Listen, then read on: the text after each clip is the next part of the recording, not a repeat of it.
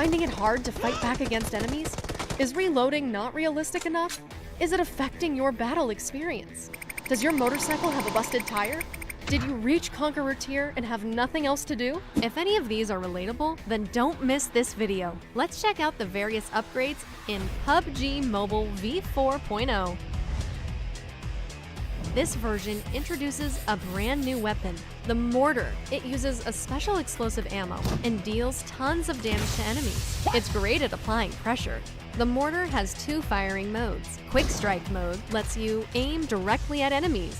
Precise Target mode lets you strike areas beyond your field of view for amazing long-range coverage. Whether it's fighting back or providing long-range support, the Mortar is an excellent tactical choice. We have also revamped reloading to provide even greater realism. To put it simply, if you reload your weapon before it's empty, you'll keep a round in the chamber. So after reloading, that means you'll have an extra shot available to you. We've also improved the idle and reload animations for empty pistols to keep you more immersed than ever. We've added crosshair style switching for the 4X scope. You can easily switch between them as you like. May you never miss your shots again. Now, when you burst your motorcycle's tire, you can easily swap it out for a new one. We've also improved the stability of mounted firing on two-wheel vehicles. Ride smoothly and fire with more precision than ever. Boats also get an upgrade. They travel through the water much smoother than before. Enjoy the improved naval warfare. These vehicle updates are sure to make matches even more exciting. Apart from battle-related improvements, Erangel's Lipovka has a new relaxation area. Take a break from the fighting and come here to gear up with supplies. Or relax for a bit on the swings and Ferris wheel. Get comfy on the battleground. C9S26 is here. Check out the new Ace-exclusive Path of Honor and rewards. We've improved tier objectives and added rewards for reaching the highest tier in the previous season. New legendary firearm is here. Challenge the brand new firearm combat power system. Your glorious journey begins. For more information, be sure to check the official patch notes in the game wiki. That's a brief overview of v4.0's classic mode updates. Winner, winner, chicken dinner.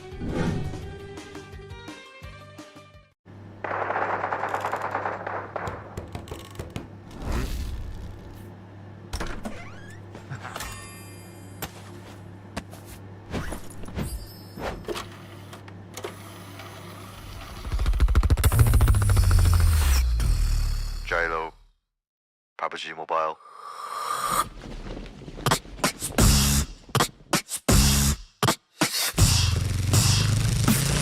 Let's get it. Ready to kill them, be my best mate. Those niggas up as up, teacher round. Pretty so, but my blood runs high. But don't play me like a predator outside. The ladder got to six, no matter what. No, safe zones are closing, no time left behind. No, Miramar falls, singing like a battle cry.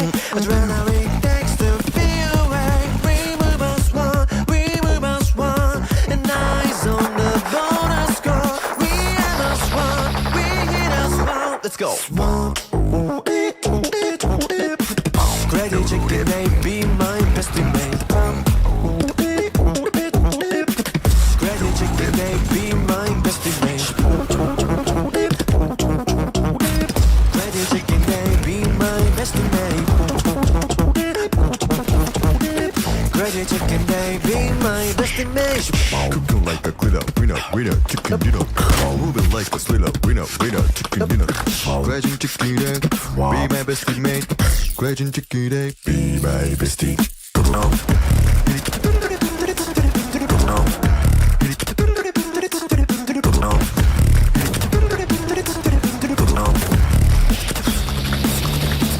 Crazy chicken, they be my best mate.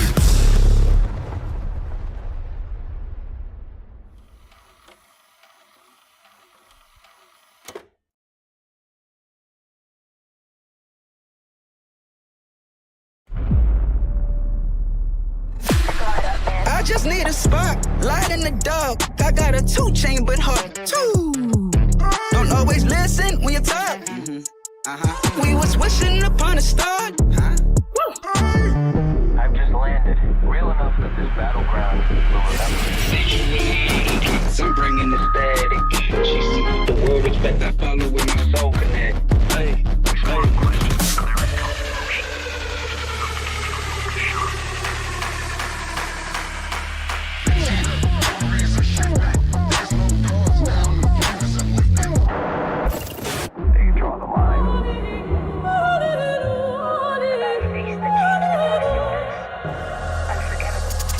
the storm, I still come aiming, I pressure and rain. Whoa. No fear, every step I claim, face strong, not a thing I change. Staying in my lane.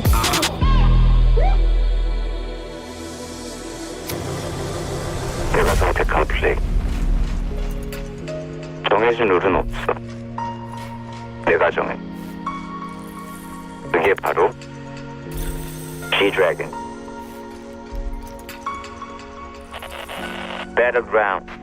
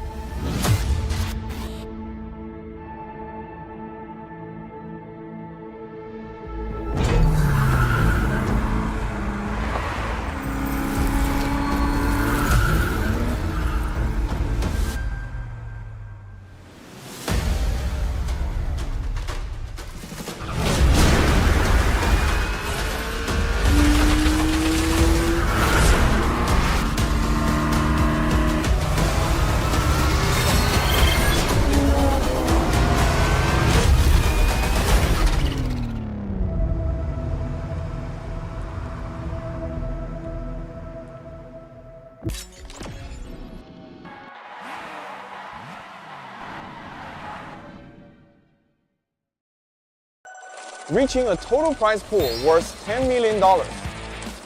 Become a top creator for a chance to win $200,000. Everyone has a chance.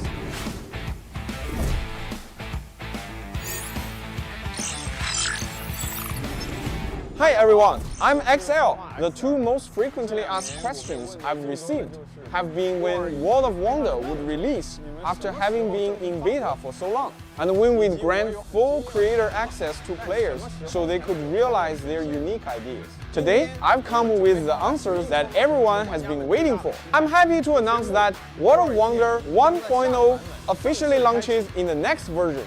In World of Wonder 1.0 will significantly boost creator access, letting more players join in creating. Of course, we've also prepared plenty of rewards. World of Wonder cash incentives have increased yet again, reaching a total prize pool worth $10 million. Become a top creator for a chance to win $200,000. Everyone has a chance. In 2025, we anticipate over 100,000 creators receiving incentive earnings. WoW currently boasts over 4.4 million maps. WoW maps have hosted over 33 billion matches. World of Wonder has over 1,000 dedicated influencers, bringing its maps over 1 billion views per version. If you'd like to become a WoW ambassador as well, you can join the Next Star program for smaller influencers for a chance to win a share of the $6 million cash prize pool. Some creators may wonder, my creation skills aren't really up to par right now. Will I still get the chance to receive earnings?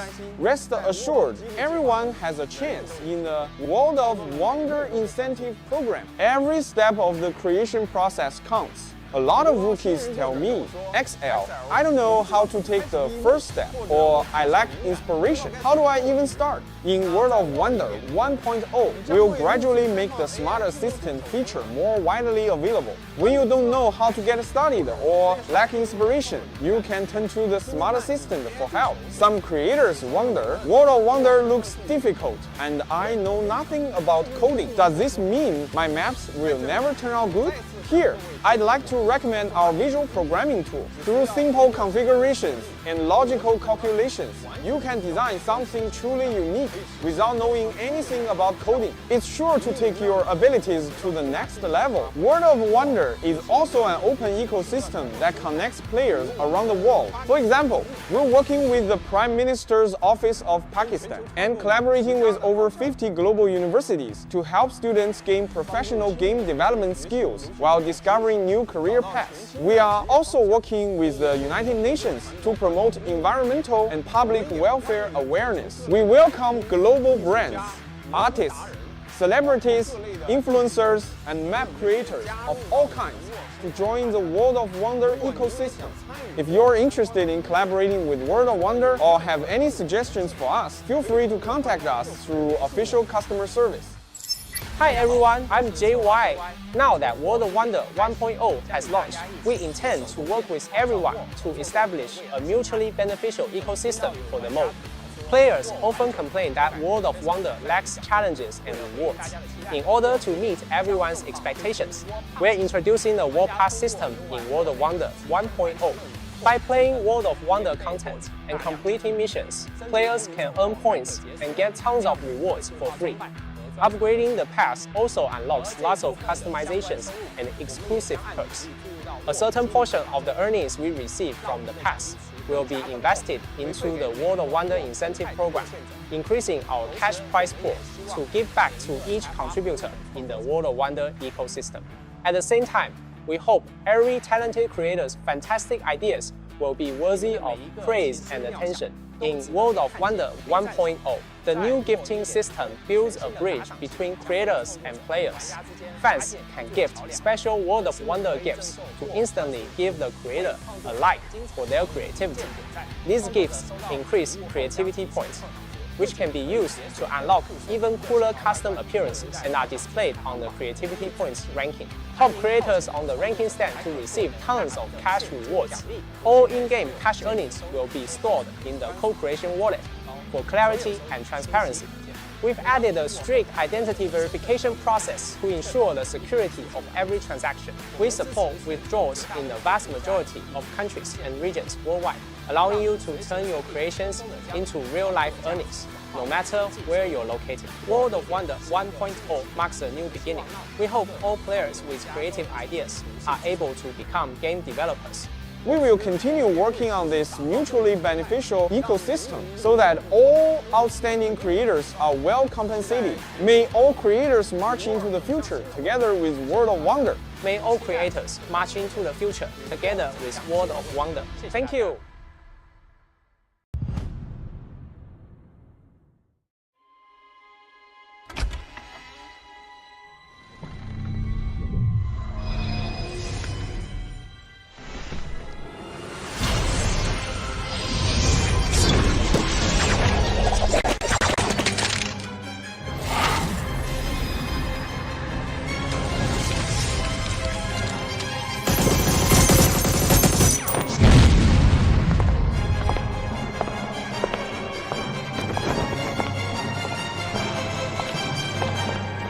The first Ultimate set with removable outwear, Nixon Sinistra, is now available. The first advanced upgradable firearm with sound effects, Nixon Rose AUG, has arrived. It comes with an exclusive Inspect emote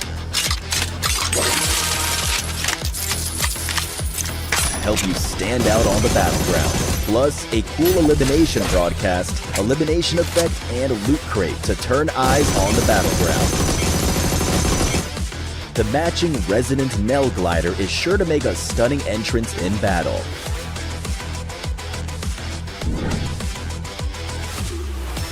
Equip the Nixon Sinistra set and battle in style.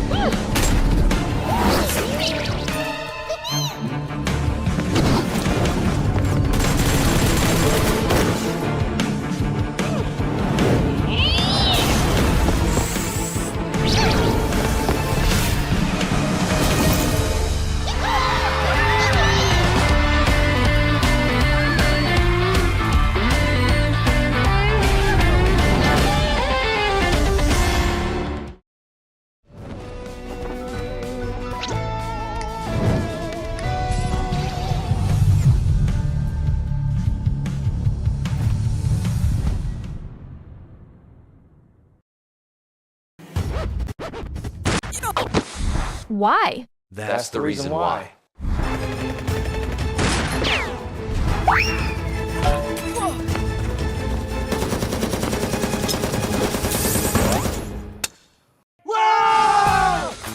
higher frame rate options available, download PUBG Mobile version 4.0 for the smoothest victories.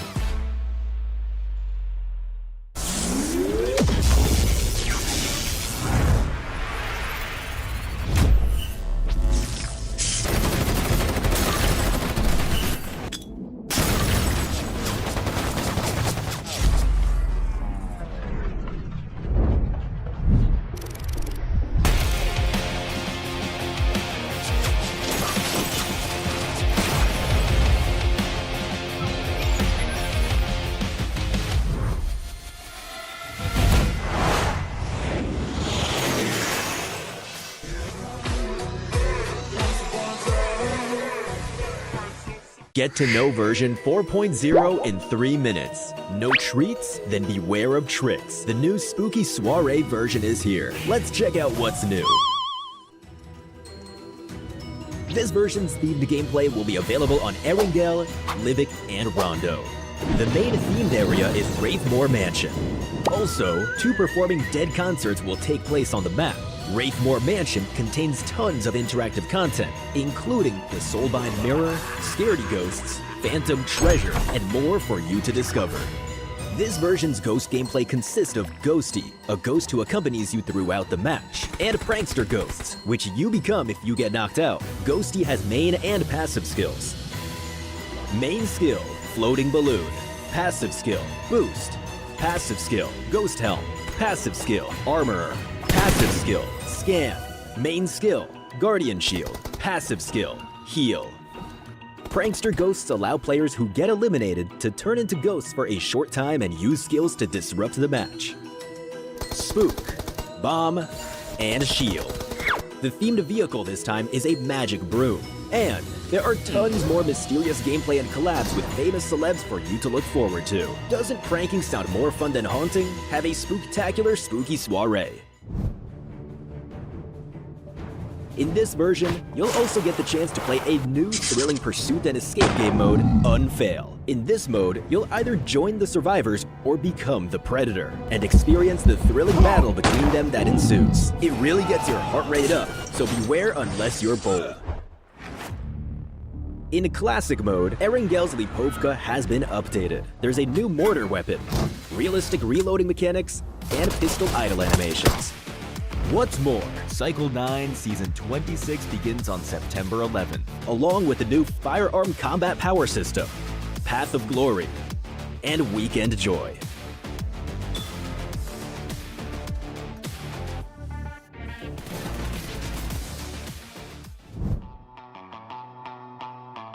Home will introduce the new Lunar Castle style, a treasure hunt minigame, home competition, and home-style voting event. Perhaps most exciting of all is that World of Wonder 1.0 is officially here, bringing full creator access to all players. Also included are the new World of Wonder Pass and World of Wonder gifts in an effort to create a win-win ecosystem. Metro Royale Chapter 28 has begun, and you can now challenge your friends to a 1v1. We've also added Ghost Crates, and that's not all. Version 4.0 still has more gameplay on the way, so stay tuned for future in-game announcements. See you next time.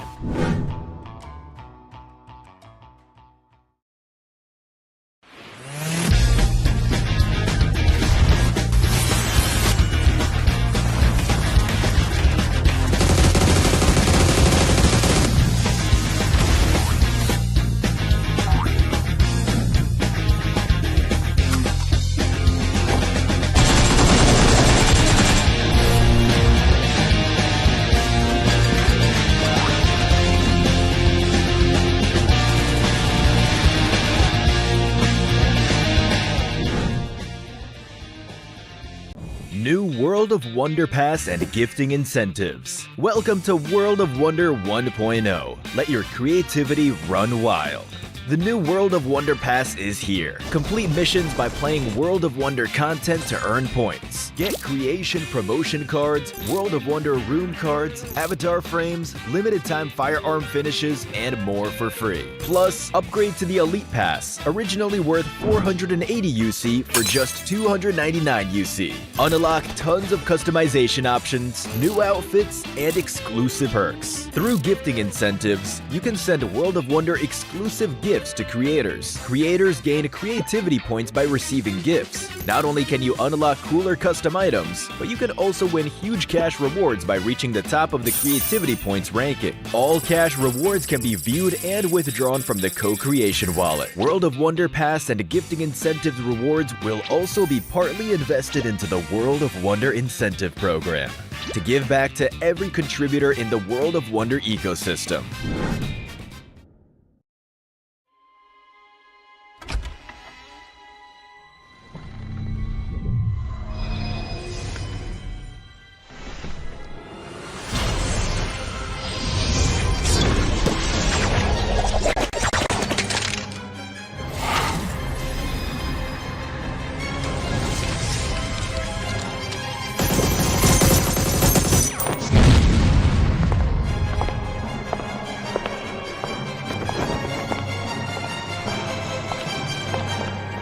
The first ultimate set with removable outwear, Nixon Sinistra, is now available. The first advanced upgradable firearm with sound effects, Nixon Rose AUG, has arrived. It comes with an exclusive inspect emote to help you stand out on the battleground. Plus, a cool elimination broadcast, elimination effect, and loot crate to turn eyes on the battleground. The matching Resonant Nell glider is sure to make a stunning entrance in battle.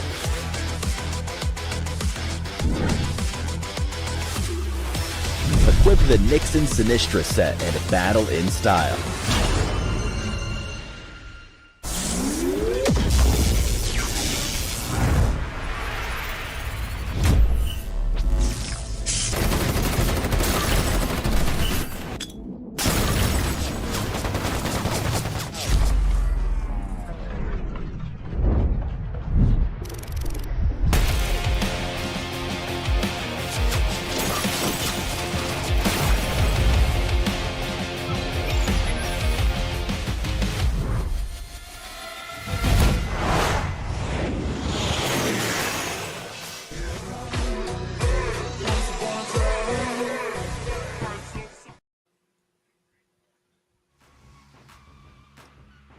The battle rages on. We are here on the Super Weekend for PMCL Southeast Asia Fall 2025, and we're going to be your casters for today. I place together with the one and only Kuko TV.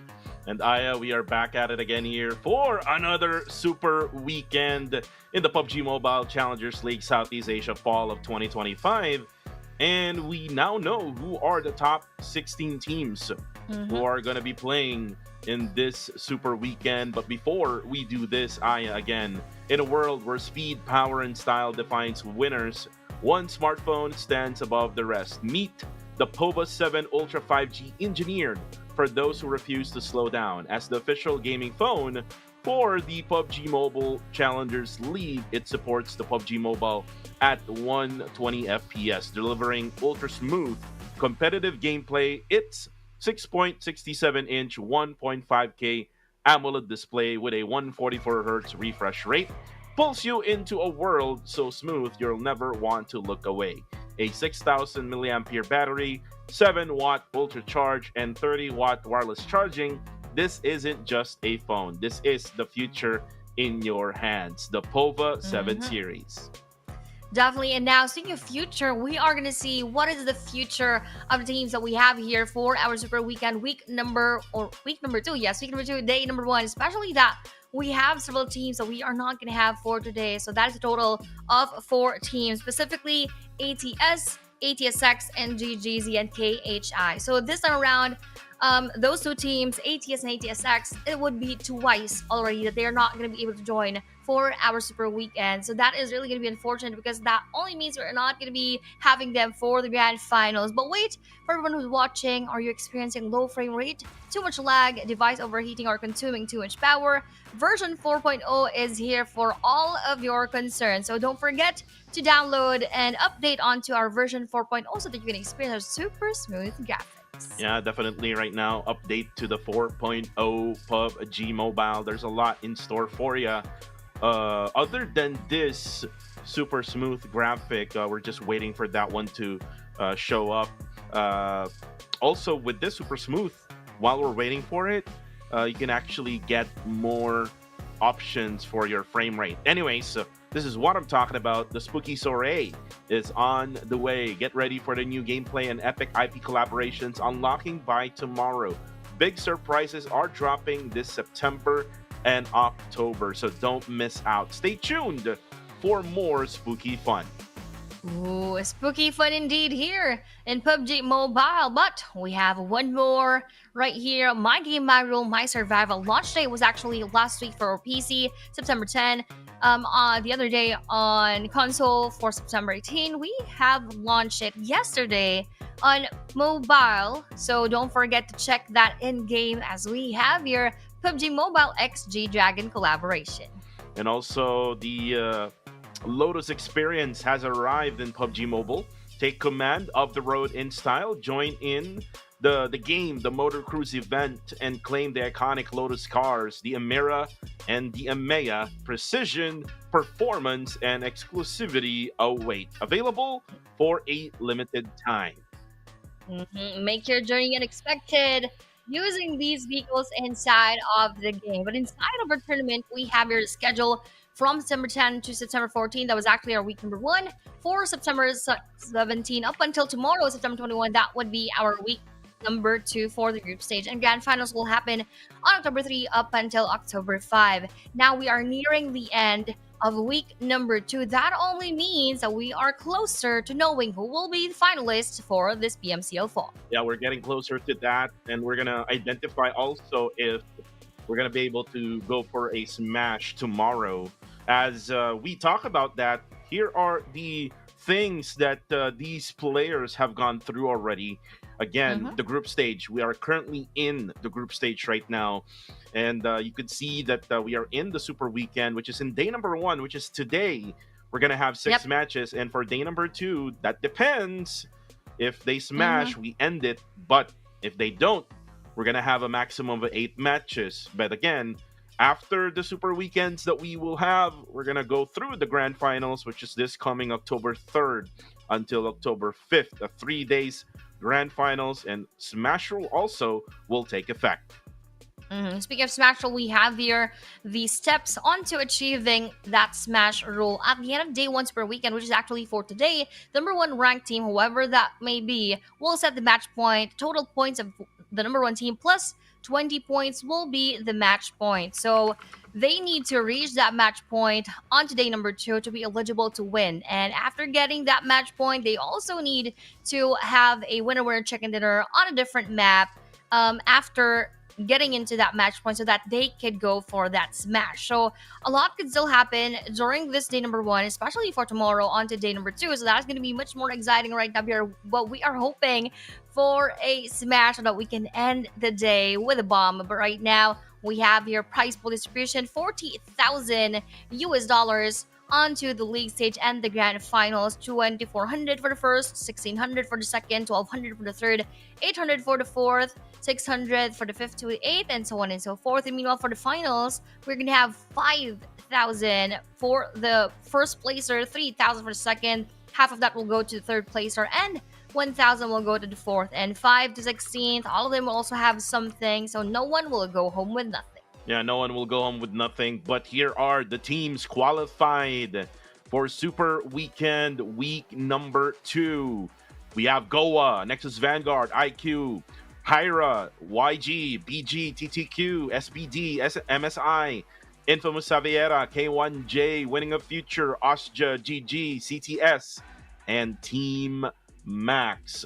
Unfortunately, For the rest who didn't qualify, again, for ATSX, NGGZ, ATS, and KHI, they're going to watch on the sidelines, most especially Aya, Team ATS and Team ATSX, who didn't qualify for both Super Weekends. So they're going to say their bye-byes already for PMCL.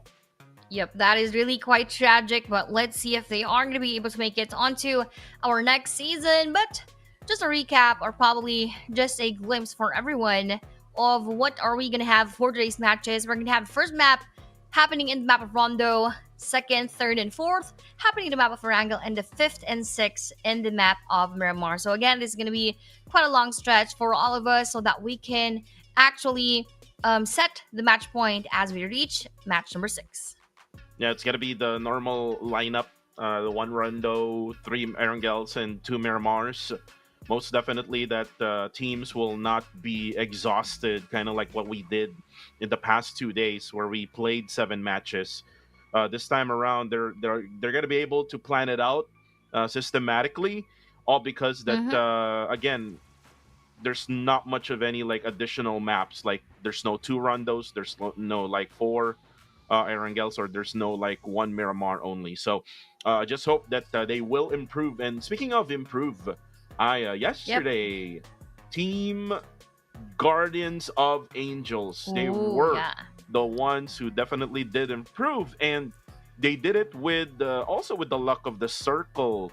Yesterday, for the first 3 maps, the circle actually went to GOA, and they really got a lot of points to actually add to their overall rankings. Yep, and actually to add on to that, I believe they only had 1 or 2 matches that the circle didn't favor them, but the rest really went to their side. So that is a good sign for Goa, and I just hope that that would be the same thing for today. Well, unless that is going to be them going to different places or going for different rotations, but also those teams who improved a lot, not only for yesterday but for the first 3 days that we had, is I would like to point out IQ and K1J. So both of those teams didn't actually qualify for the week number 1 of Super Weekend, and IQ actually ending on the 19th spot when we entered our week number 1. But for week number 2, they're now here on the 9th spot, and the same thing goes for K1J, from number 18 to rank number 11. So that is really something for those both teams, and we all just know that they prepared well for this Super Weekend. Yeah, they really prepare well. But anyways, Aya, looks like we're going to go on a break here. Kuku TV and Aya will be back for the first Rondo.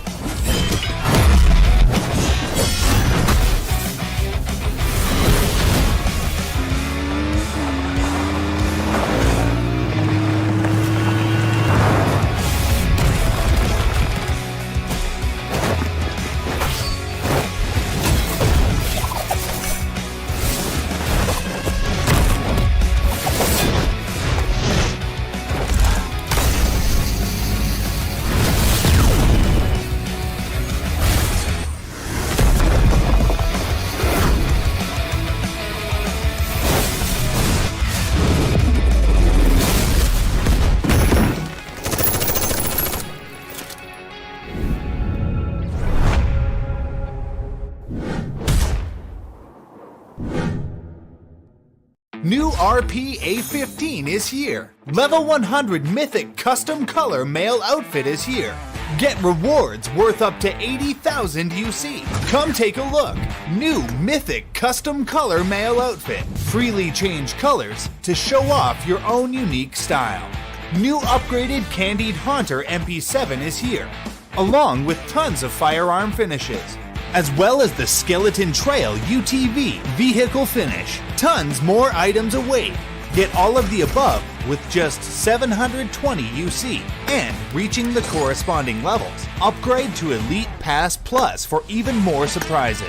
Exclusive avatar frame, victory dance, collectible statue, and weekly 50% bonus rating points. And you can get all 720 UC back. Event period 2025 9/11 at 2 o'clock, 2025 11/10 at 23:59. UTC +0. Unlock RP A15 now.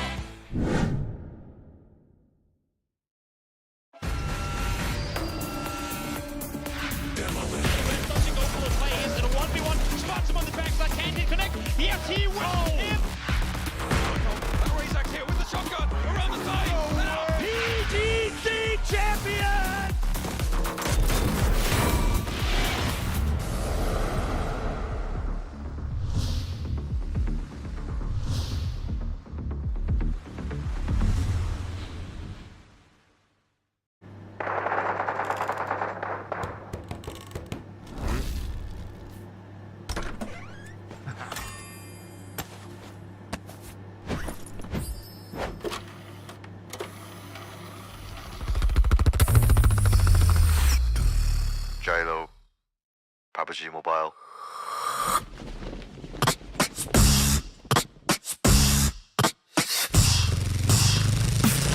Let's get it. Credit chicken baby, my best mate. Those niggas up as up, teach and run. Pretty slow, but my blood runs high. But don't blame me like a predator outside. The ladder got to sex no matter what. No, safe zones are closing, no time left behind. No, my ever phone singing like a battle cry. Adrenaline takes to feel away. Remove us one, and eyes on the bonus score. We have us one, we hit us one. Let's go. Credit chicken, baby, my best mate. Credit chicken, baby, my best mate. Credit chicken, baby, my best mate. Credit chicken, baby, my best mate. Cooking like a glitter, winner, chicken dinner. Moving like a thriller, winner, chicken dinner. Graduate chicken egg, be my bestie mate. Graduate chicken egg, be my bestie.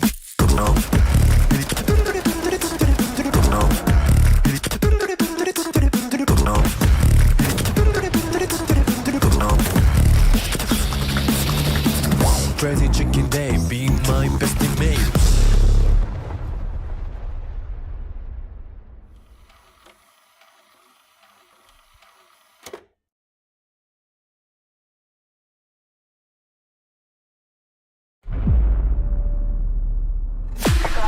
I just need a spot, light in the dark. I got a 2 chain, but hard too.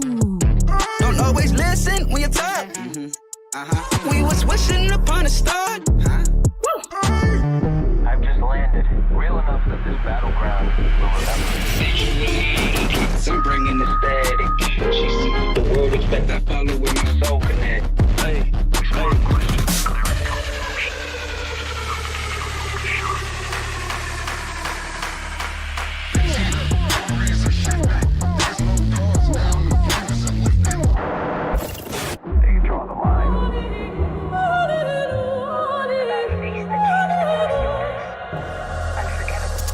In a storm, I still come aiming, I pressure and rain. Whoa. No fear, every step I claim, face strong, I think I change. Staying in my lane.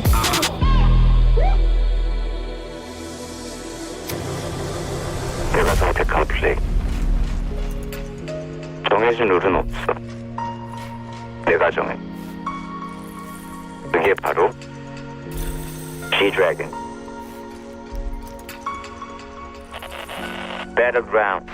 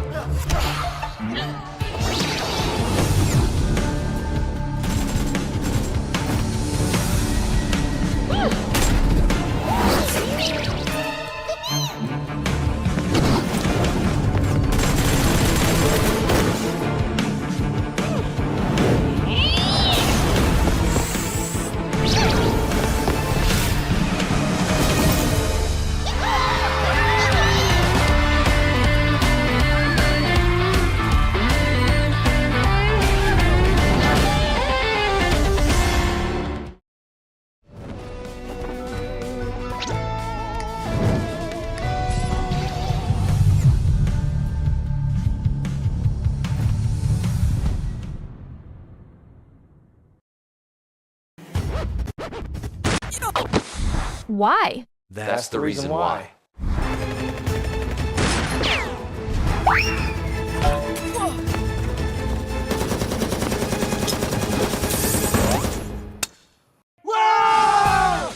Higher frame rate options available? Download PUBG Mobile version 4.0 for the smoothest victories.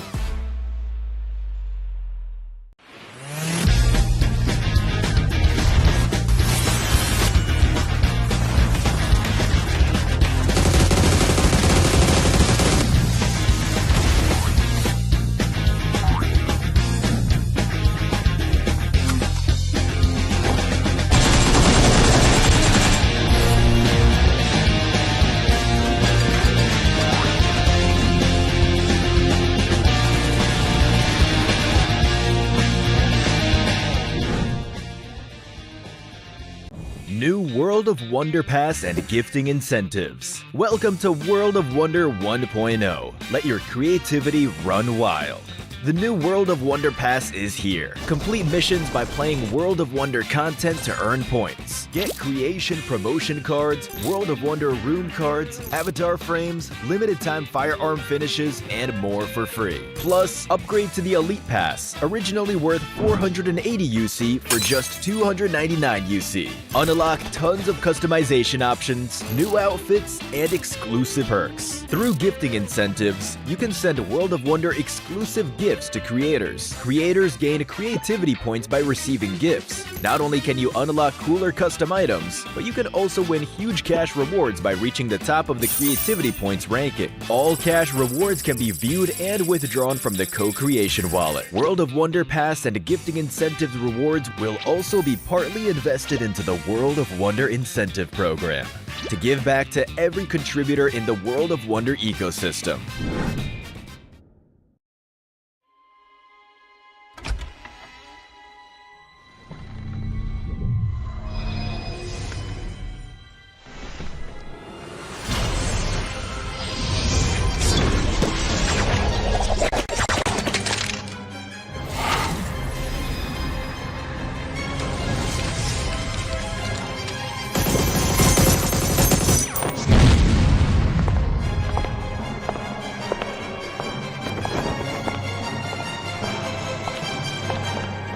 The first ultimate set with removable outwear, Nixon Sinistra, is now available. The first advanced upgradable firearm with sound effects, Nixon Rose AUG, has arrived. It comes with an exclusive inspect emote. Help you stand out on the battleground. Plus, a cool elimination broadcast, elimination effect, and loot crate to turn eyes on the battleground. The matching Resonant Nell glider is sure to make a stunning entrance in battle.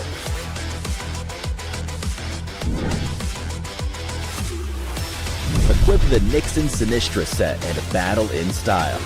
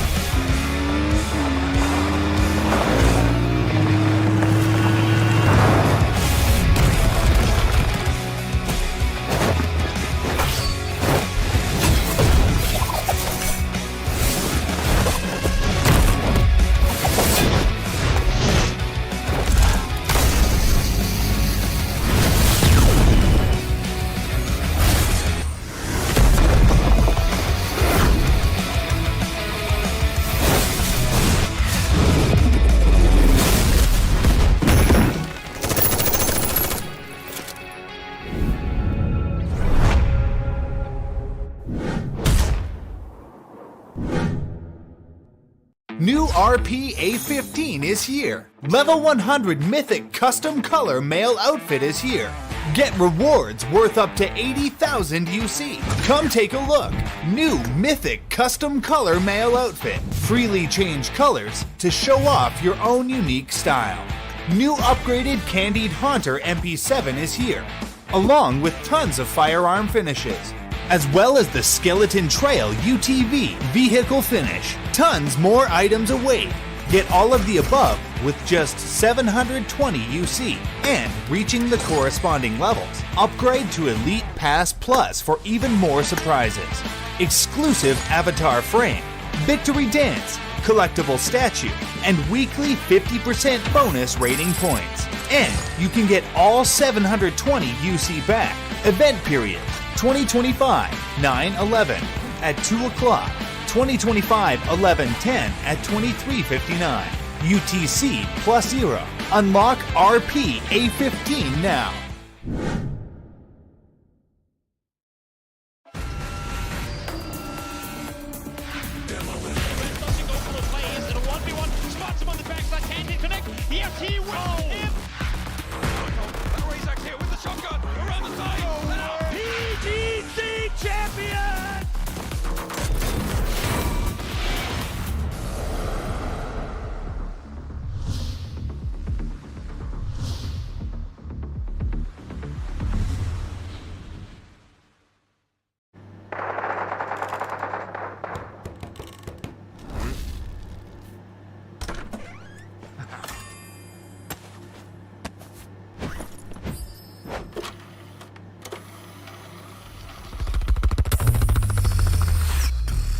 Gyro, PUBG Mobile.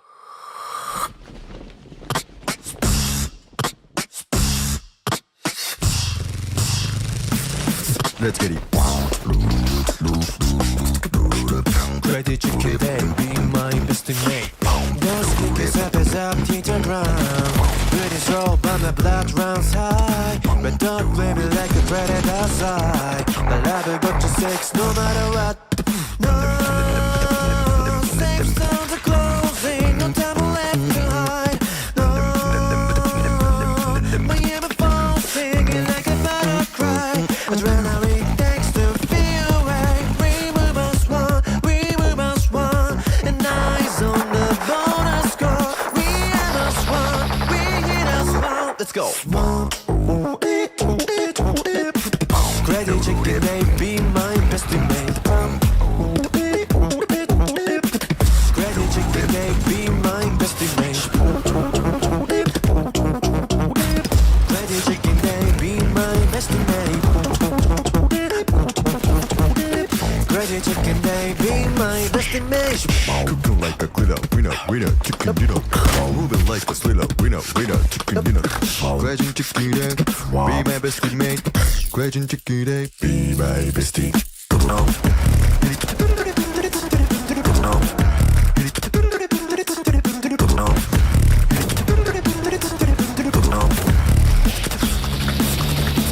Crazy chicken, they be my best mate.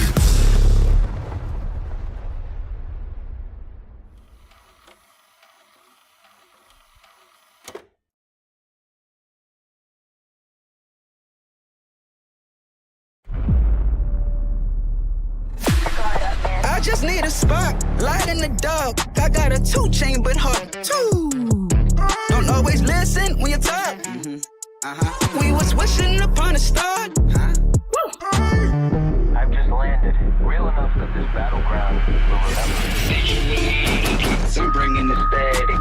She sees the world respect. I follow with my soul connect. Hey.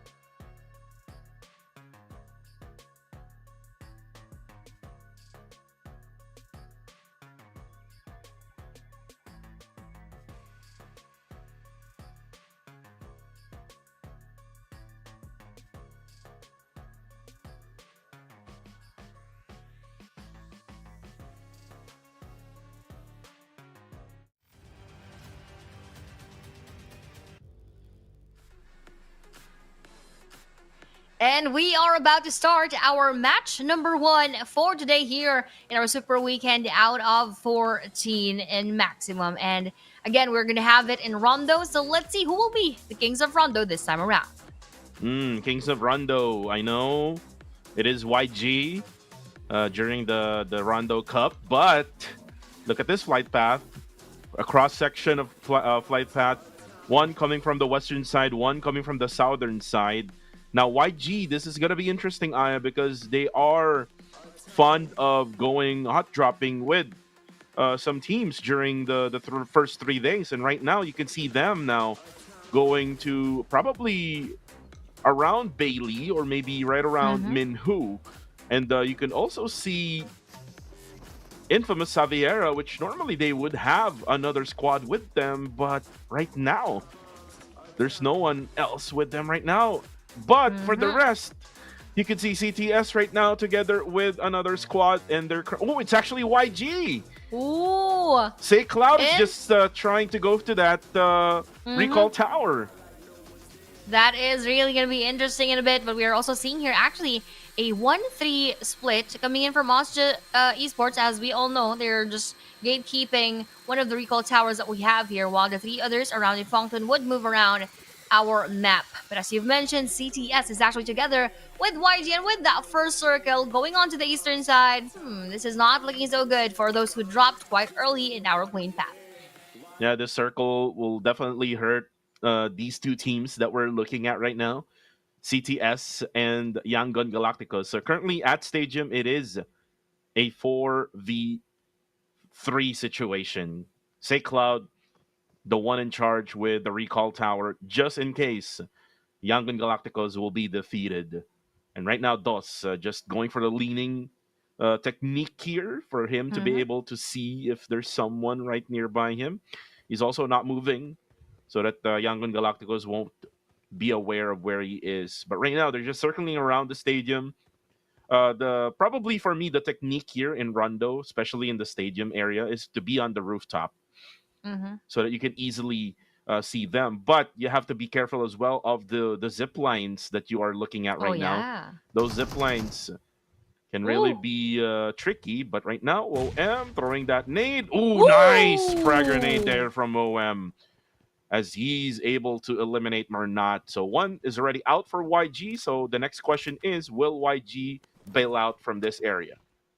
That was well executed coming in from Wowen with that frag grenade, and even this follow-up of those bullets coming in from his UMP-45. But as you've mentioned, will YG still stay in this spot and try to eliminate the rest of CTS, or will they back out a bit, as that could also be a smart thing to do right now? But for IQ, facing it with our WIOF, going for that nade. Oh, but that would actually damage himself. That will be an easy elimination onto WIOF. Lucky, what a mistake coming in from IQ. He gave himself to our WIOF. Yeah, big mistake there, but maybe come in with the FOK now. YOLOs, unfortunately, was able to deal damage, but again, if someone in front of you has a shotgun, you better watch out, and that's what happened there. But anyways, here comes Nexus Vanguard. Cute Low-Key now able to eliminate Nong X. So expect Austria Esports to go to one of these recall towers right around the map of Rondo as we go back here at this stadium. And right now, it looks like YG is still trying to lurk around the areas here, as CTS is just trying to loot up the remains here right above. And for YG, I think they're just waiting right at the outside of the stadium on the other side of CTS. Yep, and as they're already a full squad again, coming in from that strategy wherein you will recall in an instant your fallen teammate. Now they could have more chances of wiping out the rest of our CTS. But let's see how else would CTS also manage the situation, having the world champs right in front of them right now. For YG Master Smile, he's also just proning so that he can probably have a better view of the players of CTS. Meanwhile, for YG Say Cloud, as you've mentioned earlier on, he's just waiting on this side so that he can recall quite easier later on. Before GG and K1J, our first timers here in our Super Weekend, We will see how could they be able to manage that situation right in front of them. And also the same thing goes for our team IQ, which they have shown us quite a big mistake earlier on. But let's see how else would they be able to bounce back. Yeah, you did mention K1J, the first timers here in the Super Weekend. They did manage to get good scores during the first 3 days of week number 2. The nade actually connected to Nady, who now has 50% HP. And going back to K1J, before we go back to K1J, looks like Minus and Lucky now. It's going to surround Nady. It's going to be a 2v1. He does have the S12K, though. With 9 shells left in the magazine, he actually gets out, but this is going to be a big disadvantage because it's going to be him immobilizing in that water area. And there you have it for Nady. Minus, though, will go down. Lucky will confirm that knockdown, and now XZY will try to get closer as Romeo on the kill feed, though, will be eliminated. So looks like CTS has the number of Yangon Galacticos currently. Yeah, I do think so, as they even got that chicken and dinner yesterday. Oh, but right now, we will see what is happening right here as IQXZYY actually spots one of the players over WIOF, and with that exchange right there, a call would be confirmed as well. 2 final players for Server IQ, as WIOF Lucky is actually low, very low on his HP right there, and with that spotting, almost got knocked down for IQXZYY. That is also the same thing for him, but he has a bit of the time to go for that heal up. Meanwhile, for Lucky, I don't think he has first aid kit on his side, so that is going to be difficult later on, as Yuzi here is trying to loot the crate right in front of them. Will he be able to go for that reset, or will IQXZYY go for that push, or he's probably hesitating a bit? I think that is what we're feeling from the NFIQ. He is most likely just waiting for his teammates first before going on to that battle again. But he's now surrounded. Look at the mini map now. That recall will revive all of the other teammates of Winning a Future. And they're now going to box in XZY right now, who does have only like the level 1 gear of the helmet and the vest. So I'm not sure if he's going to survive this. Yes, he will not survive, as he got headshotted by that shotgun, and he's going to go out. Most likely will get recalled by their teammate. But going back to K1J, as 1 second dies in the blue zone. We are still at right on. This is down at the bottom side of the map. Yeah. Or actually at the northern side, rather, of the map of Rondo.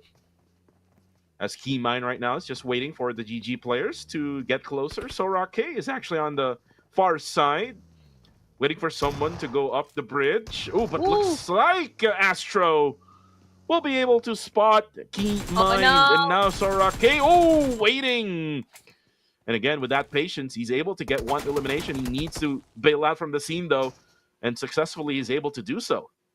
We're not quite sure about that. He might be chased by the players of GG, but on the other side of our map, we have their battle between Goa and actually our Burmese Goals, having that portion of the circle already, going on to the eastern side of Neox factories, revolving around Yungu together with a portion of Jaydena City, as we are seeing our player right here, GG Master D2K, just going through the river as he reunites with his teammate. They still have Sorake onto that side, but WIOF actually spots a different team this time around. That will be our team, Hybrid X Rising Aces.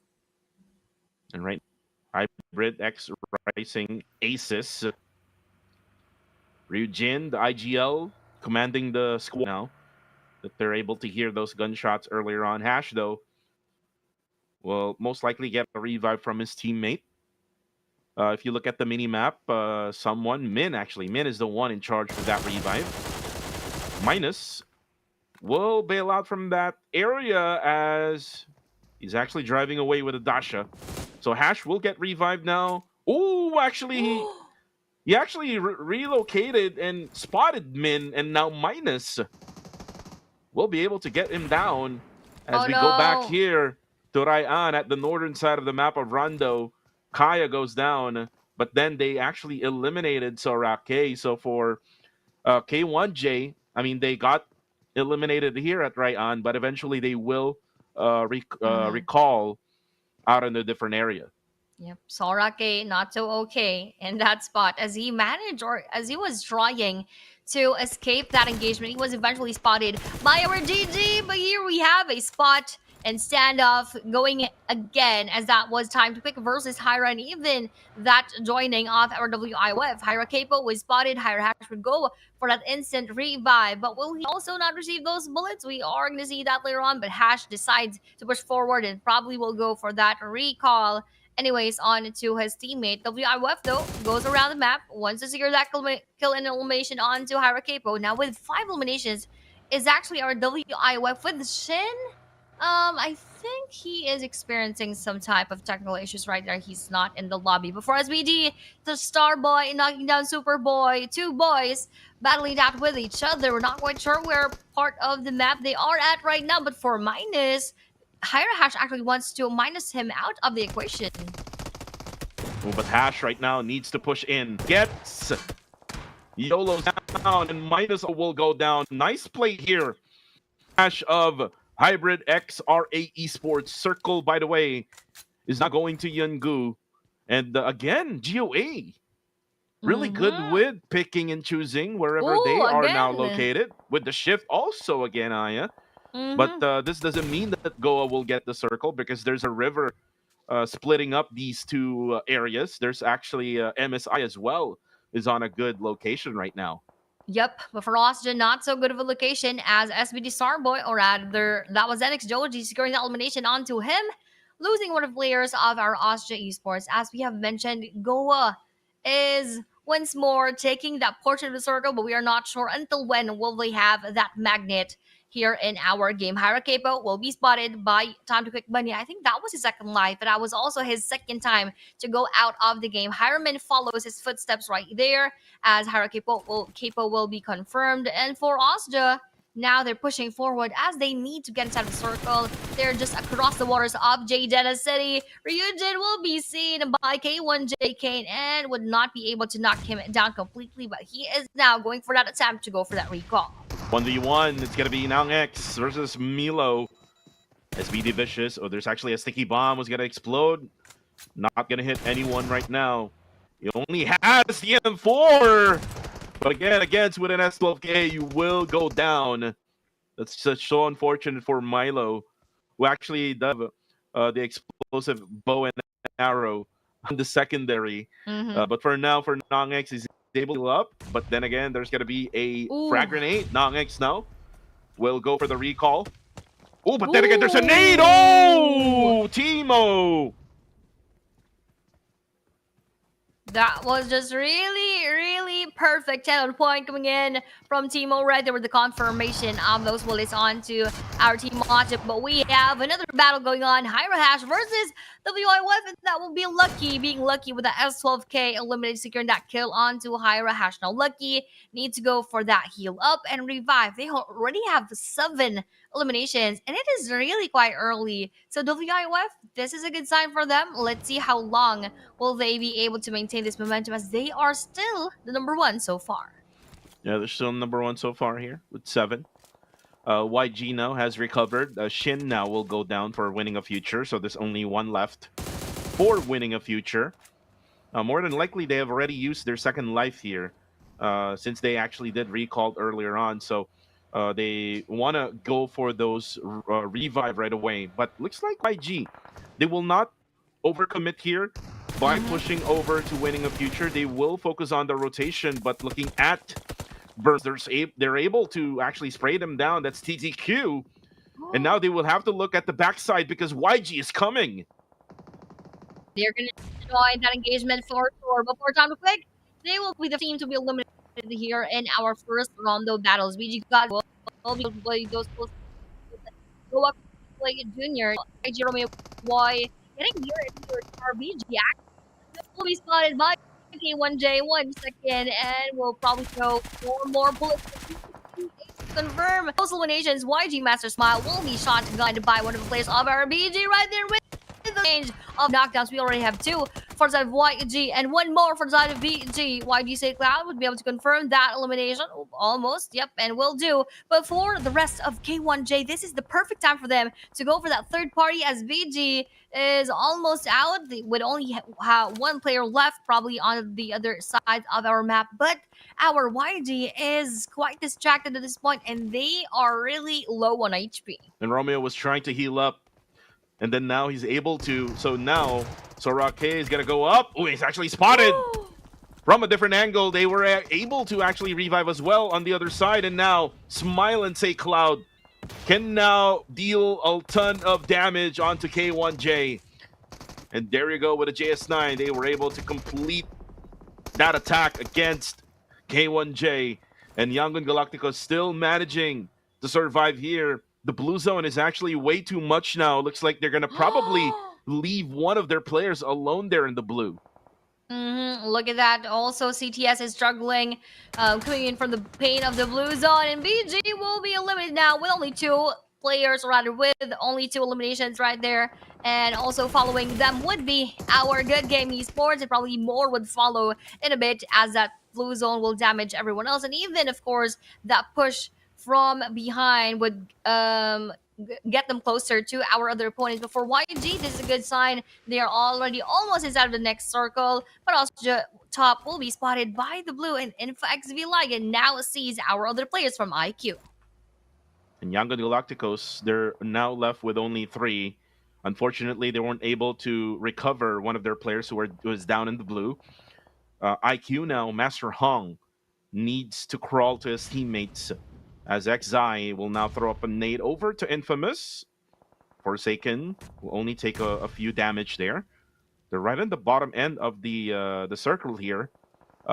Infamous Xaviera is actually going for a gatekeep. So what probably IQ can do here is to maybe swim underwater at the river so that they can probably go inside a circle. But right now we switch back over to YG, while Austria Esports on the kill feed eliminates one player of Nexus Vanguard. And with that happening right here, YG now enters the circle together with Goa, which actually they were holding on to the spot quite early in the battle, while the rest are sharing the middle portion and even the outskirts of the circle. But Master Hong would be seen by InfoXV Forsaken from that end. Now Yakola and the rest of the gang needs to push a bit forward to either go for that revive or go for that knockdown onto Infa Xaviera. But unfortunately for them, Infa has that cover from behind. I believe that would be Forsaken, even Claude. But with another joiner, Team Max is actually here to interrupt their battle. Right now, circle will close. Let's see, where will it go? And it's now split it up into 2. Ooh, it's still split it up into 2. Either on the west or on the east. So they will have to pick and choose. Again, for IQ, they do not have to really push over to Infamous, but if they can eliminate Infamous, like what they did right now, they're able to knock one down, but it was actually taken by another squad, which is Team Max. Infamous is actually sandwiched right now between these two Cambodians, and you can see now Claude going down, but then again, ITRX goes down as well, and here comes now the backup here for Claude, and they realize, IQ realizes that, so they go for the loot, they go for the attack as well. So now let's switch over here to GOA and YG as they battle against the northeastern side of the circle. Look at that spray from Master Smile. KS goes down. And now for Rex, he would need to be careful though, as he prones down and goes for the heal. Now he goes for his vehicle. Oh, even though he goes for the vehicle, he will be taken down by Romeo. Nice spray down there. And YG able to sustain here in this match. They are sustaining. They are getting a lot of points even in this game, and they are inside of our next safe zone. But now, for those teams who were eliminated, also following them would be our MSI, having only 2 eliminations in the bag. The WIF now would have to battle with CDS and those other teams around the map, with IQ still staying in front of our Infa and even our Team Max. I think it's going to be a difficult task for our IQ to even go inside, but let's see if they will be able to do so.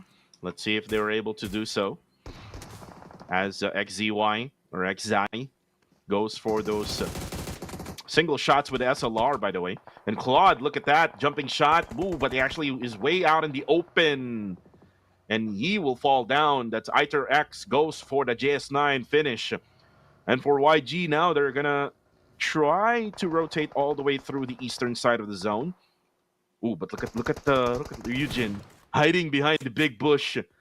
But while we see them, Team Max is still at the middle portion of the zone. CTS will go down. We're now down to 8. But then here comes Lucky. Oh, he's actually sandwiched. Surprise attack by Hybrid X RA Esports as they eliminate that second to the last guy of winning a future. Only one player left for them. Not so lucky for Lucky right there, but at least they already have 11 eliminations in the game. But for IQXZYY, that's also an unlucky moment for him as he goes out of the match. So they're both left with one player each. And for the rest, they have at least 2. So, let's see who will actually get this winner chicken there this time around. Before Cindy's just hiding behind that dasher right there. Hyryujin holds that frag grenade, but will cancel it out first. I think they would not opt to battle with anyone else at this point, but rather would want to prioritize getting inside of the safe zone, as this is going to be one more tricky one.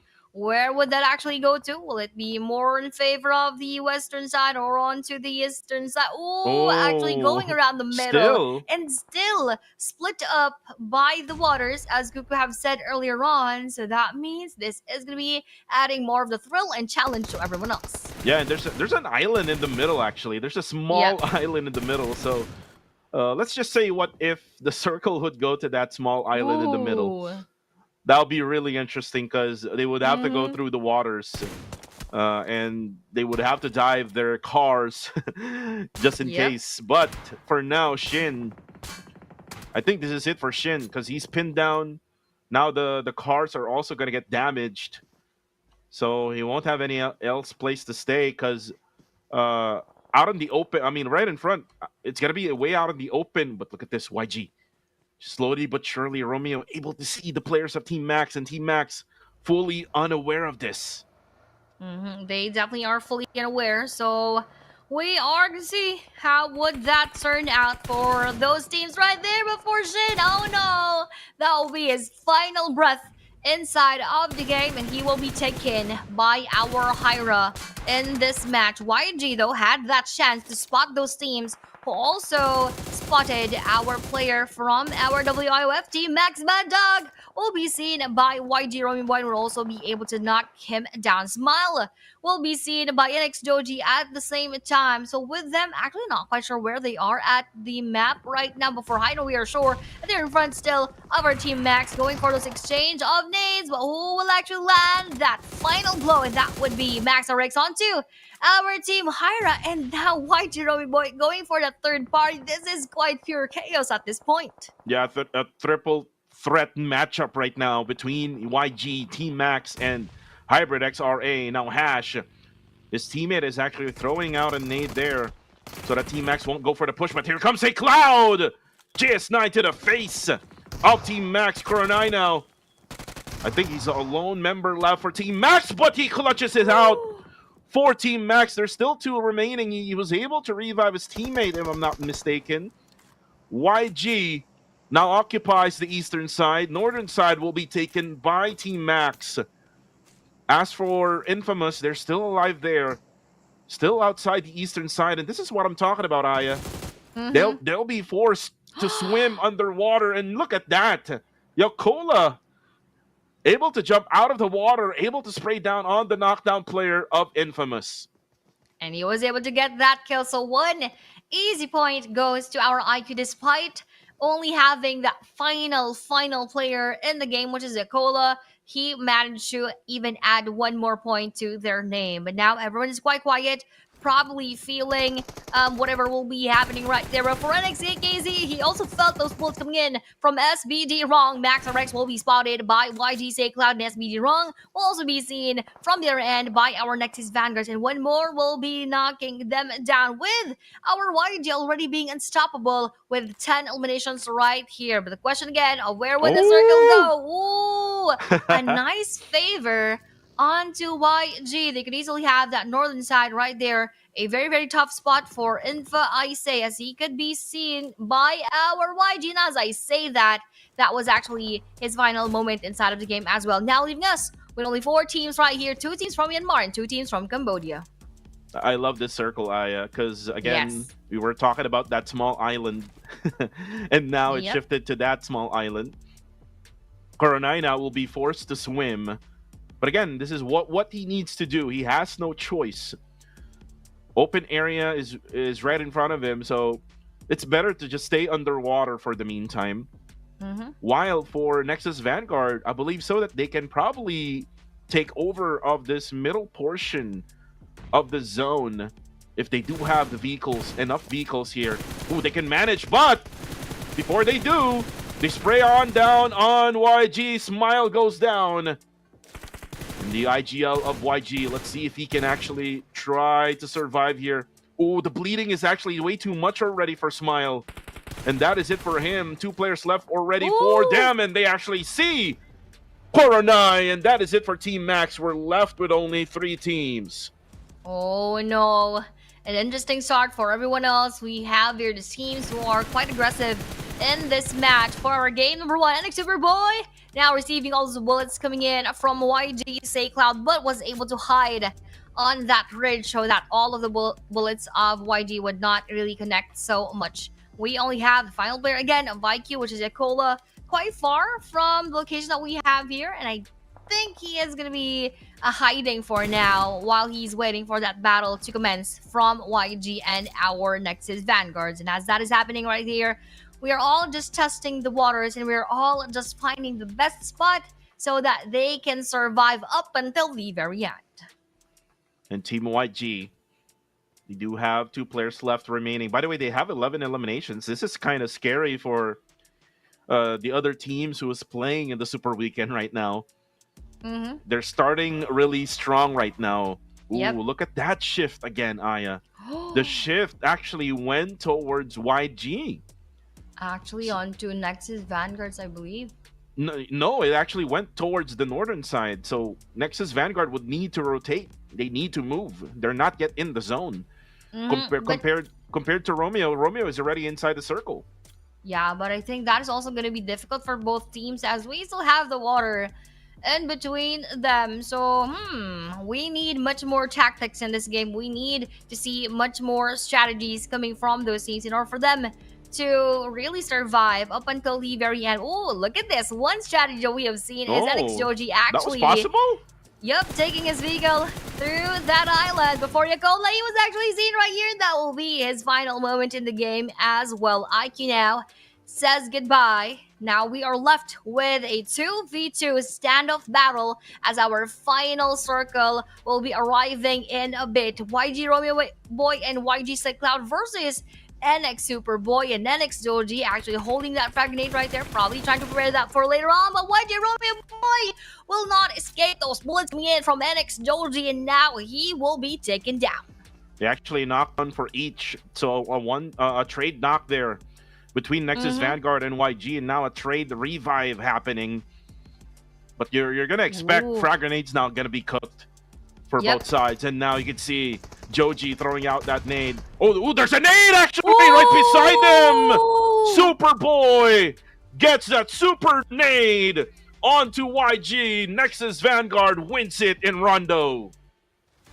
Wow, that was so well calculated for side of Nexus Vanguards in order for them to take down our world champs, the Young and Galacticus, during that final moment in that match. And that went again to Nexus Vanguards after that very, very nice nade finish. GG's to Nexus Vanguards, and we are really looking forward what else would happen here in the Super Weekend. Yeah, what else can happen in the Super Weekend? If you're loving the matches right now so far, please share this live stream right now, available on Facebook and on YouTube. And guys, that was a super nade by Superboy here in the first map of the Super Weekend. No pun intended there, Aya. But anyways, we're just starting And it ended with a bang here for match number 1. There's still a lot of matches left remaining here. And I would love to see all of the matches here for match 2 until match number 6 for later on. And I'm also excited on how much will be the match point for day number 2 of the Super Weekend.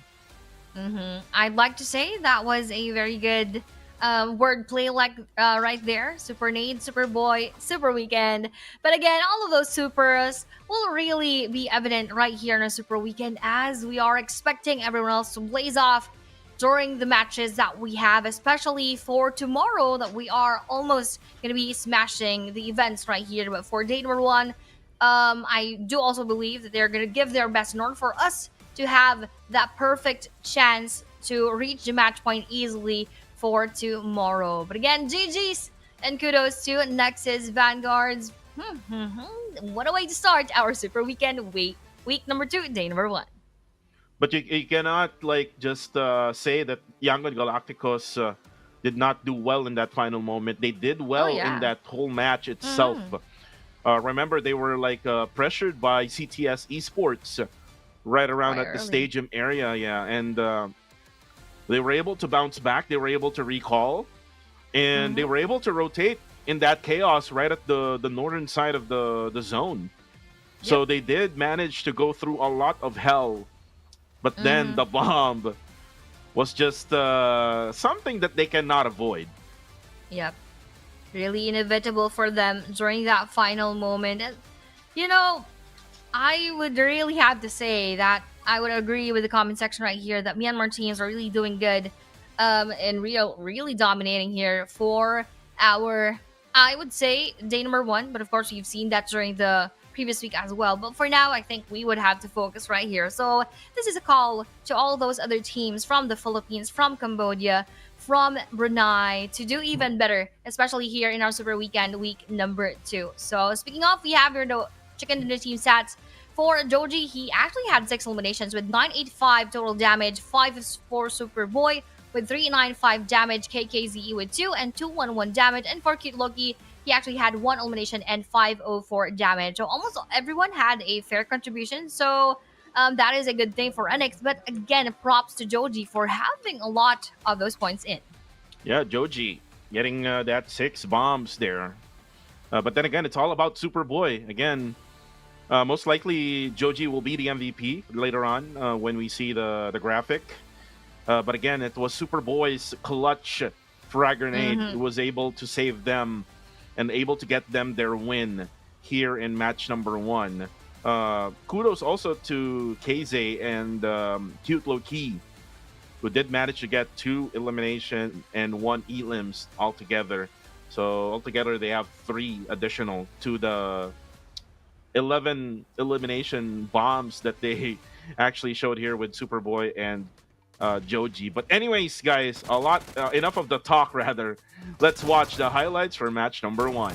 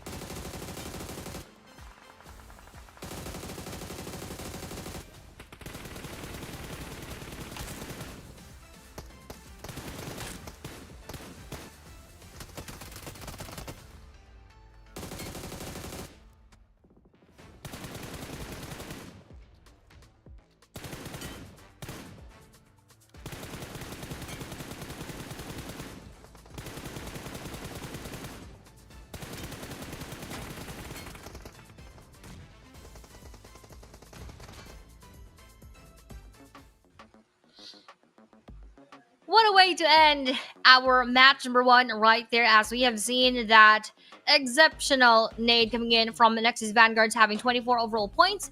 Meanwhile, for YG, that was them getting 17, and Team Max with 13, WIF with 12, IQ with 10, Hyro with 6, SBD with 5 together with CTS. So that was our first match here for the Super Weekend. We are expecting a lot more of those to happen here in week number 2. Yeah, a lot more of those to happen.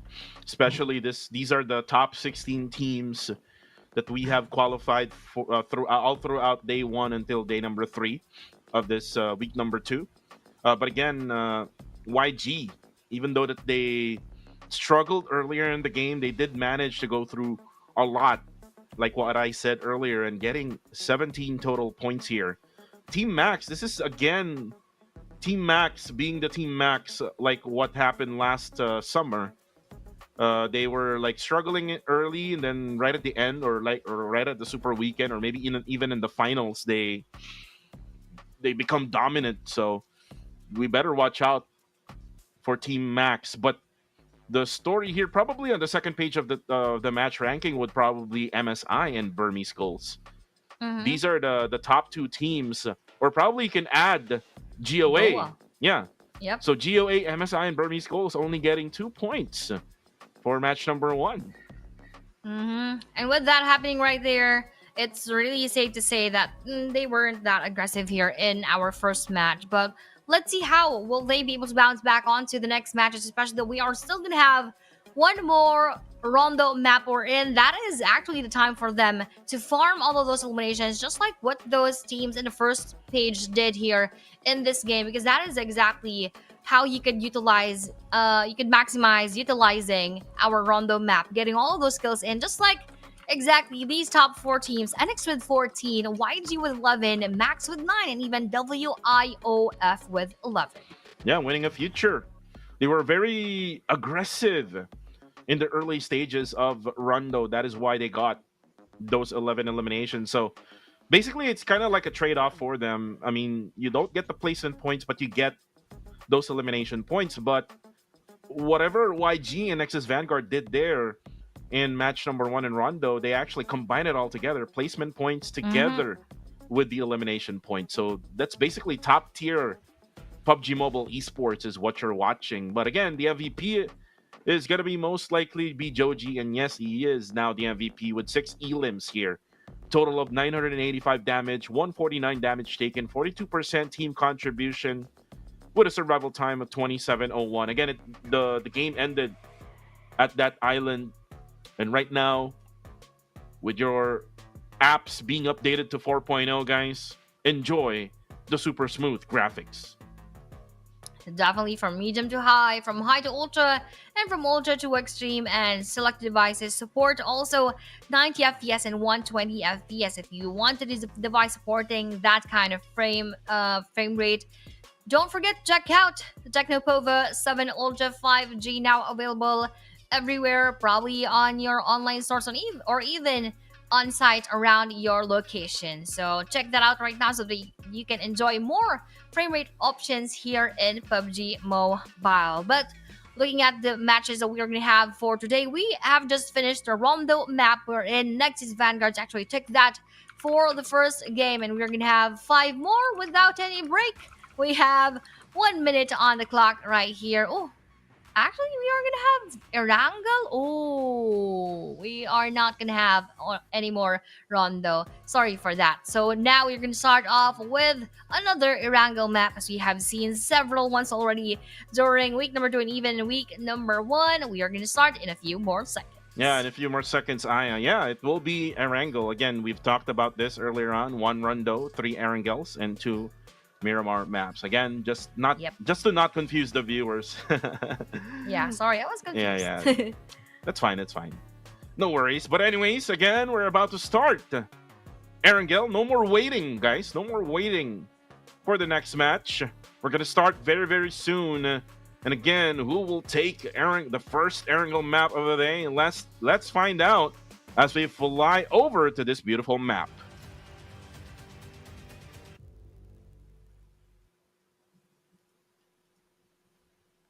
Beautiful, beautiful map indeed. In the map of Erangel right here inside of our game. As we start the first out of 3, 4, 2, 9. That's correct, right? First out of 3. Yeah, we are gonna have 3 Erangel maps for today. Play path is actually coming from the north, or rather from the southeastern side onto around the northwestern side of the map, just right above Novoripnoye is what we're seeing here from above our plane path. So again, we are now entering into the El Clasico map, so we are really looking forward to the performances of all of our teams. And we are gonna expect MSI, YG, Burmese goals to be good with with this Erangel map.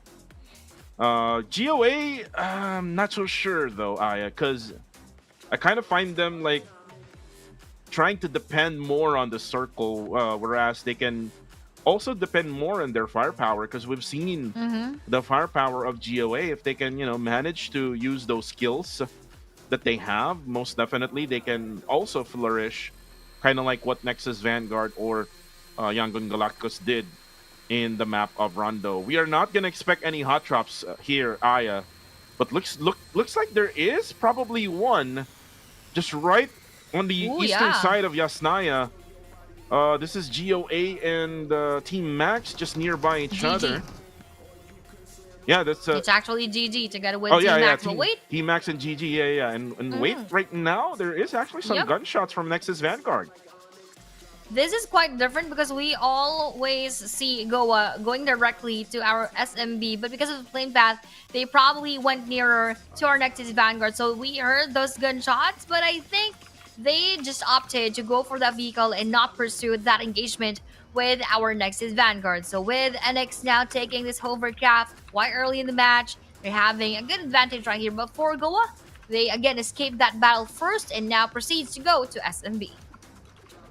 And again, with this circle, probably SBD Vicious can try to, utilize this type of circle, knowing that it centers right around the farm area.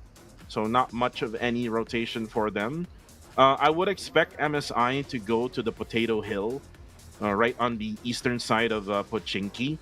That's what probably they will do right after they loot right at Pochinki. For the meantime, there's no early engagement. Usually ATSX, the one is doing that, but again, ATSX not qualified for this week's Super Weekend. So for now, it's going to be a very quiet first stage here in Erangel.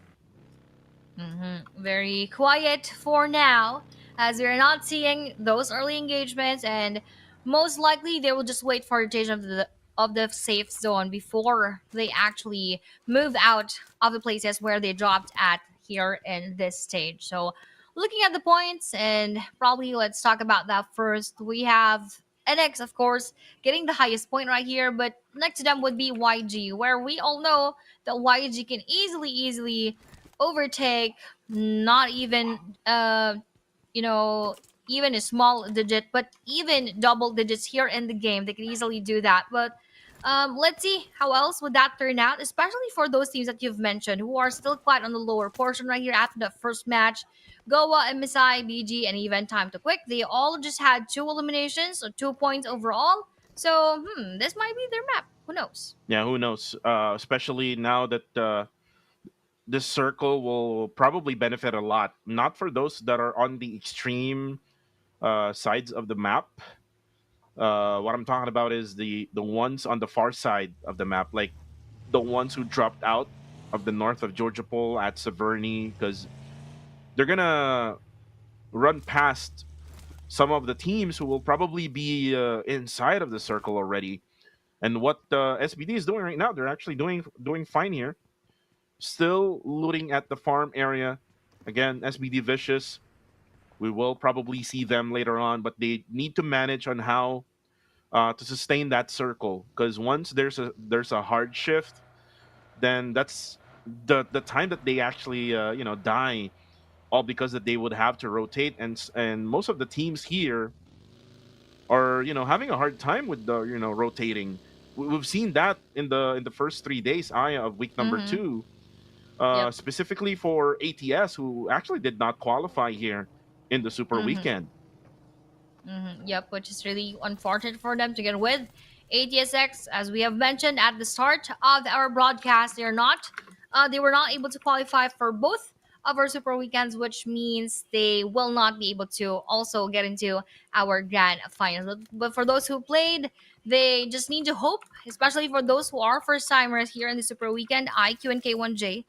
They just need to really surpass those teams so that they could have a chance to get into the grand finals, even though they just played one Super Weekend right here. But as we have also said, this might be a long stretch for our match number 2.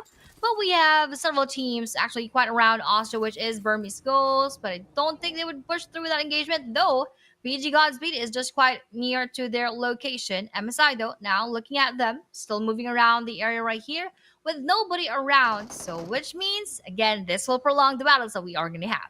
And remember what I said, Aya? MSI will go to the Potato Hill. They are now in Potato Hill.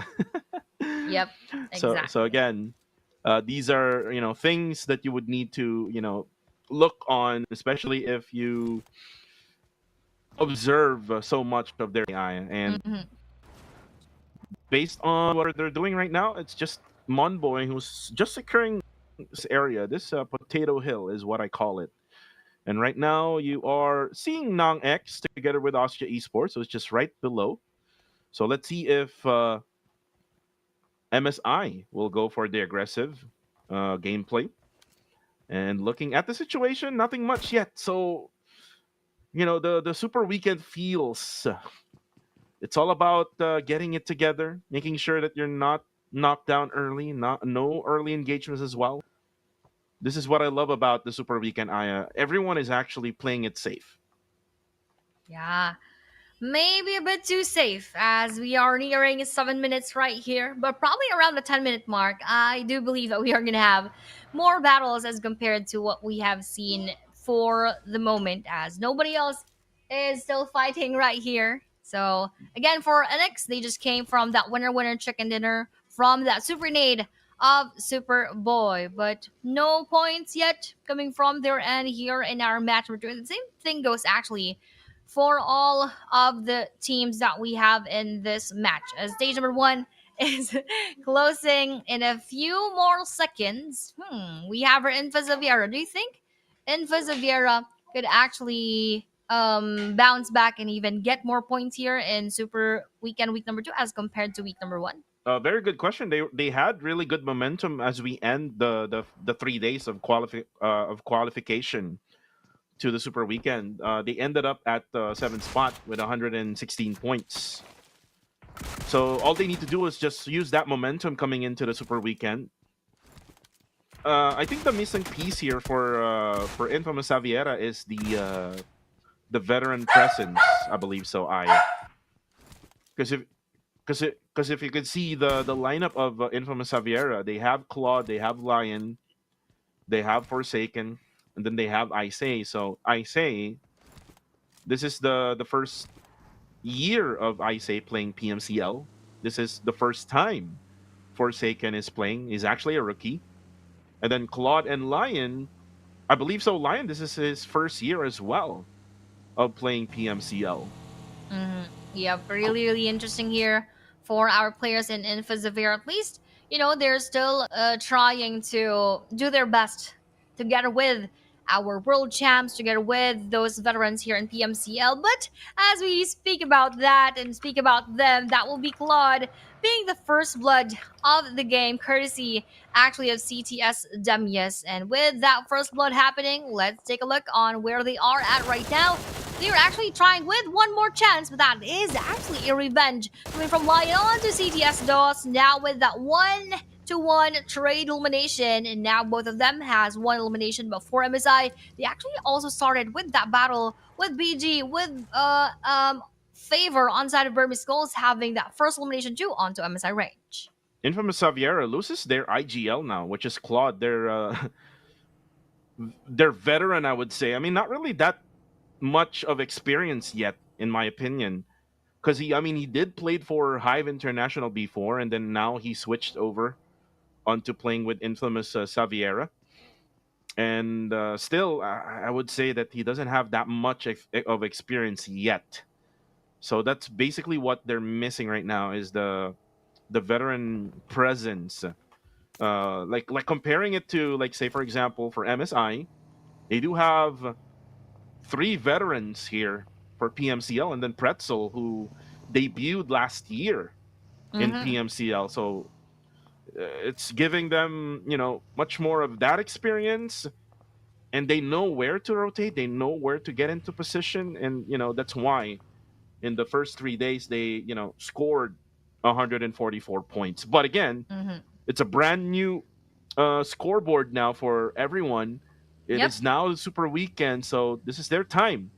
Their time to prove that we are incorrect, that we are wrong. But right now, looking at the situation here, GOA, rotating from the bottom side. They came from the Sovsnovka military base area, and looks like there is a team right just above them. So they just need to be careful here with the rotation. They definitely need to be careful at this point. But if there's one team too that I'm actually happy about the performance so far here after that match number 1 is WIOF. This is the first time that I'm going to be seeing them in PMCL, and now with them also trying their best amidst all the veterans here in PMCL. That is a good performance for their side. But now, still focusing on that battle that could happen. Next is Vanguards versus our Goa. But that is going to be a circle shift again, leaving YG outside together with WIOF, which I have just mentioned. K1J together with Hyra, and even Time Too Quick. So those 4 or 5 teams would have to rotate even further so that they could be safe getting inside the circle. GOA getting those gunshots onto them. They need to be careful. But speaking of Pretzel goes down. Now Ryman would have to push. Oh, that's a bad push from Ryman as Lion goes for the confirmation. Now we go back here to GOA. IQ. Oh, Nepacquiao runs over to Master Hong. Only 1 player left for IQ. And now Needy will be shotted by Nepacquiao as he gets 3 eliminations in that engagement. But we go back here now. Stage number 3, we start the battle. BG versus TTQ. Master Itchy from afar. Azuki, I think, is actually down to just 1 HP left. GOA, though, will be eliminated. What happened? Oh no, that was really very unfortunate of them. And even though we started quite slow in the early phase of our match, now this is actually a time where all the hell breaks loose as we have battles going on from left and right, front and back of everyone here in the game. As BG Godspeed also loses his life coming from our Time to Quick, as Time to Quick also probably, they did not have that casualty, but was able to go for that revive. And for Hyra, they're taking that compound for themselves, and they're still quite safe. And the same thing goes for our team Max, as they are quite far from all those other engagements. But after those set of engagements, I think we are gonna have a longer stretch again once that circle moves out. That is again gonna be the sign and a signal for them to start more of those battles.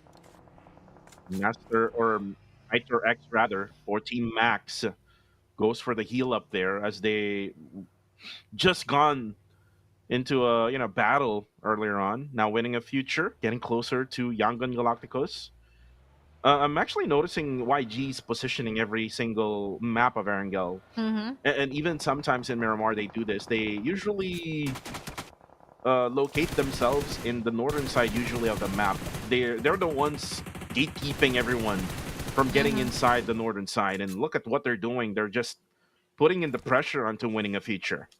Yep, they're really doing that spray down onto them. And even probably later on, as K1J moves around this map, but as they are still inside of the circle, I think that would not be much of a problem for K1J. But for YG, we're not trying to go for that boost and heal up so that they can be ready for more battles later on, as YG Romeo Boy is also on that rooftop. They're having that good perspective onto our WIOF, but with the movement again of the circle, I think they would now opt to move a bit forward so that they could secure that entry point onto the northern side. Now YOLOs and the gang of winning a future, they would probably need to go for a hard rotation, unless if they would be able to knock 1 player down And that one player could probably be the ones on top of the roof. But the blue zone now, Key Mind, unfortunately, he got hit by Nong X prior to that. And it doesn't have any much time to go for the heal up. It is now stage number 4, by the way. And in the blue zone for stage number 4, it's going to hurt. So if you're like on full boost, then that's going to really hurt a lot. While the pressure continues by Ostia, they know where K1J is at. Key Mind will die in the process as they actually go for the push. Now they're getting nearer and nearer to K1J right there with all those nades in their hand. K1J 1 second will be knocked in just a second, coming in from Ostia 7 support. And with that follow-up of that, actually smoke was thrown by Nangx right there. Soiree, though, will be facing Fernji onto that side and will knock him down at the same time. And with this, one more standoff between Nangx and the rest of K1J. They will have to say goodbye with 0 eliminations in their bags. With another battle going on, WRF now. Ooh, goes for that nade onto YG Mernat, but Mernat successfully escapes those shrapnels. But for Minus, he wasn't able to escape those bullets coming in from Romeo Boy. Yeah, very brave performance here by Winning a Future. Just putting those guns right in front of YG, but Say Cloud will say, nah. Oh, but there's actually going to be a trade. Oh, Say Cloud and Mernat goes down now. Romeo will be the last member for YG, but they actually clutch it. Winning a Future will be eliminated. Nice defense coming in from YG. That was a really close fight onto our K1J. So WIO, so GG's to them. Now they're having few eliminations right there. But with MSI, that was a molly onto him by our time to quick. And that would be specifically Bunny. SBD, though, as a different battle right there. With that nade coming in from outside. And actually the bullet exchange that we have for time to quick versus our BG. MSI goes out in the buff right here. 2 players will be left. Right now, we're just looking at these guys just proning down at the open areas. Oh, SBD Vicious, though. They actually got the center of, right there. They were right nearby the center of the circle at stage number 1, but we're now on stage 4. So, again, they would need to adjust every single stage, and they cannot adjust in this matchup. They die very early. Say Cloud, though, down to very low HP. Superboy will be taken down. There's going to be some frag grenades over to Yangon Galacticos. This is going to be an interesting battle because they're going to be defending against Ostia Esports. And there's also a pending third party from the backside of YG. Oh, no. We will see if they would be able to keep their guards up, as that would be a push coming in from our Austin. Even actually our YG going nearer to their spot right there with that happening right there. Ooh. We have here a knockdown onto Ostia actually by that play zone, but still counts as a kill onto our YG. 7 support still goes for that spray down, but with Romeo still crawling on his knees, we have a different team just around the corner, which is actually Team Max battling with one more player right there. JG Divine joins that engagement, but was not able to knock down our YG. Master D2K now gets closer to YG. Only one player left for them, which is Mernat. Coronado will confirm 7 support, so a lot of third parties up on the northern side. Again, Ostia and YG were fighting at each other tooth and nail as GG and Team Max now, 2 Cambodians going for the kill up on the northern side now top, and Mernat just nading each other right now. Oh, look at that. Astro with the AMR knocking down a player from Team Max, and then now top to regroup here. Ooh, but there's a nade actually from Mernat. What there for YG, even though they're pinned down, but eventually YG will be gone here in the process, as I believe so. It was GG, right, who eliminated them? Yep, I do think so, as now we have our BG also being eliminated by several teams. Hyra joining that one, and Hyra Min actually knocks down one more, which is on to time to Kazuka, and would be able to be confirmed by not Hyra, but rather NXQ Loki. So that is a kill steal indeed for them. But for the push coming from time to quick onto our, will they be able to keep up with this offense that is happening right in front of them, holding that fragment, holding those mollies up in the open. But I say would be seen by moving on to that side and will be confirmed right away. But with that big explosion, actually, both of the players from Town Quick will be going out, coming in from NX, and even with that joining off that nade coming from Infazaviera. Oh, but Superboy now, Demios able to spot him out. They're at the museum area. By the way, Infamous Xaviera is actually stuck at the garage station right now. He's actually outside of the circle as well. And Forsaken will go up, pull up all of the smokes that he can actually throw, as the hovercraft will probably get saved by Nexus Vanguard. And now Forsaken, you'll have to pick and choose which side he will actually go on. Will he go for team hybrid, or will he go to Nexus Vanguard? But he actually looks for a brand new car. So for now, he'll be alive, and ITERX actually is able to spot him out. This is kind of like a blind spot here for ITERX. So doesn't have any of clear view of Infamous Xaviera. So for now, we're gonna wait on with the circle here. 15 seconds rather on the clock here before we close stage number 5.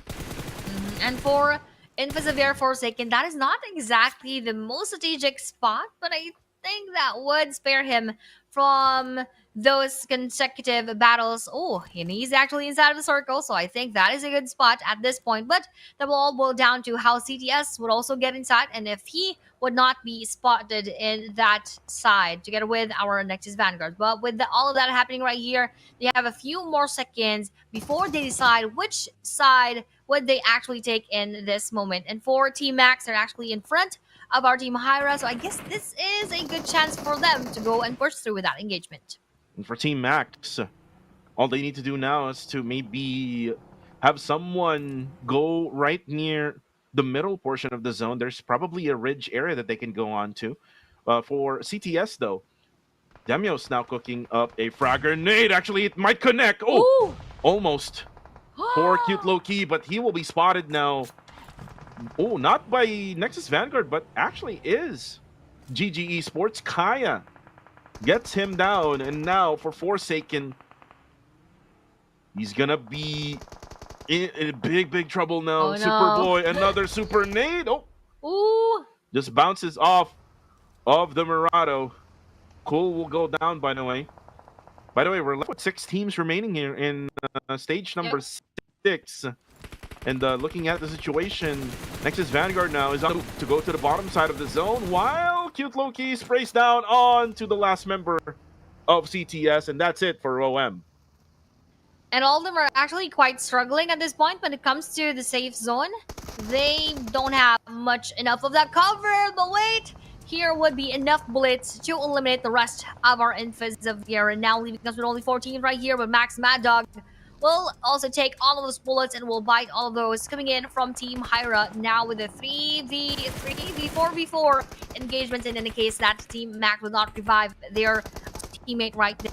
But for Hyra, with that push already, oh, Ryuji will be spotted too, but Hyra Hash will also be on Max Core 9. Team Max here has really good positioning, but looks like they're going to get sandwiched by GG and probably Hyra or Hybrid XRA. Devon just going right at the edge where they can probably pin them down together. But looking at the situation, Devon is just scouting the area, making sure no one gets out of that compound. For now, they will live, actually, if I'm not mistaken. Max still is in the circle. They will have to wait on for this next stage.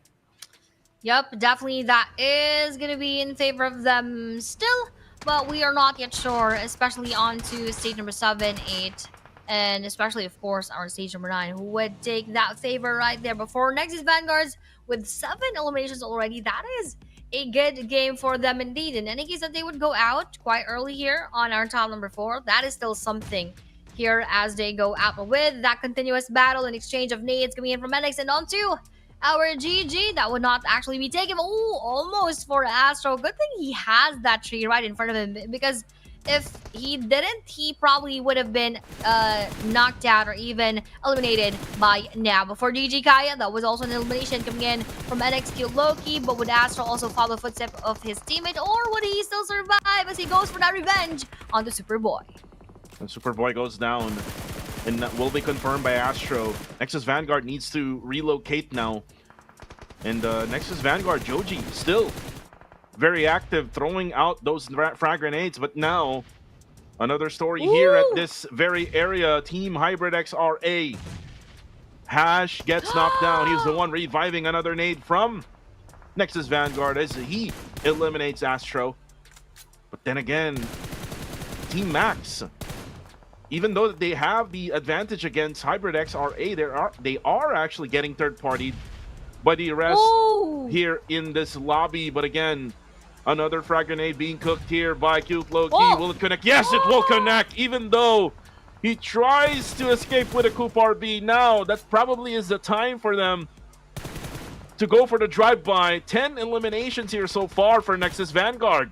We've seen a lot of frag grenades connect. And of course, coming in from our match number 1, we all know what a nade could do. So if there is a word to describe and summarize so far Super Weekend week number 1, or rather week number 2, day number 1, that would definitely be a nade. But now with those bullets going on to Hyra, that one player will be knocked and will be confirmed before Max Irex still just trying to crawl for his life together with all of those bullets that he is attempting to eliminate the rest of our GG. Now GG would be a good game for them. They will also be eliminated right here together with our Team Hybrid X Aces, and the final player of Max would also be spotted from above. Nice one for Nexus Vanguards. No doubt that was indeed their map for today. And a back-to-back for Nexus Vanguard. Yes. Rondo and Erangel. Nice reset for them as they were able to adjust from the Rondo gameplay now to the Erangel gameplay. Good game, well played for Nexus Vanguard. They even got a double-digit elimination point here for match number 2. So they're just wanting to get that big gap already here in the early stages of day number 1 of the Super Weekend, week number 2. But again, they must not leave this this week or this day behind here. They must continue with this dominant gameplay here being shown here in this day number 1 of the Super Weekend. That was a good game for Nexus Vanguards, having that back-to-back winner chicken dinner in a row. And it's the Super Weekend, guys, but the NX players are showing that they are the supermen of today so far here in the 2 matches that we have seen. So with all that happening, they're all just proving to us that they can really manage everyone else in the game and even get all of those points in. Speaking of points, we have here 2 points for NXKKZE, 6 for Cute Loki, Joji with 3, and Superboy with 4. A total of 15 eliminations plus those 10 placement points. So previously, I believe 23 points, now 25. Easy 48 for NX just after 2 matches. This is just Nexus Vanguard's day probably now. Because yesterday it was Gardens of Angels, so it was still Myanmar was just dealing a lot of eliminations right now. So last match it was Joji who was the MVP with 6 elims. Now it's gonna be Cute Loki now who will be the next MVP here for match number 2. And I love the adjustments here coming from both Cute Loki and his other teammate who did not get a lot of eliminations. But anyways, guys, let's go watch the beautiful highlights here for match number 2.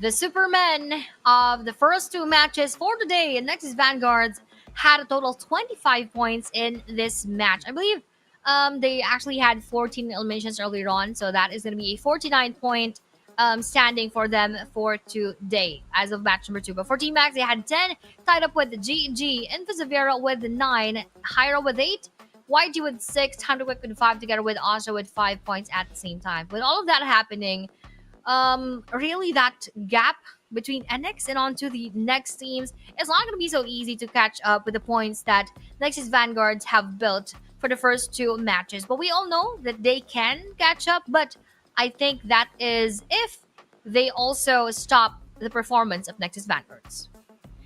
Yeah, Nexus Vanguard needs to be stopped here by the other teams, and I mean I'm seeing Young and Galacticos can be that team, but Young and Galacticos in the second match got boxed in by like 3 teams. They were like boxed in by 3 Cambodian teams, Osja, GG, and also Team Max. So that's just so unfortunate for Young and Galacticos. Probably another team would be GOA, but GOA is having some troubles here with the circle. And right now, updated scoreline here. After 2 matches, Nexus Vanguard is the number 1 team with 49 points. They're creating a big gap already here. Comparing it to top number 2, which is Team Max with 23, YG also with 23. The big story right now for me here would probably be MSI. Oh, yeah. MSI hasn't scored yet a point, Aya. Or actually, they did score a point, 2. which is 2. Game number 1, yep. Which is in game number 1. And on game number 2, they didn't. So, big story here for MSI. MSI usually dominates the PH region. Yep.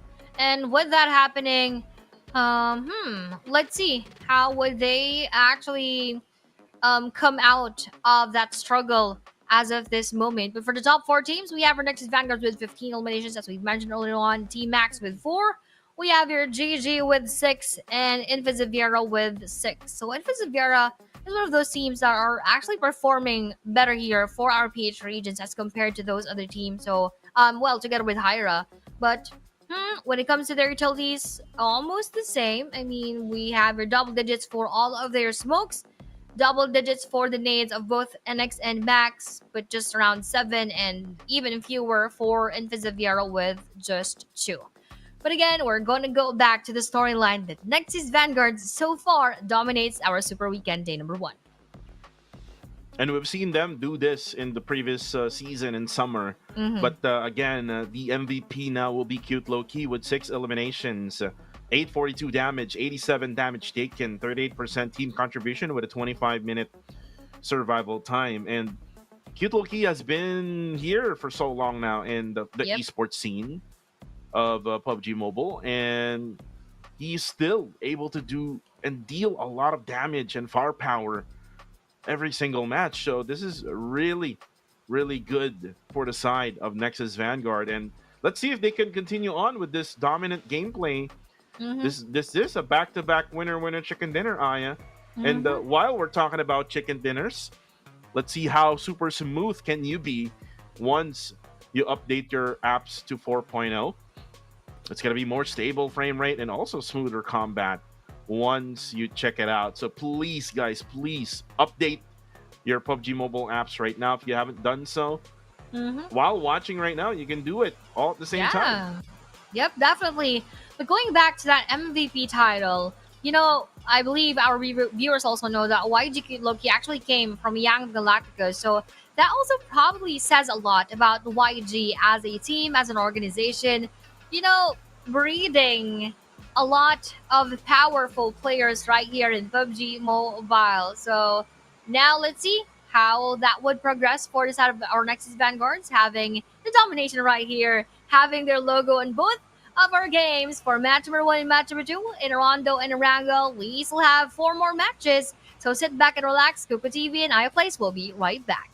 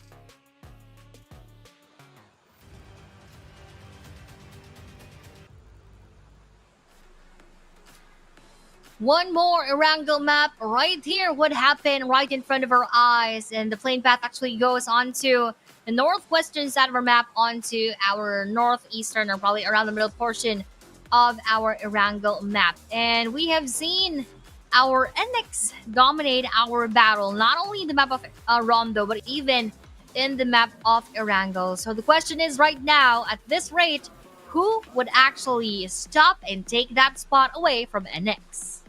Yeah, who will take that spot away from Nexus Vanguard? You know what? Let's actually do a prediction every single game. Oh yeah. You want to Why not? try that? Yeah, sure. So who will you predict? Ladies first. Oh, for this match, I am actually looking at. I would want to say GG. I'd Oh, like Good to Game say Esports. GG. Mhm. Yep, Good Game Esports. They're not doing that well here for our first two matches, but I do think that this is their time to go for that redemption.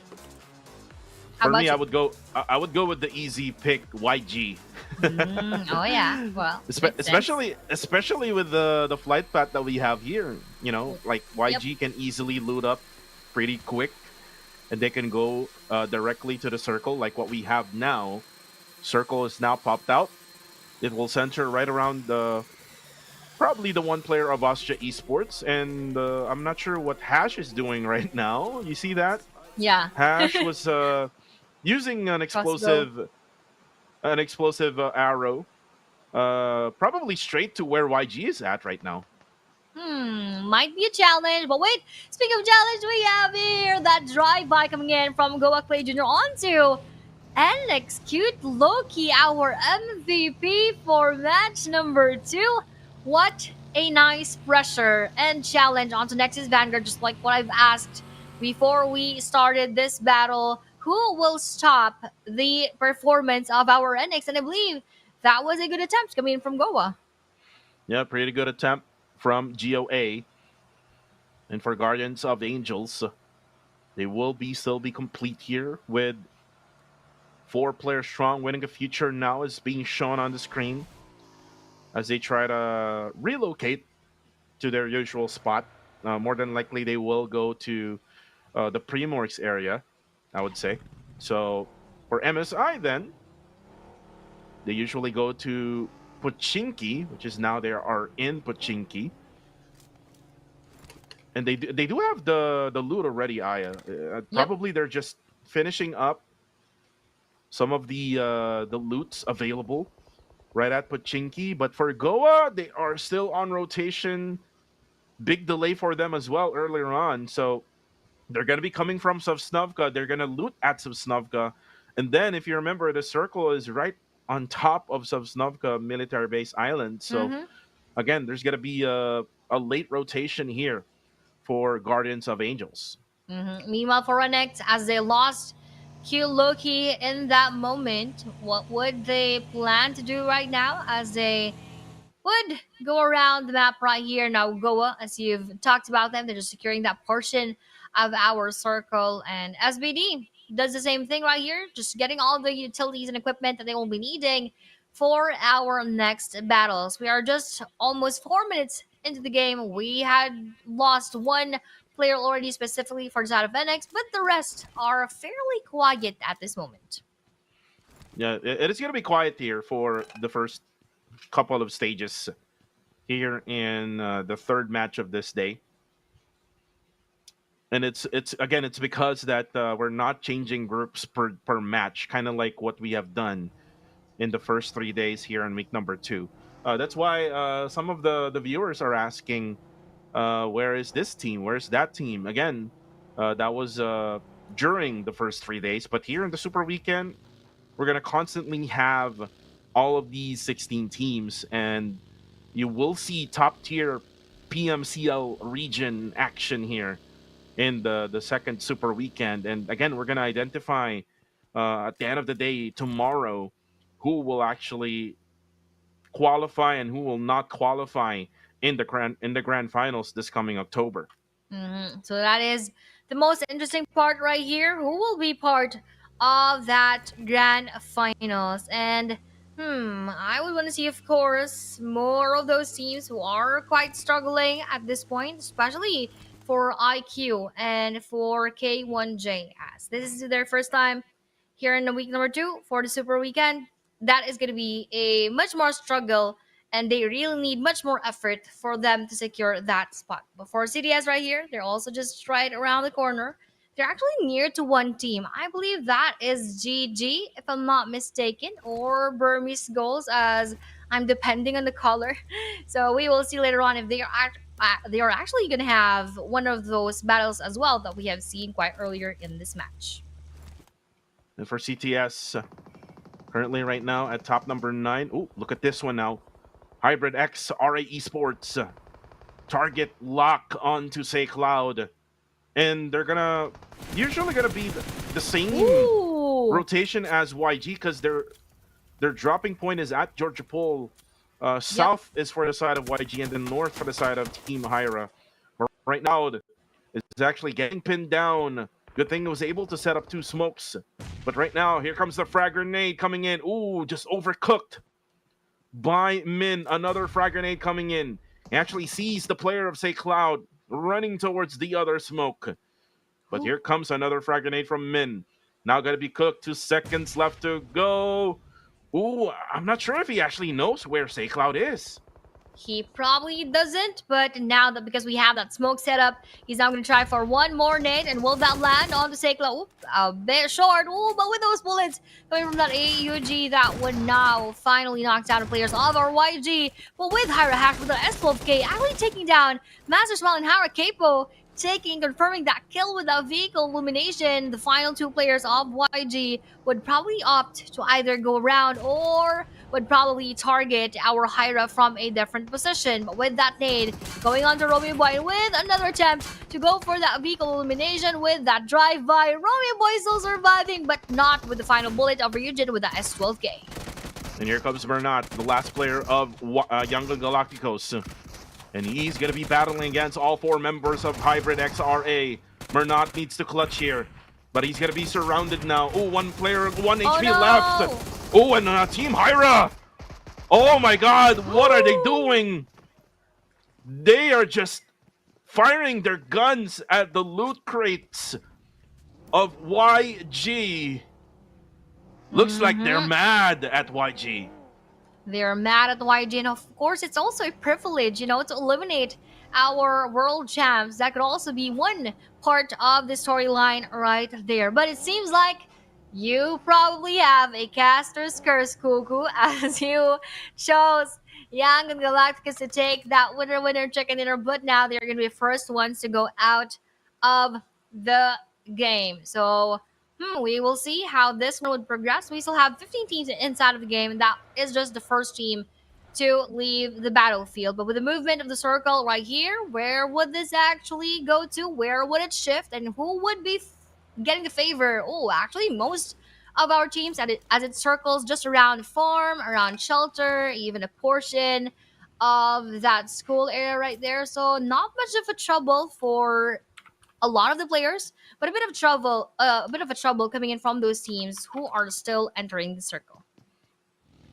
Nexus Vanguard now will probably be happy with this situation that we are in right now here in the early stages of match number 3. YG, though, will probably have to go back to the drawing board here, because looks like there's a target on their backs. And that target being shotted by Hybrid XRA. While this is happening, Ryman goes for the drive-by onto Ostja Esports. That's going to be 1 player out already for Ostja.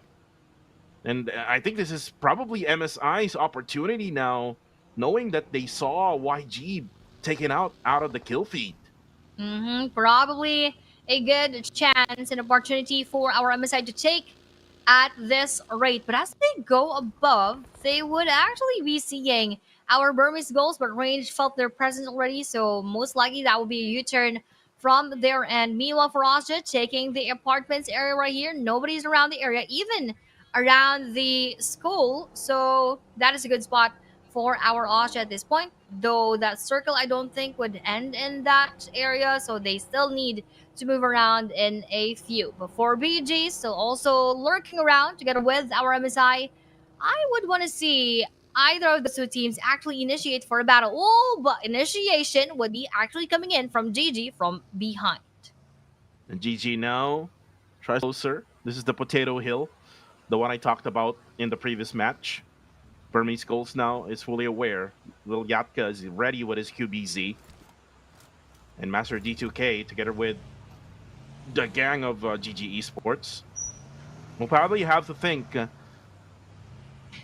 They would need to think of a different area to go to now, because there's, a team already occupied to their next pit stop.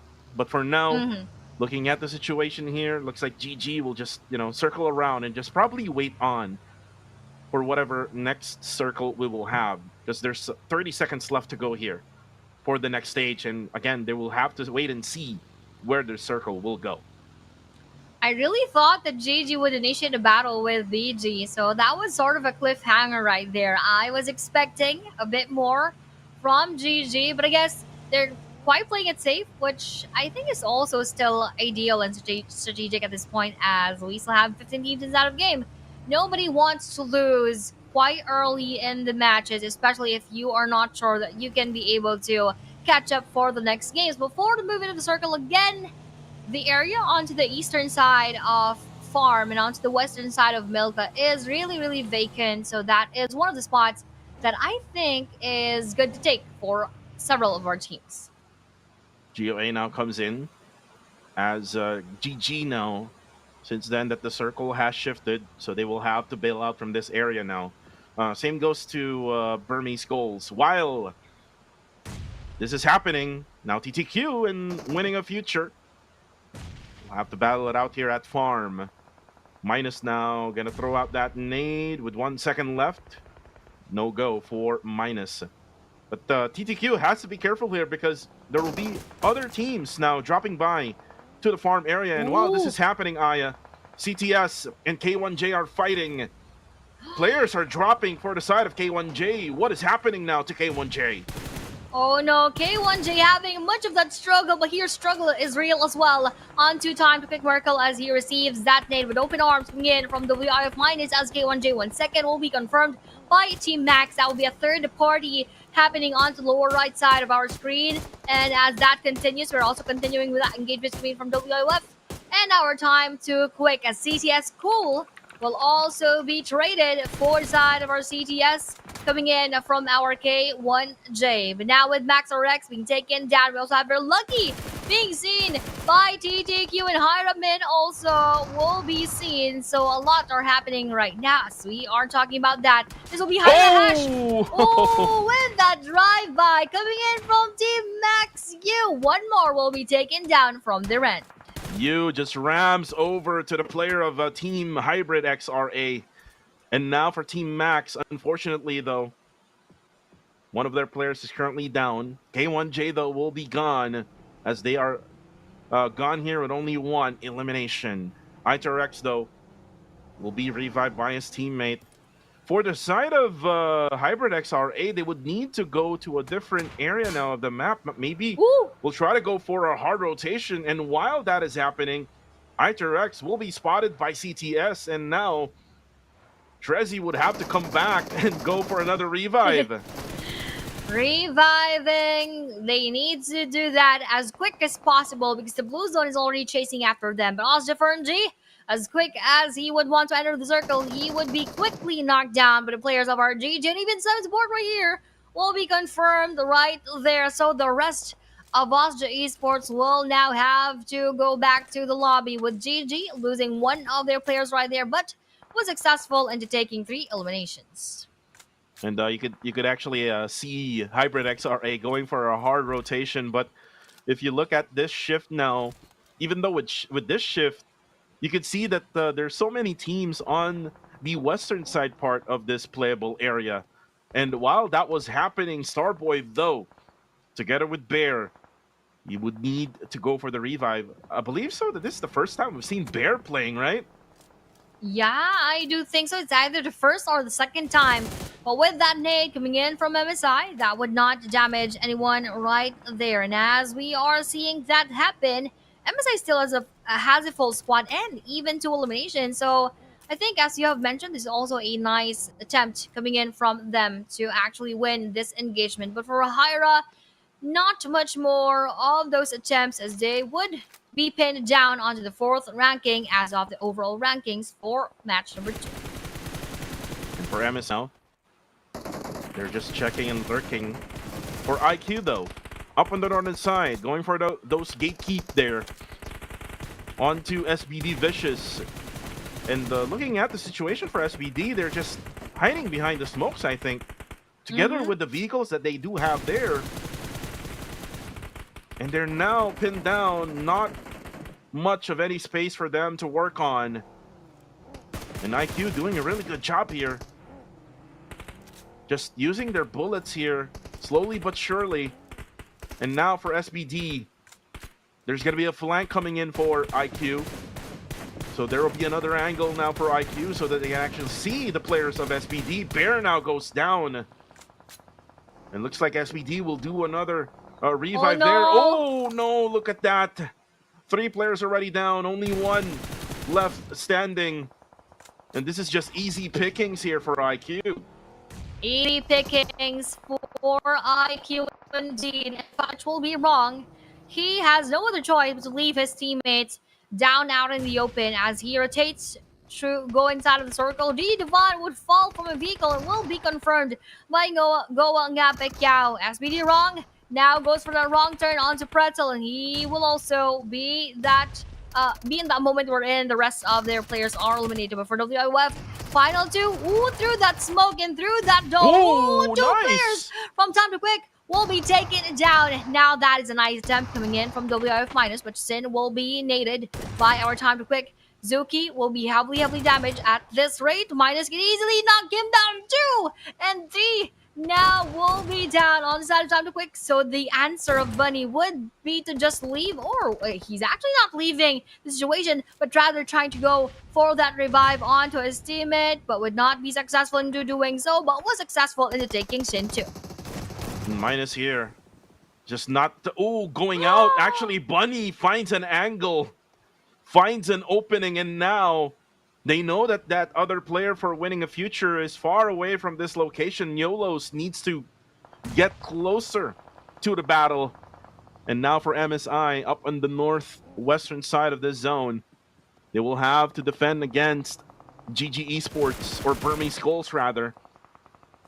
And you can see that they're just circling around with the vehicle. Circle will now shift to wherever CTS Esports is at. MSI now, look at them. They have split it out already. Ryman is actually left at that location. Joji, though, will be knocked down by that car. But look at Nady. They're now going to get closer to Ryman, and Ryman just pinned down at that tree. He goes down with that bomb. And now, Ryman now, we just have to crawl away. And maybe we'll be taken by either GG or either BG or IQ. But again, BG has their focus on IQ. As Master Itchy now will take Ryman. Yakola goes down though. Only 2 players left for IQ. And BG actually focuses on IQ and even MSI having the 1 player within their reach earlier on. That's why they secured that elimination right there before that run over onto Yakola. That will be 1 more elimination for side of Burmese Skulls, having already 5 elims inside of the match. But for IQ Nady, the final player right here, is just standing or just hiding behind that rock before MSI, as we have asked for them to do a lot better. I think that is the better that they can do here in this game, as they also will be going back to the lobby with 3 eliminations in their bags. And from Saviera, this game, they're actually much better when it comes to circle positioning. They're right on the bottom side, just right above Team Max and GOA. And looks like they're giving off some items now. Claude maybe needed a little bit more of those bullets for his ASM Abakan. For BG, They were able to eliminate 3 players right at this very area. If I'm not mistaken, earlier we saw Ryman and then the 2 players of IQ. IQ did build out from that scene. You can see them on the scoreboard with only 2 players remaining. As for Nexus Vanguard, there's still a big possibility here for Nexus Vanguard, Aya, for them to get the 3rd consecutive winner chicken dinner. So they just have to be careful though, because they're only left with 2 remaining players. They can still clutch it out. They can still try to aim for that winner chicken dinner, although it's not going to be so easy. But here, let's see if it's going to be easy to nade down and nade with one more try. Whoop, that just fell a bit over the head of IQ Nady right here. But will this land quite well? Nope, not yet. But with the rest of the players going a bit near to his spot, ooh, half of his HP will be lost coming from Master 18. One more tap. Oh no, he will be knocked down. But rather, that is still not the final player. But we still have Master Hong just around the corner. But one more point will go to BG, and they would not let Master Hong go out alive. That's why they're now focused on his end. But CTS Dev is also providing those bullets onto BG Master Ichi. Yeah, nice spray there for Master Ichi. They were able to get the last player of Team IQ. BG already has 7 eliminations here so far. Ooh. And looks like, I think they're trying to do that meta that we've seen with MSI previously. And then now, Burmese Goals now set up smokes. They're going to have to battle against Nexus Vanguard. And Nexus Vanguard, really hot right now. But then again, they're left with only 2 players. They do have probably enough items here to battle against Burmese Goals. Play Junior, though, on the kill feed goes down, courtesy of Bunny. But looks like Nexus Vanguard is going for an overcommitment here. As he overcommits, he goes down. Liliatka finds him. Only 1 player left for Burmese Goal, for Nexus Vanguard. And that is KZ, if I'm not mistaken. Yep. He's all alone in that tower. And more than likely, Burmese Goals will surround him and maybe find him later on. As time to pick finds one more of the players of Goa, and that is LKS right there together with Ngapek Yao, taking them down one by one, trimming them down into, I believe, final 2 players up and alive, or final 1 actually up alive, which is Goa Rex trying to revive one by one his teammates right there. LKS patiently waits for his turn. He now has a chance on to knock down the other players right in front of them. But speaking of right in front, we have here NX right in front of VG and even Infa Xaviera Claude, who takes down Unknown and knocking down the final player of NX. No more 3-peat for Nexus Vanguard, says our Burmese Goals. Yeah, Nexus Vanguard cannot go for a back-to-back-to-back. They leave the game with only 1 elimination here. Zuki, though, will find Rex, also Clay Jr., but then, it's still KS, still alive here for GOA. Bunny, though, will be confirmed. 10 eliminations here so far for Burmese Goals. KS now finding the players of TTQ. Ooh, almost. Oh, actually, Unknown helping out GOA. KS will still be left standing here, but he's down to low HP. He better be careful, though. And now we're left with 4 teams remaining here in match number 3. Oh no, this is quite a good battle right here as 4v4 actually emerges between Team Max and BG, holding those nades, going for that exchange. Oop, no one will be damaged enough for them to be taken down. So a good spot is on to the side of BG, not unless that circle shifts out of their area. Oh, Goa! Rex Nalagay is quite out in the open. Manages to be eliminated. Coming in, Master, nice try, but that was really quite out of the open. So GG to BG for getting 13 eliminations already. And BG has on the prize. They're actually good with 4 players here. Same goes to Infamous Xaviera and Team Max. But they have the momentum here so far. They even have the high ground advantage here against these 2 teams. And right now they get closer to Infamous.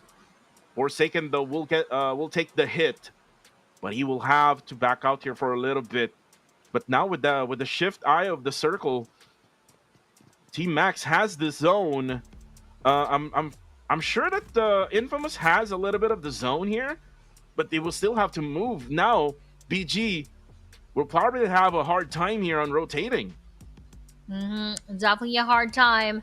But when it comes to Team Max, they can actually maximize their spread right there. They have most of our safe zones. So for BG and Infa, they would just have to squeeze their way in and would probably be sharing the same vicinity in that spot. So for Team Max, I just hope that they handle the situation quite well so that they can capitalize the situation right here. Because in any case, that they would lose, I think that is going to be quite sad because they have that upper hand right now when it comes to the circle. But for Infa Xaviera, they also have a good advantage when it comes to that house right here. But for BG, having that high ground, everyone has that unique factor as advantage at this point. But let's see who would actually try and do their best, who are eager to take that winner chicken dinner home. It looks like Claude now is actually setting up a rotation here from that squad house, and more than likely they will probably maybe use the slope, where they can actually use it as cover against Burmese goals, and maybe against Team Max they will have to use the vehicles that they do have left here. Same goes to BG. BG will have to use the vehicles here as cover. ITRX now coming in. Oh, looks like they actually found an opening here. Isay goes down though. Here comes the suppressing fire from Team Max, and now BG gets closer to Team Max. Oh no! BG goes down. Oh, Godspeed. And now here comes Unknown. He's down to low HP as well. And this is Infamous Xaviera going for the spray onto BG. Now the nades coming to BG. Oh my goodness. What a play here by Infamous Xaviera. And now for Team Max, they try to eliminate. Oh, clutch play there, but there's going to be a nade right at the end. Infamous Xaviera wins it all here in match number 3. That was a nice third party action coming in from Infamous Xaviera. They actually let BG and Max fight, and then their perfect timing was what they exactly needed to get that winner chicken dinner. So GG's to Infamous Xaviera for that very good ending. Yeah, a chaotic ending here between the 3 teams. A 4v4v4 situation there. Beautiful PUBG Mobile is what we saw there, Aya. And that was an amazing catch there for Infamous Xaviera. More than likely, they have already scouted wherever BG is. They know where Team Max is at, and then they know that there's someone split it out from Team Max, and they actually chose the right player to push. And then eventually, by the time that they eliminate that, they rotated all the way to that hillside, and they sandwiched Team Burmese goals and actually Burmese goals eliminated Team Max anyway. So good gameplay here, good strategy coming from Infamous Xaviera. Good strategy indeed. They kept their patience. They went for that trigger discipline, and by the time that they know that there are knocks right here and there, that was the time that they actually took that as a sign to also join that engagement. And although they were not able to get more of those eliminations, at least that chicken dinner would add so much of those points later on. With 2 for Claude and 1 for Lion, and with not much of the damage, it just shows that that was the only time that they engaged. So they played quite smart during the majority of the time that they were in our Erangel map. And you know what? With Infamous Xaviera winning this one with only 3 eliminations, so they will only get like a total of 13 points here. More than likely, Burmese Gold will still be the #1 team with a match ranking later on, as we see that. That is because Burmese Goals has been very, very aggressive in this match here in match number 3. But we look that aggressiveness here in the highlights as we watch it all together.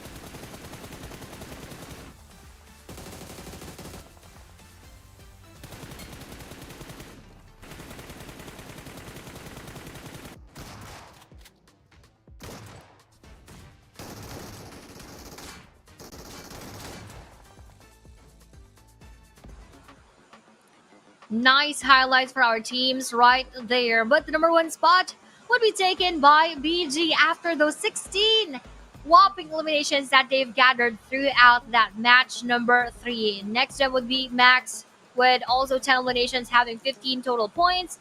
We also have here, of course, the Chicken Dinner Taker, which is Infisaviera with 3 eliminations, and Fergoa with 4 eliminations, having 8 overall points. Now, for Time Quick, they had 8 overall points as well. 6 for IQ, 4 for CTS, and 4 for Hyra. And again, the early stages of match number 3, it was between YG and Hybrid XRA. Was the story of that matchup. Eventually, they got their 4 eliminations here, but the rotation was not on point. They were eliminated midway through. And here is the second half of the match ranking. And again, YG didn't score any for this matchup.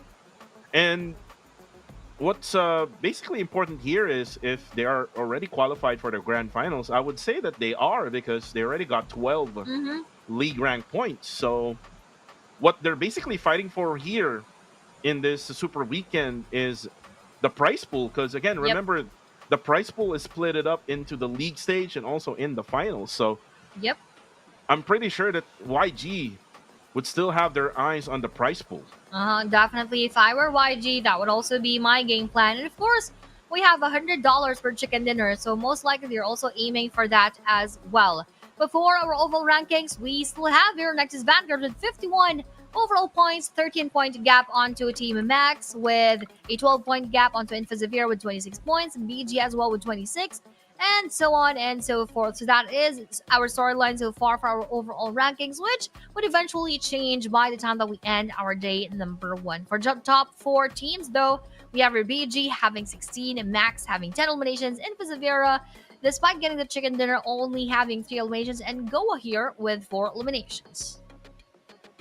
And Infamous Saviera, their gameplay during match number 3 was just take a compound, be inside the zone, and you're probably gonna get the placement points later on. I mean, they're not focused on being aggressive. They're not focused on getting those elimination points, and they're taking it slowly but surely here. And you can see the MVP, Claude, the IGL of the team, with 2 eliminations, 319 damage, 60 damage taken, 32% team contribution, with 25 minutes of survival time.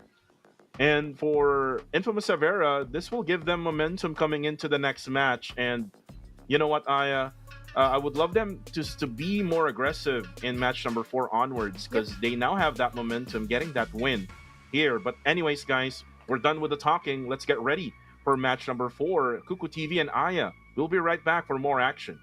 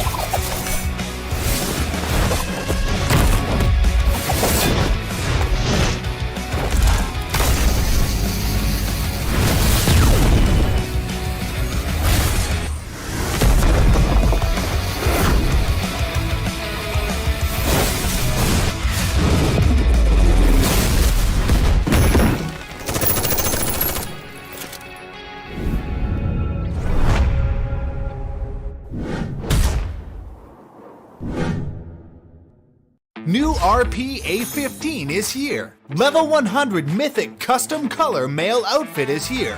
Get rewards worth up to 80,000 UC. Come take a look. New Mythic Custom Color Male Outfit. Freely change colors to show off your own unique style. New upgraded Candied Haunter MP7 is here, along with tons of firearm finishes, as well as the Skeleton Trail UTV vehicle finish. Tons more items await. Get all of the above with just 720 UC and reaching the corresponding levels. Upgrade to Elite Pass Plus for even more surprises. Exclusive avatar frame, victory dance, collectible statue, and weekly 50% bonus rating points. And you can get all 720 UC back. Event period 2025 9/11 at 2 o'clock, 2025 11/10 at 23:59. UTC +0. Unlock RP A15 now.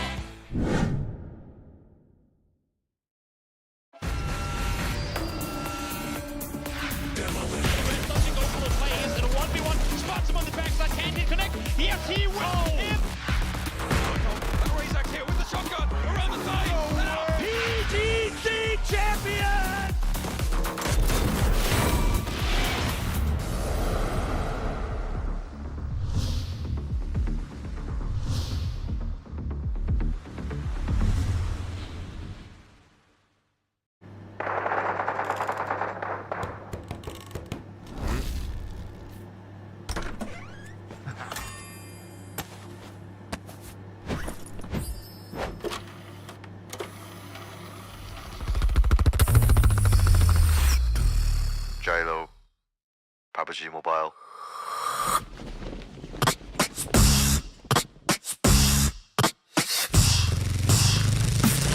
Let's get it.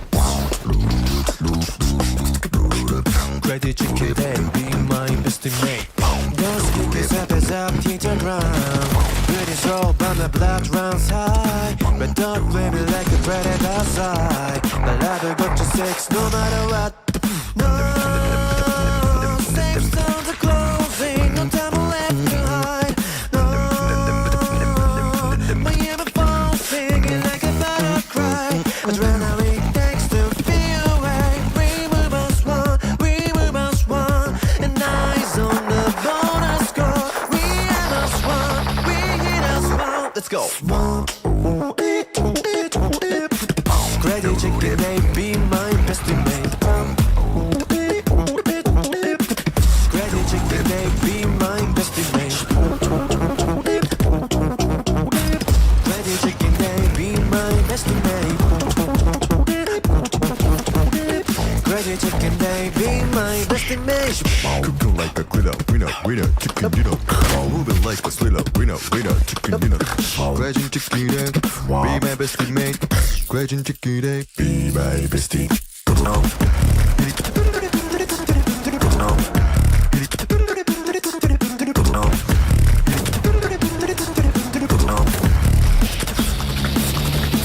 Crazy chicken, they be my best mate.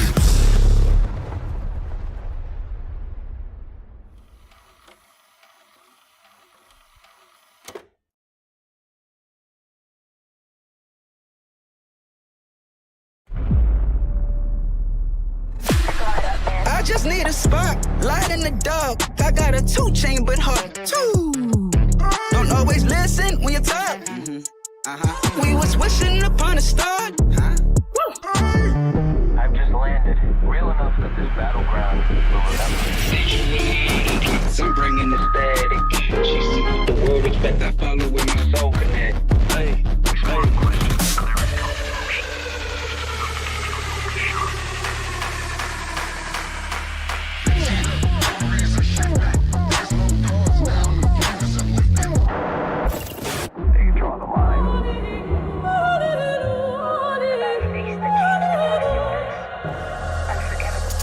In a storm, I still come aiming, I pressure and rain. Whoa. No fear, every step I claim, face strong, not a thing I change.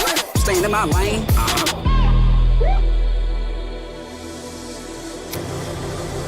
내가 선택한 플레이. 정해진 룰은 없어. 내가 정해. 그게 바로 G-Dragon. Battleground.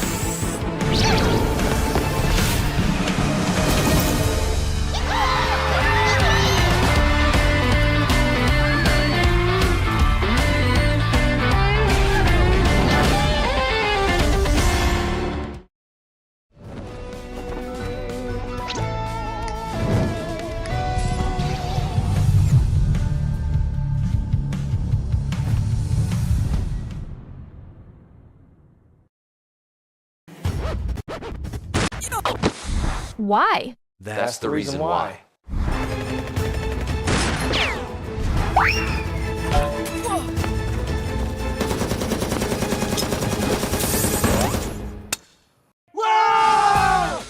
Higher frame rate options available? Download PUBG Mobile version 4.0 for the smoothest victories.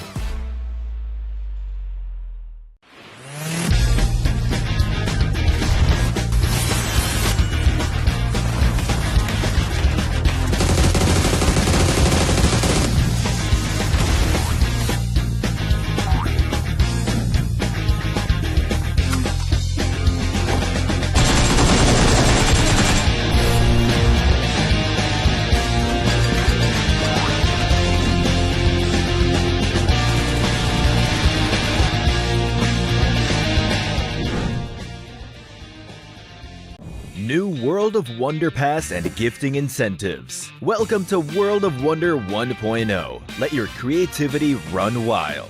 The new World of Wonder Pass is here. Complete missions by playing World of Wonder content to earn points. Get creation promotion cards, World of Wonder rune cards, avatar frames, limited time firearm finishes, and more for free. Plus, upgrade to the Elite Pass, originally worth 480 UC for just 299 UC. Unlock tons of customization options, new outfits, and exclusive perks. Through gifting incentives, you can send World of Wonder exclusive gifts to creators. Creators gain creativity points by receiving gifts. Not only can you unlock cooler custom items, but you can also win huge cash rewards by reaching the top of the creativity points ranking. All cash rewards can be viewed and withdrawn from the co-creation wallet. World of Wonder Pass and gifting incentive rewards will also be partly invested into the World of Wonder incentive program to give back to every contributor in the World of Wonder ecosystem.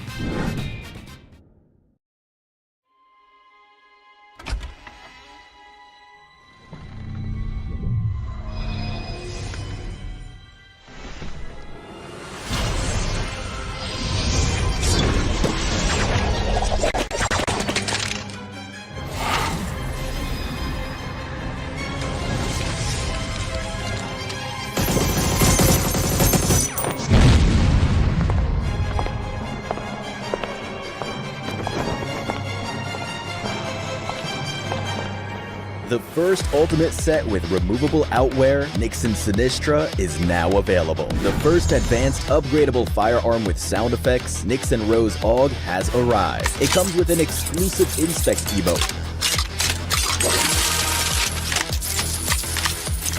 Help you stand out on the battleground. Plus, a cool elimination broadcast, elimination effect, and loot crate to turn eyes on the battleground. The matching Resonant Nell glider is sure to make a stunning entrance in battle.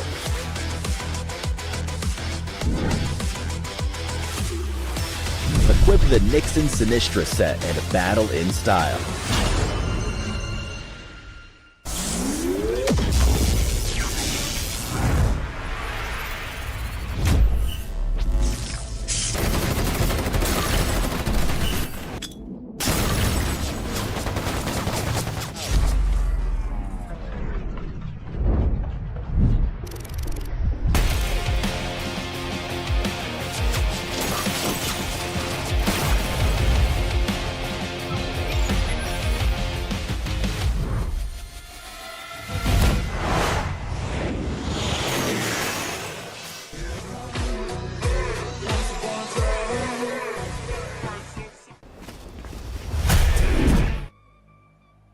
You're also watching the PMCL Southeast Asia Fall 2025 here for our league stage Super Weekend week number 2. Day number 1, and we're still going to be your casters for today up until tomorrow. Well, for me, but you are going to be together with Google TV for the grand finals. Again, I plays together with Google TV, and this had been 3 matches done already for today. We only have 3 left.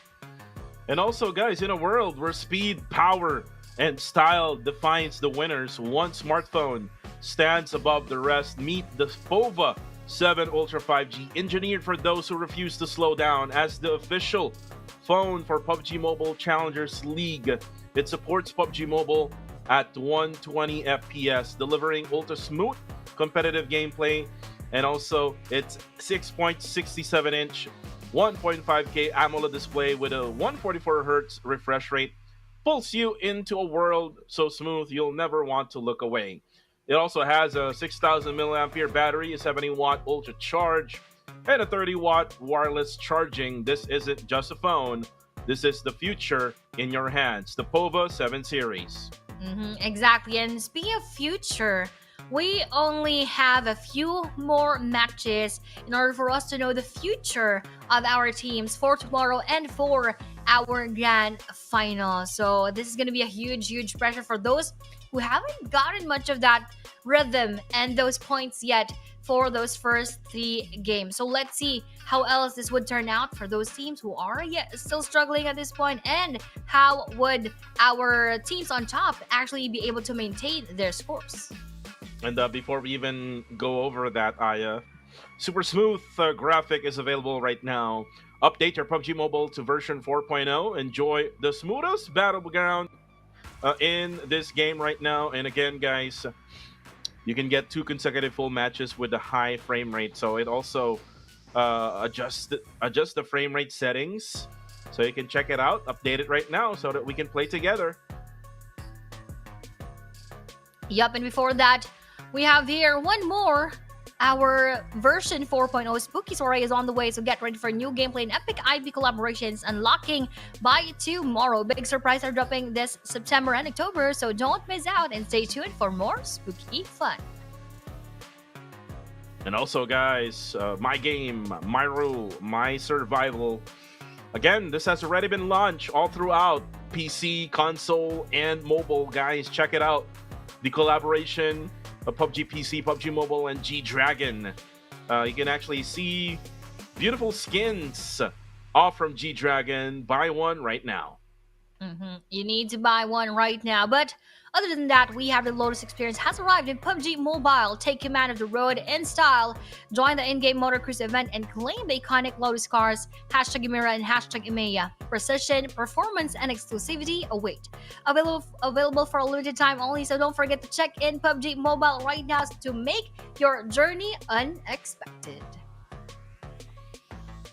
And guys, make sure to buy your own Lotus cars, because I've actually tried it in Classic, but it was actually not my car. It was a car that we stole from an enemy.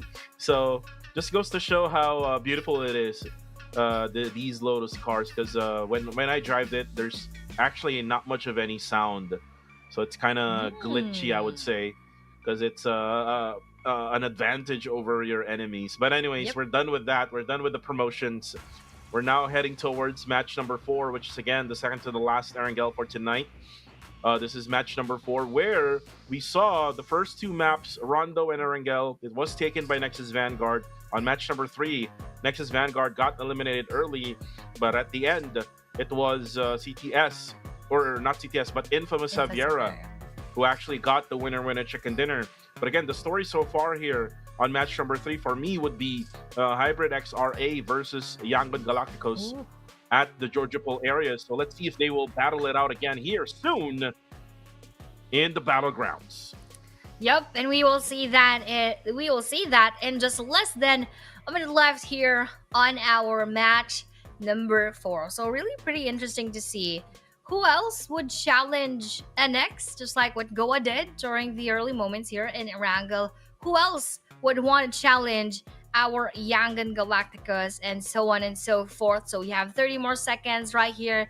We are already more than half into the day, so that only means less of the chances for our teams to make up for those points that they were not able to get during the first 3 games that we had. So now, without further ado, we are going to start a bit here in our Erangel map again for the PMCL Southeast Asia Fall 2025 for the league stage Super Weekend, week number 2, day number 1. Again, this is match number 4.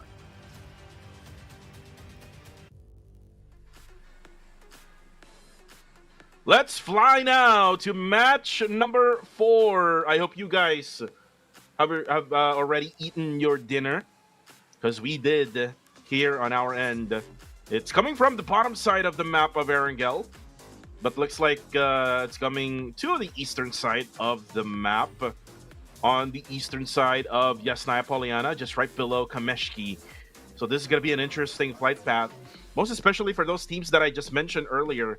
YG drops right around Georgopol South, and then Team Hybrid XRA drops at the North George. So we're going to probably see them get vehicles here, and we'll probably contest with some of the teams on the bottom, to those teams that drops at the bottom side of the map.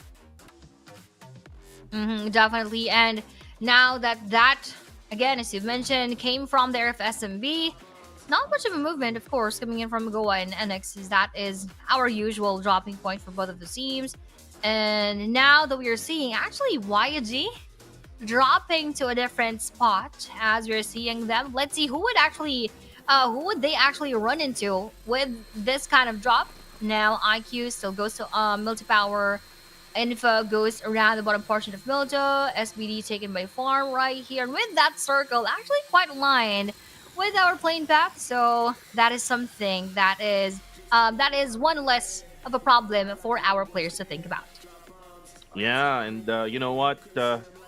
For YG, looks like they're gonna land at a different area now compared to the previous maps that we had before during the first 3 days. They're gonna land at the western side part of Yasnaya Poliana. There's actually a team dropping right over there as well. So hopefully we could see that place where YG is at, and that's what I'm talking about. Ooh. It is actually Hybrid XRA who is dropping together with Yangon Galacticos, and Joji just stopped right at the corner here. But again, it is Hybrid XRA, and maybe they're going to try to eliminate Master Smile. This is going to be a big loss for Yangon Galacticos if Hybrid XRA eliminates him. Yep, definitely. And we will see that if that is really going to be happening right here, or if YG would opt to go for that revive, as Master Smile still can crawl a bit nearer to his teammates as he unites with them right now. Hyra Capo also heavily damaged, but wasn't able to find a first aid kit yet. But for YG's sake, Master Smile rather, why didn't they opt to, be at least nearer to his spot so that they can go for that revive? Was that actually their plan? Who knows? But now losing Master Smile inside our Young Galacticus, being the IGL, he could already focus on to doing his IGL tasks, but that is still gonna be difficult and challenging for YG, knowing that Master Smile also brings a lot to the table. Yeah, he's the best IGL in the world, Aya, during PMWC. So that's gonna be a big loss here for YG. But again, Team Hybrid XRA looks like they have studied whatever gameplay YG has, and they're trying to imitate it. And I would say, Aya, do you believe so, that they're trying to imitate whatever YG is doing right now? For the side of Hyra? Yeah, for Hyra. I think they're wanting to go for that challenge, But when it comes to replicate exactly YG, to be quite honest, Hyra is still far from replicating what YG does. But when it comes to rotation, I think that is one factor that they are trying to do. But we will see. We will still see, as this is quite early to say that Hyra is actually doing what YG is doing. Yeah, that's what I'm actually pointing out. Like YG's rotation, YG's dropping point, it's kind of like the opposite, just a mirror of not really opposite, but a mirror of what Team Hybrid XRA is doing right now. They land on top of Georgopol. YG lands on the south side of Georgopol, and then now here in match number 4, since the flight pad is far away from Georgopol, they landed at the same spot where YG landed. So looks like Team Hybrid XRA has studied where YG is actually rotating or maybe dropping in the early stages of the game. So the only thing now is, which is what you just said, that they're not yet there, is that they need to execute these plays all throughout the game. Kind of YG did all throughout the PMCL summer, all throughout even this season, doing pretty well. Yep. And adding on to that, they should also be consistent as what YG does. And when YG loses a game, or at least doesn't get much points in any game, they make sure that they have a good game onto the next one. So that is one of the things that we cannot take away from YG: their prowess inside of the game and their ability to bounce back. You would always expect YG to be good, Aya. Mhm. Again, that's the expectation that they have. Again, they just won PMWC. They won the previous PMCL. They even won the Rondo Cup. Yep. That is that we just had. And right now, here in the Super Weekend, which is week number 2, they're having a little bit of struggle right now here in Erangel, all because of Team Hybrid XRA. During Rondo, they only did only once, which is the second Rondo which we had yesterday, if I'm not mistaken. So YG, let's see if they can bounce back. For SBD though, this team from Brunei, currently so far, I'm not seeing anything yet from them. They Yep. do have, for SBD Vicious, they do have 1 league rank points from last week. So that only means that they would need to probably be at least in top 11, maybe, or maybe top 9 for this Super Weekend in order for them to be surely be qualified for grand finals. Yeah, most likely. So, with what they've shown us so far here in our Super Weekend, SBD needs to do a lot better. They need to do a lot better, definitely, for the next games, because if they're gonna maintain what they have been showing us so far, I don't think that they would really secure that final slot still at this point, especially that there are several teams who would add more to their league ranking points. But the same thing goes for K1J, as this is their first Super Weekend, so really huge pressure on K1J. Yeah, a ton of pressure for K1J. This is their first time in the Super Weekend. Also, first time in PMCL. So a lot of things that needs to be studied here for the K1J. Currently, they are at top number 16. They would need to get out of that. I would say also same with whatever SBD would target. Probably a top 9 finish here would be enough, in my opinion, for them to be able to qualify to the grand finals. Looking at the circle now, shifting towards to wherever CTS Esports is at. So nice pickup there from CTS Esports, OM and the gang, and will now be able to be at the middle of that circle. And now on the kill feed, Joji goes. This is Nexus Vanguard right now, streaming here in match number 4. And they just had a back-to-back in Rondo, and then they really had a bad game in the previous matchup. So I think they haven't really reset it yet, Aya, in match number 4. I also don't think so. But the best thing about their back-to-back win is that they have enough space for them to move around, enough room for mistakes. They can afford losing a game still, but probably not after this one. So for this, I think they could still be quite safe if ever that they go out of the game quite early. But for the next games, nuh-uh, because Team Max, Invisa, Vieira, BG, and the rest of the gang are getting quite nearer and near to their spot. Especially if either of those teams that I've mentioned will get that chicken dinner and a lot more points, they could easily surpass Nexus Vanguards in that moment. But for NXKKZE having knocked down, now that Joji put him inside of the vehicle right here, and they would go for that revive. But first, they are receiving a bit more damage coming from time to quick, so they now opted to move out of that spot for now. Yeah, just a small shack won't give you that much of defense. You would probably need to go back to a much bigger compound in order for you to revive your teammates. So that's a good decision there for Nexus Vanguard. And as for T, they occupy now this hillside. This is one of those power positions, I would say, in this type of circle, so that they can easily spray down on people who will try to rotate over or right through the middle of this circle. But for now, other teams are now rotating in, coming from the bottom side of this circle. GOA is one of those teams. They're now just following another team here, which is Team IQ. And looks like Clay able to spot them down, and you will go for the spray. Maybe pray for someone to actually get hit. For now, nothing yet here in stage number 2, Aya. Still complete here with 16 teams. Only one player got eliminated, and that was Master Smile from YG.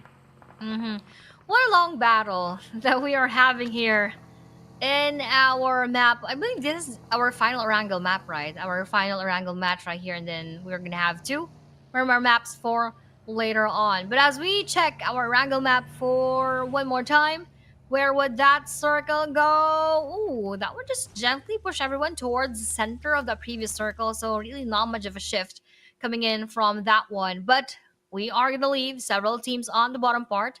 Meanwhile, for Hyra, they could easily take the areas of Yesai Poliana. So what a lucky moment for our team Hyra.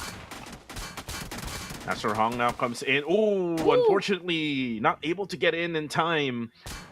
But there will be a revive happening here. More than likely, they won't get pushed here by that team who dropped them down. And here comes again the rotation from both Hybrid and YG. And looks like Cloud would say, yeah, there's going to be another squad here right beside me. It's maybe Team Hybrid again. We are being hunted. We have targets on our back right now. And looks like Smile, the one who was actually eliminated, still will probably command the team, and we'll probably say, let's just go for a hard rotation, kind of like what we have done in the PMWC games that we had played. That's what that they did there, and it was very effective. So let's see if this will be effective now here in match number 4. We will see that later on.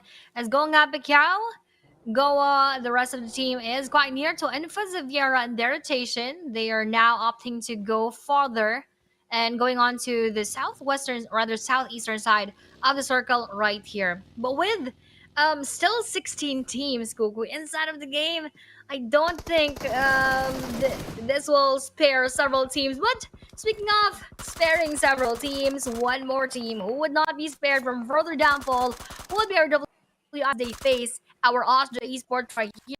One will be knocked, one will be heavily damaged, but they actually decided to leave that area for now because Lucky was already annihilated. And for Austria Esports, they get one elimination here. One other player got eliminated so far here. 13 minutes and a half now in our timer. A very interesting matchup here for match number 4. Not much of any engagement yet. Probably by stage number 4 again, kind of like what we have what we have watched in the previous Erangel match. We will see chaos again. For now, that chaos is controlled by these teams. Shin trying to come into the circle now. Ooh, but Clay Jr., the scout, the IGL of GOA, got spotted by GG, and that's GG for him. He's out in the lobby. Oh no, out of the lobby. One more player, but still no full team would be erased from our map right here. They're just having a bit of that distance in between all of the maps. Look at that. We have several colors onto our screen, but only a few will actually be lucky enough to get that next circle. That will be CTS, Team Max, K1J, our Team IQ, and YG Romeo Boy for side of our Young Galacticus. And looking at the left-hand side, this is KS now going to try to make a push here on towards GG. It looks like GG will done. Devon is already inside zone now. The rest of GG is still outside the circle. While you can see now GOA is actually planning. But again, Devon is there to go for some suppressing fire from a different angle. Now winning a future. Ferng gets one player off from winning a future. And that's going to be minus. And now for MSI, just focus on rotation. Get back out. GOA, he needs to pop a smoke here. He's way out in the open here right now, and KS is just not letting them try to go and, make that easy spray. And looks like GOA now realize that they're not going to be able to make a push on towards GG. So they leave this area and bail out and maybe try to find a place to get into the circle.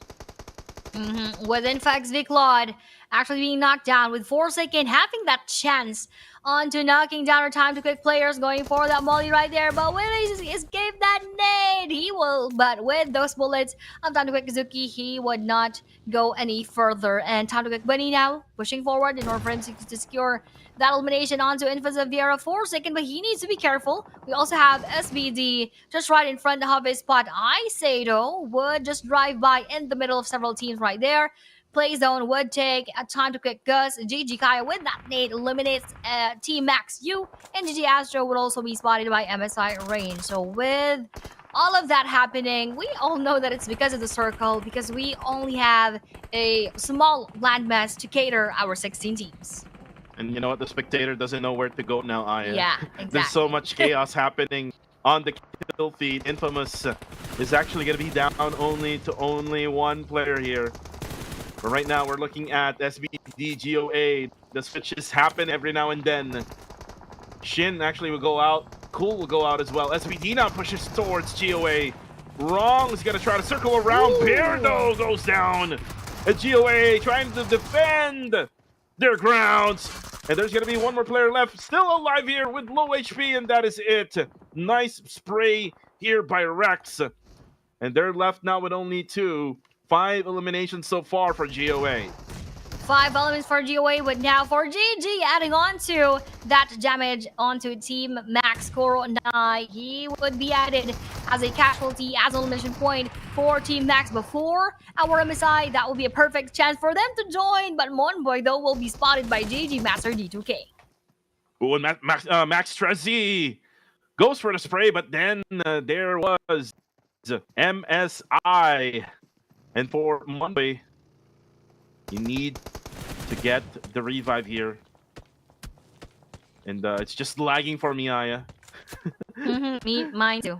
I can't really watch here on my side, but now it's all good. Circle will now shift.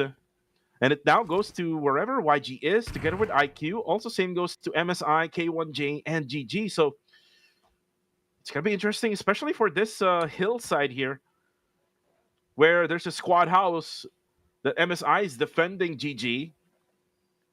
And GG will most likely not be able to push yet, as they're down on the lower grounds. For now, it's going to be interesting to see what will happen here on the western side, because there's just so many teams who's trying to get into the circle on the west side of the map. But as all that is happening, we also have here the push and crash coming in from BG onto IQ. Will they go for that nade? And that's NX will be knocked down by Infa Zaviera. IQ nade will be mollied. BG Godspeed will be taken down by Master Hong. Hash will also be taken down by IQ. The Claw.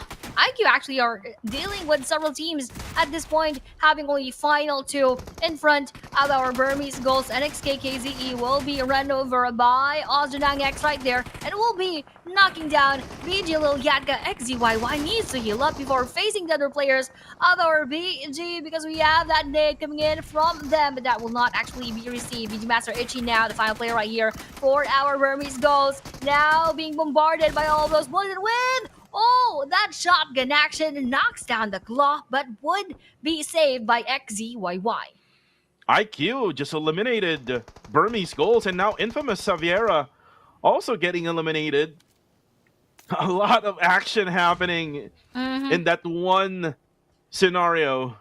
And now for Ostia, they're now having 4 eliminations here.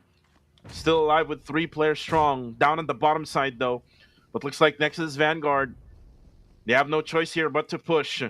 Nade, though, coming to Joji. He avoids that. Another wave of frag grenade.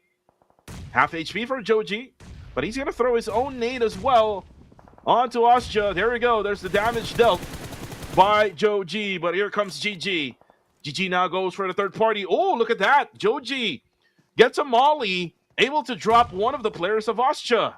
Oh, now with NX still coming from outside, with having only 2 players left from their end, Will they go and attempt to go for that another chicken dinner, or will they just want to deal with Asta first? Is that nade? Again, lands perfectly on to Asta top, and with Asta's support also being knocked out with those bullets coming in from Doji. Now Fernji has to defend the rest of the team in front of our Nexus Vanguards. Doji on the side and Superboy onto the other. Harakepo knocked down CTS damage, but spotting also NX Doji, but with the final bullets coming in from Superboy, that was another super win for Nexus Vanguards.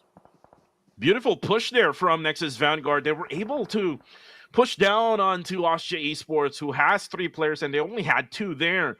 And good throw of those utilities as well from Nexus Vanguard. They have been doing really good with throwing these utilities ever since Rondo match. And right now, the circle has shifted again, and it will go just to wherever Yangon Galacticos is at. So this means that YG will have to defend that bottom side part. But what's going to be interesting now is the eastern side, as there's 3 teams who's getting at it here. MSI looks like they're now pushing towards Good Game Esports. Cooking up the nade now is Monboy. Will that one connect? No, it won't. Another frag grenade. Kaya just dodged those 2 frag grenades. One more here from Monboy. Now Kaya goes far away from that monster truck. But again, MSI, they're very aggressive. They're not pushing in. Oh, Monboy! Unfortunately, not able to spray them down. And Range not hitting those frag grenades as well. But look at that. Master D2K is now down. Here comes Range from up above. It's going to be Kaya right now. Pretzo finds him with S12K. MSI now clears the area here. But still, there's still 1 player left here on the eastern side, which is K1J, which is Kane. Yep. But for MSI, good thing that they were able to eliminate that full squad of GG, because they wasted a lot of frag grenades, which really didn't knock down anybody. So now that you can replenish, probably if our team still has a bit of those throwables left. Speaking of throwable, one more nade will connect, and that is coming from Hireman onto CTS Cole as the final member of the team. That will be their end here for our match number 4. But for our YG, they're still around the corner. They're still being very quiet, and they are still playing it quite safe. And that also means that they could have a chance to get that winner chicken dinner too in this match number 4. Hybrid XRA now planning on pushing again. YG, the rivalry continues now here. The world champs versus the world rookies. And right now, Romeo, they will have to defend also against other teams, because there's like third parties coming from Team IQ, which is more than likely will not be able to third party now because they don't have an angle against YG.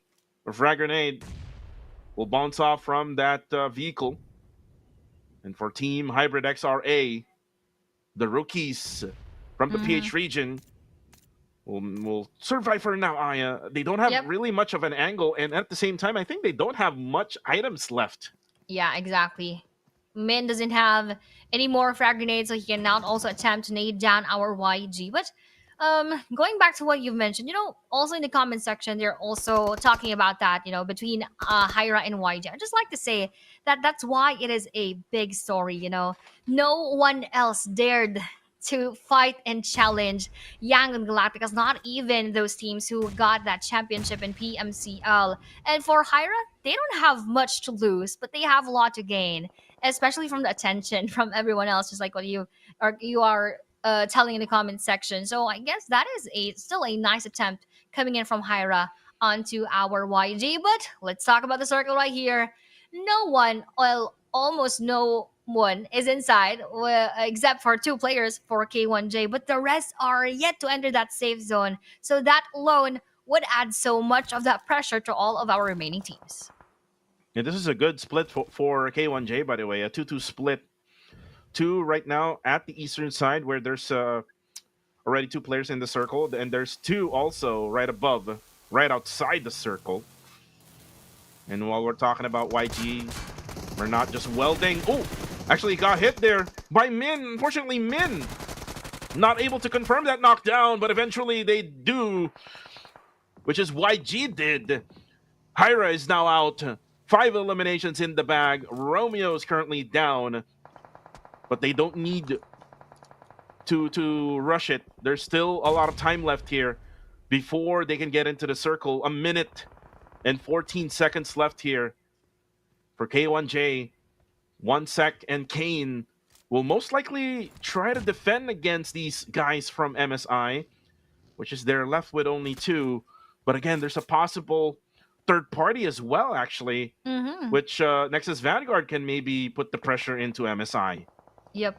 But looking at the spread of our K1J with a 2-2 split, I think that's going to be working for their favor. But right now, not working for the favor of our MSI is that bullet coming in from our Nexus Vanguards, knocking down one with Nate coming from Superboy. Almost eliminates YG. We're not right there. This is a round 2 of those dating actions that we have seen in match number 1. And we have that knockdown onto one of the players of our YG as they go for that revive. And Superboy will be spotted as well, coming in from K1J, as the rest of MSI will be eliminated in the final nade again, coming in from NX, eliminates the rest of YG.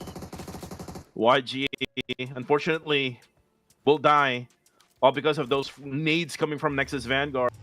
And by the way, Nexus Vanguard will finally be out. They got killed there in the process. So it's now going to be IQ versus K1J. The Claw needs to heal up. And XI, this is going to be a game for K1J. An easy game now. Right at the end. The Claw now will die. Soiree now will find XI. XI though will get down. But again, eventually K1J, with the numbers advantage, gets the win here in match number 4. What an ending for our K1J. And I just like to emphasize again and again, this team did not qualify for the Week 1 Super Weekend, but now getting a winner chicken dinner. What? That is a huge adjustment for them, and I just like to commend them for that. And even the second placer for this game number 9, or rather game number 4, which is actually IQ. Both of these teams really learned a lot from week number 1, and I just really admire how they were able to adjust and adapt and apply all of those learnings from week number 1. And K1J, like what you said, first timers here in the PMCL Super Weekend, week number 2. And this is good for them. Getting a winner chicken dinner in the 2 days of Super Weekend. So definitely this one is for the in the back for them. And they can use this as a momentum and maybe inspiration as well. They can handle these top tier teams like YG, like Nexus Vanguard. But for now, let's see here the stats of K1J. Godmuzu, no elims for him. Soiree with 2. 1 second getting 2 elims. But Kane will get the most elimination here with 5. A total amount of 9 eliminations for K1J. 9 eliminations plus 10 placement points, additional 19 for our K1J. So they are not going to be pinned down right now onto the 16th spot, but rather would propel towards the middle portion of our leaderboard. So that is a nice, again, attempt coming in from K1J. Let's just now know how would they be consistent throughout not only day number 1, but also for day number 2, where it is the most important. But first, we are now going to watch the important highlights for match number 4.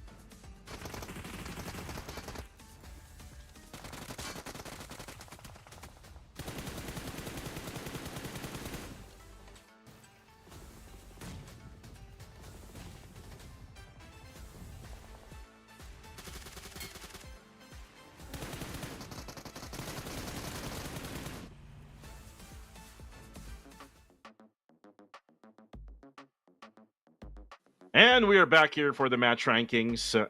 After match number 4, K1J getting that win. A total amount of 19 points is what they got here. 11 for both Team IQ and Team NX. YG, very consistent still here with 8 points, even though that they really were pinned down at the bottom side of the circle. As for MSI, I think this is their bounce back game now with 7 points, and more than likely here for MSI that they will try their luck and try their best in the final 2 maps of the day. But anyways, here are the scores for the second half of the match ranking. What's the story here is basically Team Max. Team Max getting none here in match number 4. So this is a game that Team Max would love to forget. Definitely, and the same goes to SBZ and WIOF. But for the overall rankings right now, 62 for NX, Team Max with 38, YG now with 31, Infasaver with 30. I'd like to find our K1J. Ooh, right here, number 9, 23 overall points coming in from number 16. So a huge leap coming in from them. So again, this is what we always say.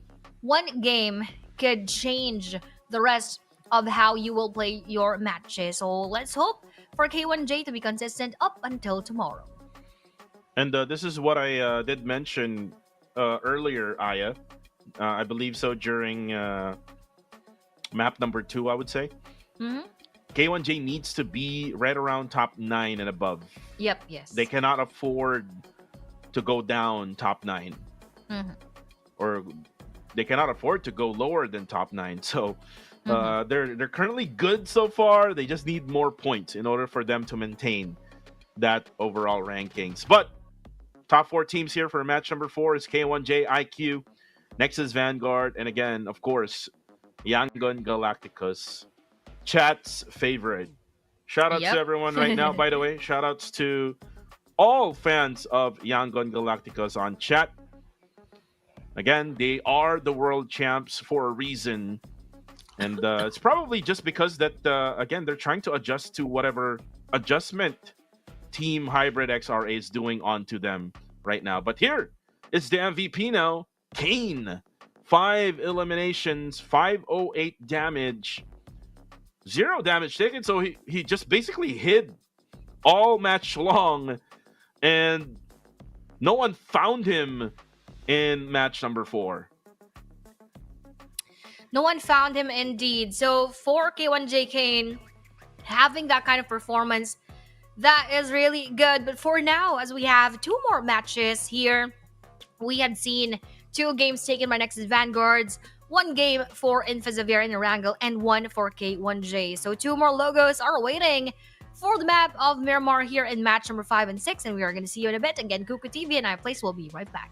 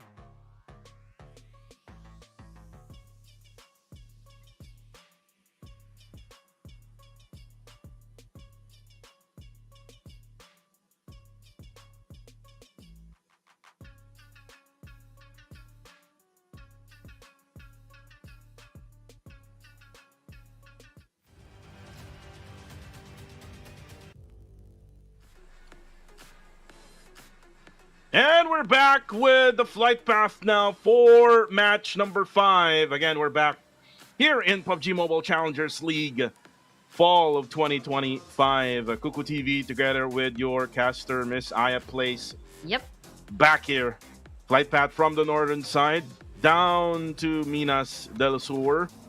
It's coming from Torre Ahumada. And I just asked a question on chat right now in YT. Who do you think will win in match number 5? Will it be Hybrid XRA or will it be YG? Ooh. Big question right there. We will see. We will see. But I actually think, if it's gonna be my prediction, I am actually thinking MSI would take this match. So that might not be Hyra nor YG, but I just do think that this is their time to redeem themselves from those bad plays that they had for today. How about you? Are you leaning towards Hyra, towards YG, or any other team? I would say Burmese Goals. Burmese Goals has struggled all throughout the day. So let's see if Burmese Goals can get back here in the scoreboard.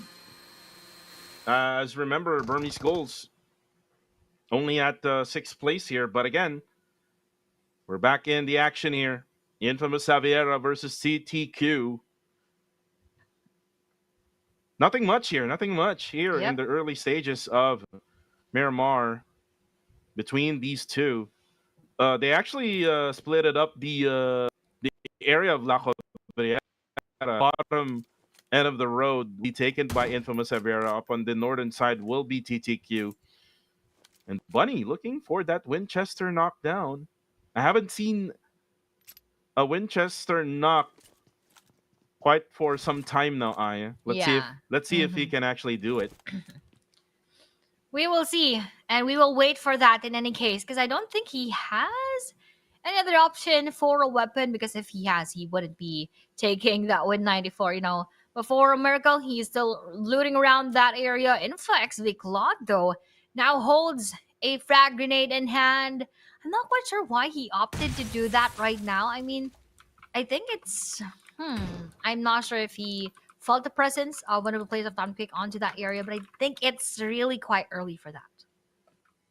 And Bunny now looking towards Forsaken and Isay. What Forsaken and Isay is doing right now is they're just trying to loot much more items at their side. There's actually Claude right on the far left side of Bunny, together with Miracle, actually. Ooh, Zuki is actually on the higher ground here, making a flank. And Gus also, from the much higher ground. Well, what TTQ is doing right now is they're trying to box in Infamous Xaviera, which is kind of a good strategy here in the hot drop. Yeah, a good strategy indeed, but we have here that knockdown on to Time to Quick Miracle, even if they are trying to box out the place of our Infa Xaviera, although that box out would cause Infa Xaviera Claude to be taken down, coming in from Bunny right there with that confirmation too. And more players of Xaviera will actually be quite damaged before Isay being right in front of Bunny right there. He needs to move out of that spot. He needs to go for that revive as well onto Miracle before Forsaken actually spots him together with Isay. And Bunny now will try to run away for now. Will not go for the revive. Oh, Zuki, though, will confirm Lion. Bunny will go down now as Isay will shot him with the micro Uzi. And Zuki will throw a frag grenade in. Forsaken needs to back out. Ooh. Isay and Forsaken is actually down to very low HP. And I think they don't have yet either a first aid or maybe a bandage. I mean, Isay does have a bandage, I think. And he's trying to heal up, at least for now. Gus and Zuki will try to find an angle here as Miracle and Bunny will probably not move for now, because if they try to move, they will be spotted by Isay. There you go. Ooh. Bunny did moved. That's why Isay will go for that finished. And for now, it's going to be a 2v2 situation here in La Cobriera. You know, coming in from the push of Infa Xaviera, given that they don't have healing equipment yet, even one first aid kit or a few bandages, that was sort of a bad push. Because why would you put yourself in a situation wherein you know that you would be damaged, but you don't have enough to replenish that one? But let's see if they would still continue to push through. Oh, but that was a nice target onto Time with Gus right there, while he also points to his teammate where Infa Xavier Ice is actually at. Let's see how would this 1v2 situation actually go. I say now together with Forsaken. Looks like they got the bandages already, so they were able to heal up for the very least.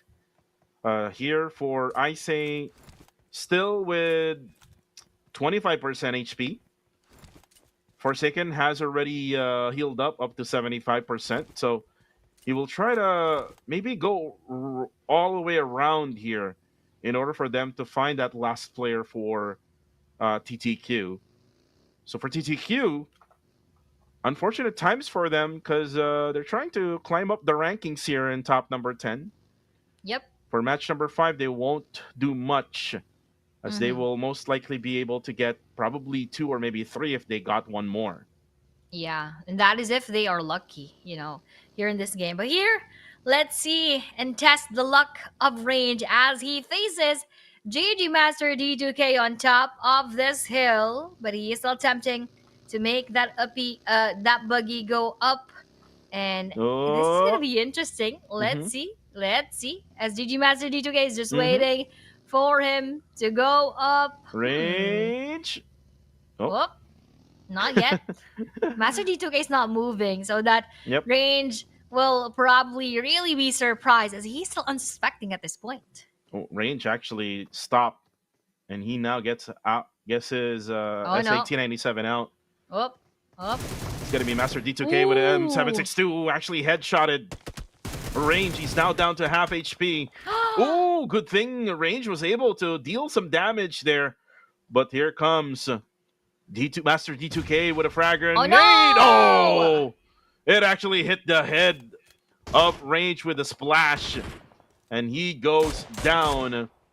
But Mon Boy is actually putting up some suppressing fire. So that they can probably at least recover Range. Range actually went down. Not so sure if the fall damage took effect for Range. And yeah, that's it. He's out. Yeah. The fall damage took effect. So Range will be out. IGL for MSI is out. There's kind of like a curse for your prediction, Aya. Oh, yeah, exactly. I actually predicted MSI. But that was a good defense coming in from GG. Really being very patient, having that discipline not to even make a move, not even to make a noise, so that MSI Range would push through with his plans, and then eventually that is the perfect recipe for GG to actually join in. So with that first elimination on the GG, let's see if they would be able to add more. But with the movement of the circle, that would leave a lot of teams behind, having a very vacant circle onto the southeastern side. So that could be a good space for IQ to take, especially that they're coming from below. So let's see if they actually decide to go to that spot. Well, with that circle, winning a future will definitely be able to get that northern side. Oh, actually, in the graveyard now, winning a future will be pushed by CTS Esports Drex. This is the scout and IGL of CTS. Oh, actually, it's out in the open at the lobby. But now, you will back out. WOM now has a frag grenade. YOLOs, though, will be dealt by that splash damage. Lucky, though, will now try to come closer. There's another player from Winning a Future who's now going to try to come in. At the church area, there's actually also one. So YOLO's position here, he cannot really change it at all. Ooh, looks like he's going to go at the roof for him to be safe. And as he do that, he's going to go for that heal up first because he doesn't have much of that HP. But for his teammates, let's see if they will be able to provide enough cover fire onto their teammates so that CDS would be taken down later on. But as WIF Miners also goes to that rooftop with the rest of the players of CTS coming from below them, Let's see if they are actually going to go for that push, or will they also wait for WIOF to go down? It looks like Minus, together with the gang here, will set up smokes for now. Oh, they actually heard some gunshots right over there. This is probably CTS and SBD. Wrong, actually. Takes one of the players of CTS down. We will probably see that later on. Oh, actually, no. Demios says, nah, you cannot get in. Minus now goes down. SBD Vicious goes for the third party here. Cool will be spotted. Now, Milo needs to help out. Minus, though, will be eliminated. Wrong goes down, courtesy of YOLOs. And here comes WOM. WOM with a shotgun. Hits Bear on the head. Cool will go down as well. A lot of things happening here at Graveyard area. And then here comes another players here for the side of SBD. The second half of SBD coming in. Timo and Milo now coming in. CTS needs to regroup. They need to revive their teammates. Oh, but Milo actually first set up the smoke first, and then here comes winning a future as they third party the situation. YOLOs, though, will die in the process. WOM now is gonna come out of that corner. Is that S1897? He actually hits him twice. Nice for the side of WOM. Oh, and there you have it for SBD Vicious. They are out. They were the third party team. Yup. And they were the ones who were eliminated first here in this map. So that was not a good push, but rather a bad push from the side of SBD. You know, I think that was a really desperate call for them. That's why they really pushed forward. But unfortunately, they were not able to maximize that chance and just got one elimination in that moment. But for the rest of those teams still fighting in that area, WIOF and even CTS, they're still doing good with 4 points going on to CTS. But for Nexus Vanguards, they actually spotted IQ as they're moving forward, but I don't think they would decide to choose to take that challenge for now. As the rest of the teams are getting inside of the circle, we have a few more seconds before stage number 3 comes. Nexus Vanguard, again, they got the back-to-back chicken dinner in match 1 and 2. They haven't really found their groove for the past couple of matches. So this is their game right now here, match number 5. And here comes Master Hong. Ooh, unfortunately, he slows down as he tries to go over that hill. And that's why Cute Low-Key was able to get the knockdown. So, oh, unfortunately, looks like his Murado got stuck. Yep. But here comes his teammate, KZ. Goes for the push, eliminates Master Hong. YG coming in for the third party. They might want to try and test. Again. And this is again Hybrid XRA versus YG. Looks like they are spraying them down. And looks like they were able to revive as well. But here comes the fourth party as well. GOA.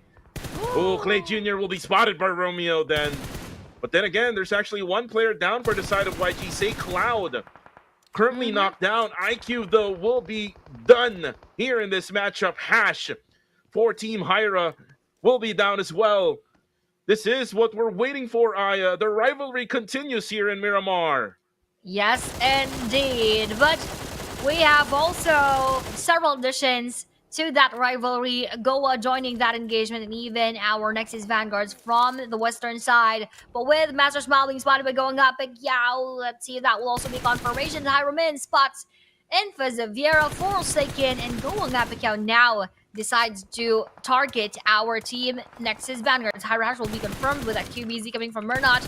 Romeo Boy will be seen also by going up, but they are all outside of the blue zone. So that would really be a bit more of a challenge, as that pain and that damage will really be adding and taking a toll on their performance right here. WIOF Shin would be spotted. That will actually be the final player. So that will be them being eliminated here in our game. Goa. Rather, that was Rex and Clay Jr. really having a hard time right there, but with more bullets coming in from NX, that would take them out to live. Utter chaos right now is what's happening. I'm just speechless. Anyways, YG now needs to get in. It looks like there's actually one player who's, I believe, is down and out. Ooh, Hyra, though. Capo gets a headshot from Nexus Vanguard with that Mini 14. Oh, no. And there you go. That's it for Say Cloud. You'll be left all alone now. So for YG, they're still left with I believe 3 players 2? inside. Oh yeah, 3. Yeah, 3 players inside now of the playable area. They're not yet in the circle though. As for Team Hybrid XRA, they're left with 2. Capo now will die in the process there. So they're still left with 2. They will be getting to the zone. Oh, Nexus Vanguard though. Ooh. Will die, and they die in the process, but they do get 7 eliminations. That is still a good try with 7 eliminations. Adding on to their previously 62, they would still be immovable at this point. So it's either Team Max gets the chicken dinner and YG2 with a lot of kills. That will be the only time they will be replaced. But for now, they can still breathe a bit for the side of our Nexus Vanguards. But for YG, not much space for them to breathe, as they are again going to move inside of the circle and they would still be meeting more of our opponents. And YG sustaining all that blue zone, all those gunfires from all those teams on the bottom side of the map. And right now, MSI, together with GOA, they're rotating all together here right at this very spot. GOA, though, will be the first one to get in. As again, Pacquiao will be the last member left here for GOA. He will hide for now, as probably he's down to only just the bandages. But Min now firing at will onto YG, but he'll be spotted by Mernat with that AUG headshot onto Min. And now here comes YG. Again, the rivalry continues, but again, the advantage is still with the side of the world champs. Mernat now comes in. Will confirm now is going to be Smile. And for Hyra, they're now left with only 1 player. Oh, they're out. Oh. They are now out. They're now out because of also one more team joining that engagement. But for YG, but also 4 eliminations already, they are slowly but surely getting back on track right here and also getting inside of that safe zone. As you've mentioned, Goang Picao was the first to get inside of that circle, together with the rest of the teams that were battling outside of that zone earlier on. With 40 more seconds, but before he still survives, MSI already spots him here in this game. Now we only have 9, but my prediction is actually still alive with 3 players remaining. So let's see if they could still have a good chance in this match. Let's see if they can. Team Max is alive though. And they're still left with 4 players strong. We don't even see Team Max right now at the scenes that we're seeing. But again, still a big chance for YG to try to win this all. Circle will now close. Oh, and looks like it actually goes to Team Max. So did I choose Max, Aya, for the prediction, or? I actually forgot if you gave a prediction, but do you predict them now? Yeah, you picked MSI, right? Yep. Yeah, I am choosing Team Max. Okay. So let's see if that is, or this is really going to be their game for tonight, as we still have GG a bit of struggling to get inside the circle together with our CDS. They're just waiting for the movements of CDS actually, so that they could have that ease of mobility later on and they wouldn't have to think much of their behinds. GG Kaya still seeing Woem onto that side. Cole actually will be spotted by GG Devon, but as he does, we have here also 74 to knock down Devon. Well, M now will try to get back to that same house where they actually eliminated a lot of players from SBD Vicious. Kaya just looking for that right timing. Zuki, though, on the feed. And that is it for TTQ. They're left with only 1. So they're done for this match. So they're going to have to regroup again to prepare for match number 6. And now here comes MSI. Looks like they're going to go to this compound. A really good compound to be on. But looks like YG just looking at them so far here at the higher ground. We do have CTS. Oh, Demios goes down, courtesy of Kaya. It's going to be GG versus them now. Still with 4 players here for CTS. Demios, though, will need help. He's on fire right now. Cole needs to cool him down. Oh, no, that's it. The molly is just way too much heat for Demios. Oh, no, but both our predictions are in a skirmish. That was G-Max versus MSI with only one, but one will be revived. But for us, now continuing with what they left earlier on, GG versus CTS went for that nade. Would be for NG, but would not damage anyone else. But for CTS, that was actually them having and costing half of the life of GG Master D2K with one more final attempt. Will that land onto Master D2K? And yes, would be the answer. CTS Cole knocks out one. Meanwhile, for GG Kaya, let's see if he would be able to survive. But with that third-party action, CTS Cole will actually be taken down by GG Kaya. But from the side, also adding damage will be our Osja. Oh, and Drex, though, unfortunately for GG, they eliminate CTS Esports. CTS leaves this game, though, with 7 eliminations in the bag there. But for GG, Kaya needs help here. He's down on the low ground. Oh, he actually got spotted by Godspeed from above that hill. And for BG, they might want to check Osja out because Osja is getting nearby that area. For now, we're left with only 6 teams here in stage number 5. Circle, by the way, will come into a close. Just 8 more seconds left to go here. Who will get this circle now? Let's see, where will this circle shift? Ooh, it actually shifted right above MSI. So this means YG and also MSI might fight. Or if MSI will pick Max, then they might get third party by YG. So they need to choose right here in this situation. They need to choose their fighter literally right here in this match. Who will they fight? Will it be YG or will it be our team Max as YG slowly but surely secures a spot inside of our safe zone? Before BG, they're also still not safe right here. They still have their contender, which is going to be Osja later on. So they are still settling where to go. But I believe the northern portion is quite vacant for them to take. But that is only if they know that that is quite vacant, because that is what we're seeing on our screen right now. All of them are quiet in their vehicles because that is very essential here in the map of Miramar. Now with the MSI, they're still probably deciding on what to do. How will they enter the safe zone right here? Will they push forward onto Team Max or will they go onto the eastern side towards our YG? But by the looks of it, I think they're going for that YG battle. They're actually setting up a line of smoke there. They're looking for their vehicles, most likely. They will try to run up the hills. And they will eventually meet up with Yangon Galacticos, who already had rotated in at that bottom side of that circle.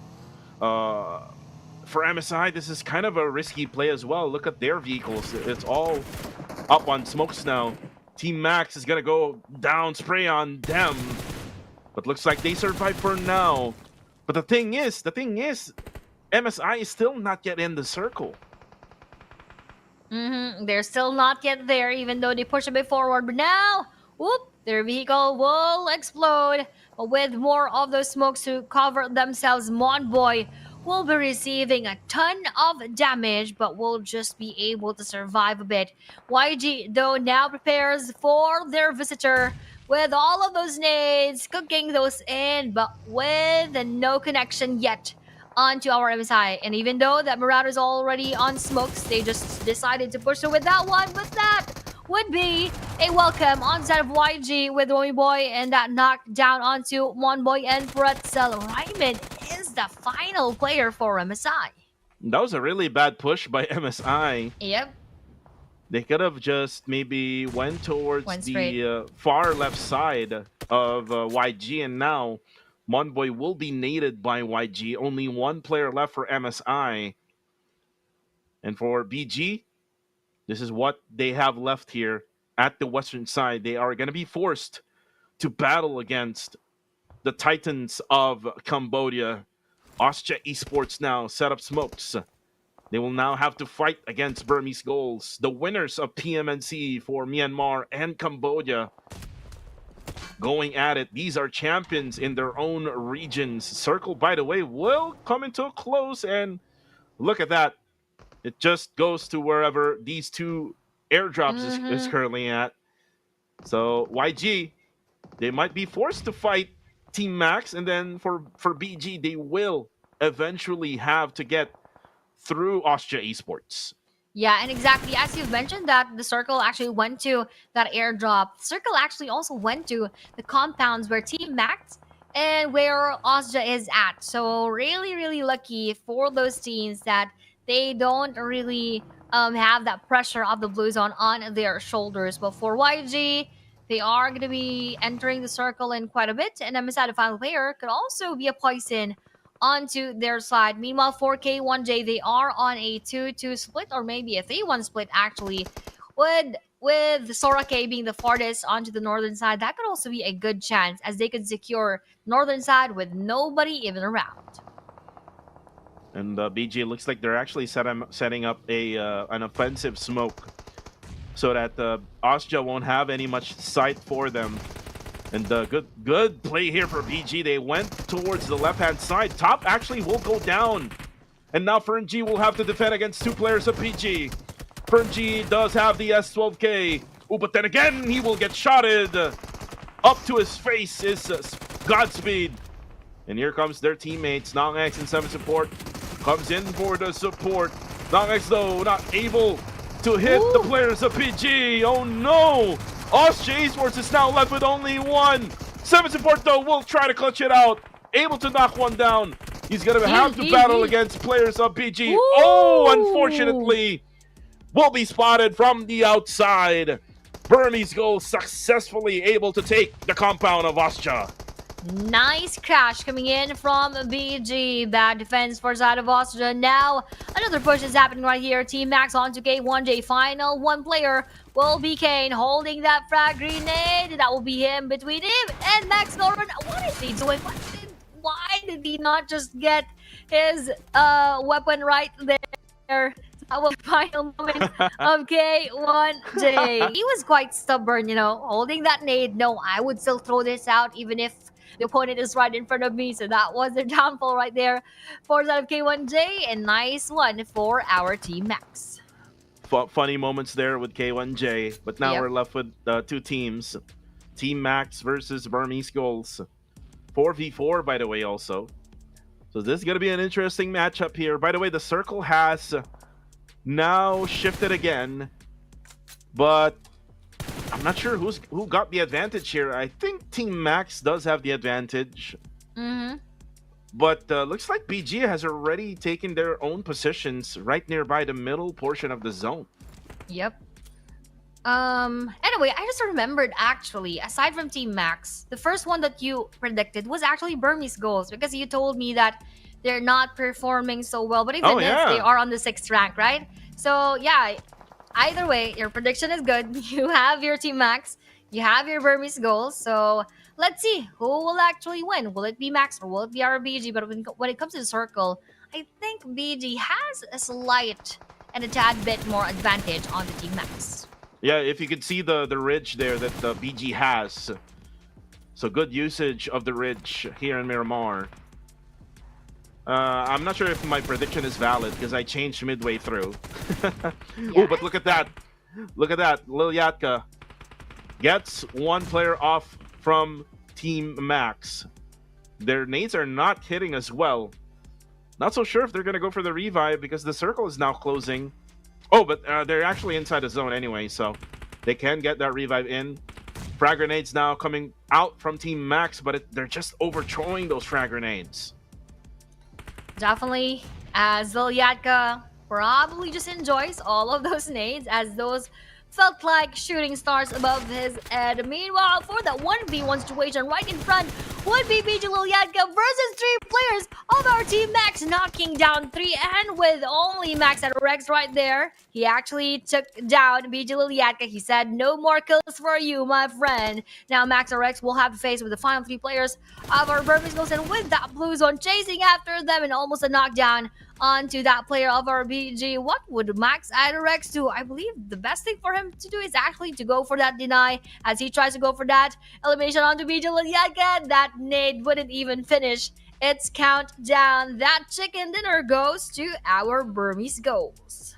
A deny right at the end for Team Max. Burmese Goals wins in match number 5. Another Myanmar team dominating here in the Super Weekend, week number 2, day number 1. As they get this win, let's see how will this change the overall rankings. They're coming from top 6, if I remember it correctly. Yes, yes. So let's see what will change now in the overall rankings. That is going to be interesting because now the BG is already on fire too. We all know how BG is capable of getting those top spots as well. So again, another interesting happening that is going to be boiling for our matches tomorrow on our last day for the Super Weekend, week number 2. But for now, GG's to BG and GG's to you, Cuckoo, for actually predicting this one quite early here in our match number 5. Yeah, and you know what? I just read a comment on YT. I actually even thought that the Max got it. Yeah. But that was really an important fight between BG and Austria Esports. Whoever got that win will most likely be able to get that circle advantage. But again, what's over is over. Match number 5 stats here. 1 elim for Unknown, 4 for Yatka. Godspeed will get 3 and Itchy will get none. And you know what? Yatka got the 3 eliminations here right at the end. So that's good for Yatka. Yeah, that was really on point. And he was eventually stopped by Max Idorex because if he weren't, probably he would be able to squad wipe the rest of our team Max. But for now, let's watch the highlights for our match number 5.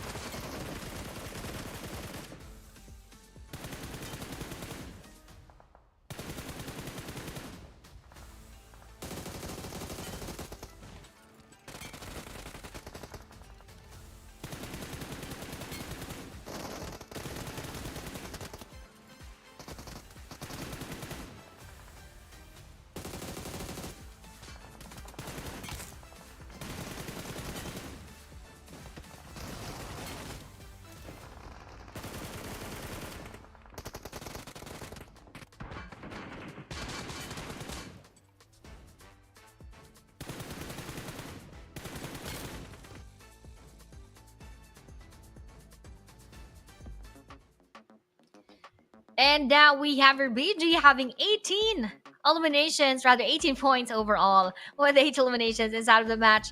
13 points goes to Max. We have our YG with 9, CTS with 8, K1J with 7, also with GG and NX. Oh, 777. We have a good number right here. Osja with 6 as well. So there are a lot of plot twists and turns when it comes to that Miramar match. So I'm much more excited to see the final Miramar map for today. And even though that YG got eliminated there right at the, before the end of the match, they got that 9 points. So that's still good for YG, in my opinion. Here on the second half here for the match ranking for match 5, I think the story here would be Goa. Only, or not even getting a point. 0 point for this match. So GOA, the struggle continues for them as they're still on top number 13. But now, overall rankings is still with Nexus Vanguard at the top of the leaderboards with 16-9. Max will get the top number 2 with 51. BG gets 46, 40 for the side of YG. Infamous Xavier, though, for the Philippines, getting 33 points. 31 for GG, K1J with 30 points, IQ with 29. What I'm looking at so far here with the overall rankings, is that the PH side of things, they are really struggling here in this season's PMCL. Really, struggle is real for side of PH, and now we have seen flourishing teams from, of course, Myanmar, and even here for side of Cambodia. And we have here on the screen top 4 teams: BG with 8 nominations, Max with 7, YG with 6, and CTS with 7. And when it comes to those utilities, Max definitely used a lot more of those smokes, even twice of our BG having 28 right here. That explains that, because they really struggle when it comes to that safe zone, when it comes to that circle advantage of our BG, as they took that winner chicken dinner. BG Lil Yatka got that MVP title with 4 eliminations, 516 damage, and only 273 damage taken. And Yatka, the Terminator for week number 1, Aya, remember? Yeah. So now getting 4 eliminations here. He's maybe looking to get that Terminator award again for week number 2. Anyways, here are now the chicken dinners across 5 matches here. Nexus Vanguard getting 2 with match 1 and match 2. Infamous Saviera getting match 3. K1J getting match 4. And Burmese Goals getting match number 5. Who will take match number 6 as we go along this day? This is the final match of the Super Weekend, guys. Kuku TV and Aya will be right back for that action.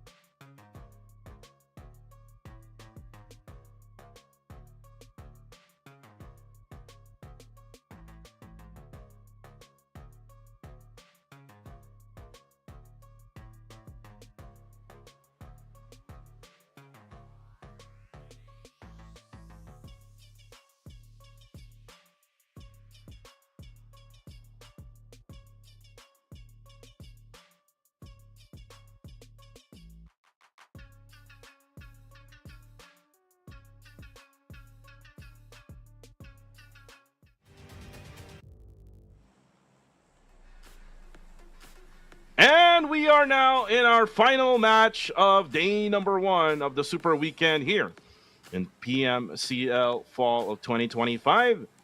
As we fly to the map of Miramar, let's see now the flight path. There you go, Aya. Just right in time. From Valle del Mar, just on the northern side, right straight to Campo Militar. So this is just a usual flight path, a very normal flight path here in Miramar. I am expecting just a peaceful first stage. What's going to be interesting now is going to be the circle. Where will the circle now be as we now wait for it? Earlier it was right around La Bendita, just right on the western side of it. So let's see what and where will the circle be. Exactly.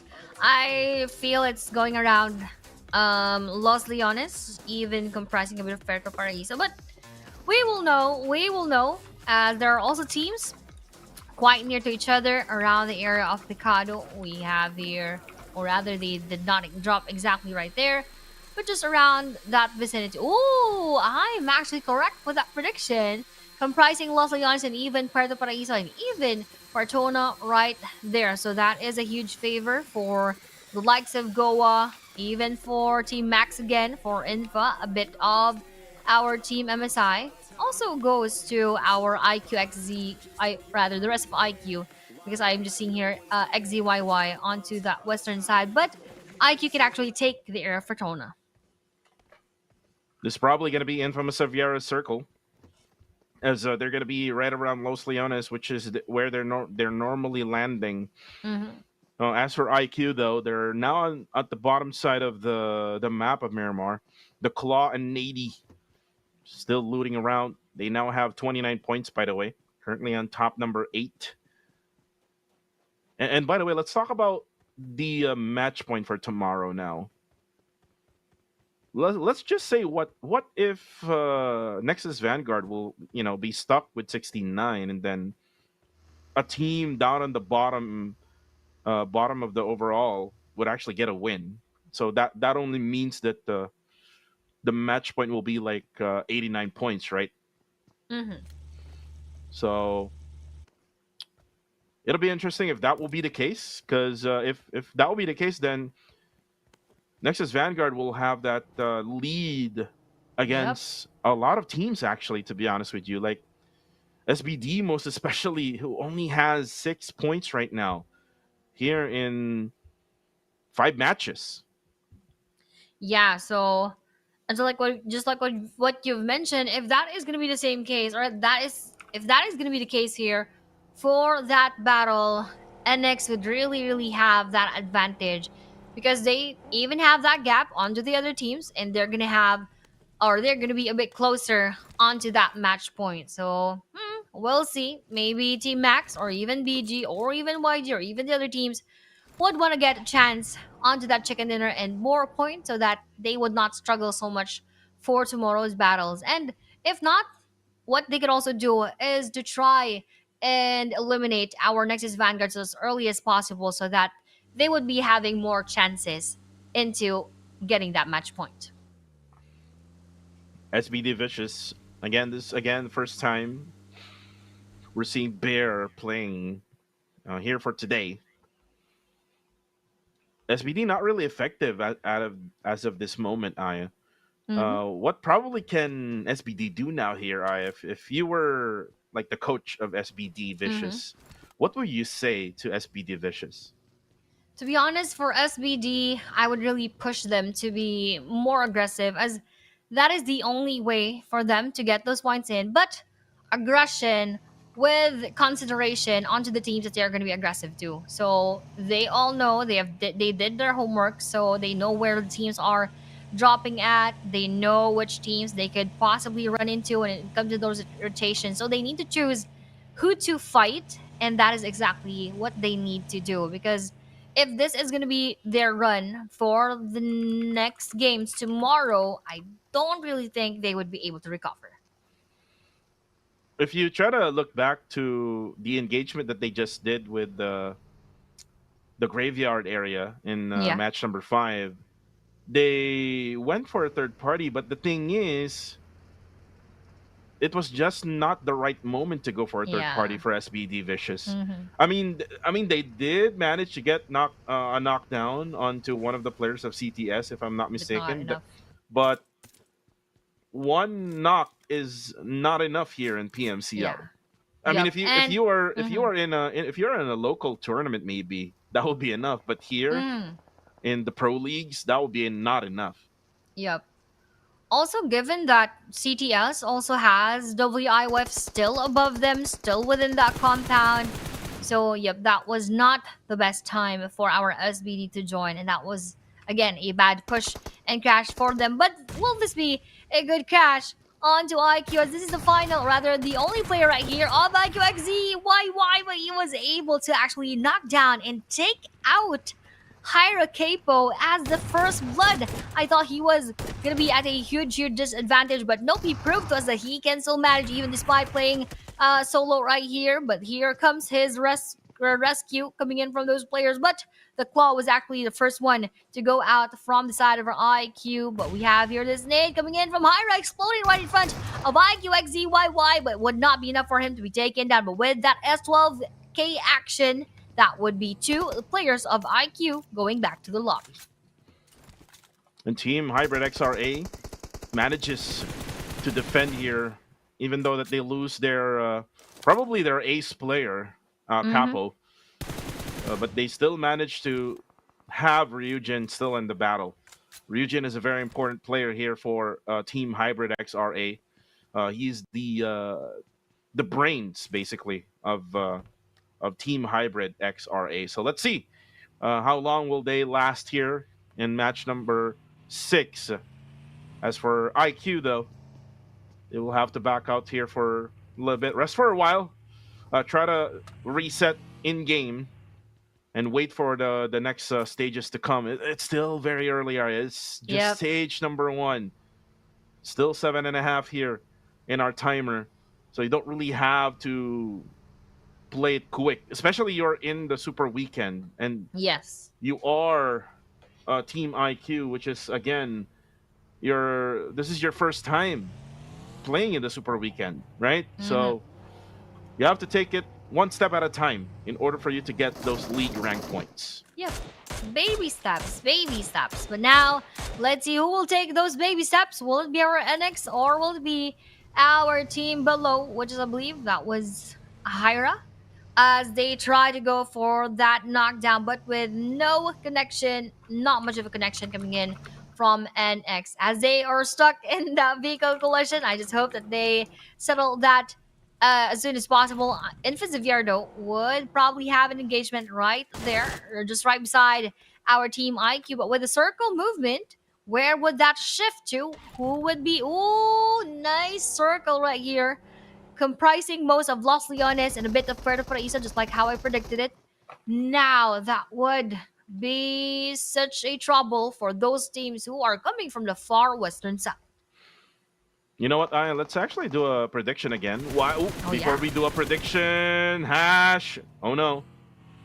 Looks like IQ wants to get at least one elimination here against Hybrid XRA. So going back, prediction, Ayan. Which team do you think will win match 6? I think this time around, I would go for Goa. I think I would want to push them. But wait, speaking of push, we have Austria pushing onto SBD, taking 2.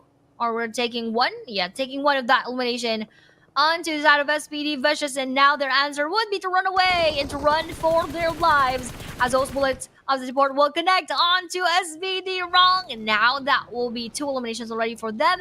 And Exit Lokido will be spotted by YG Say Cloud with that Scarl action as they move around too. Before they enter that safe zone, they just make sure that that kill would really count. And while we're seeing Austria, this is going to be my prediction, Austria. Because they were very close in the previous match. So I think they would really love to redo it again. But this time around, they want to win. So let's see. They already got the eliminations. They have 2 now here early in this matchup.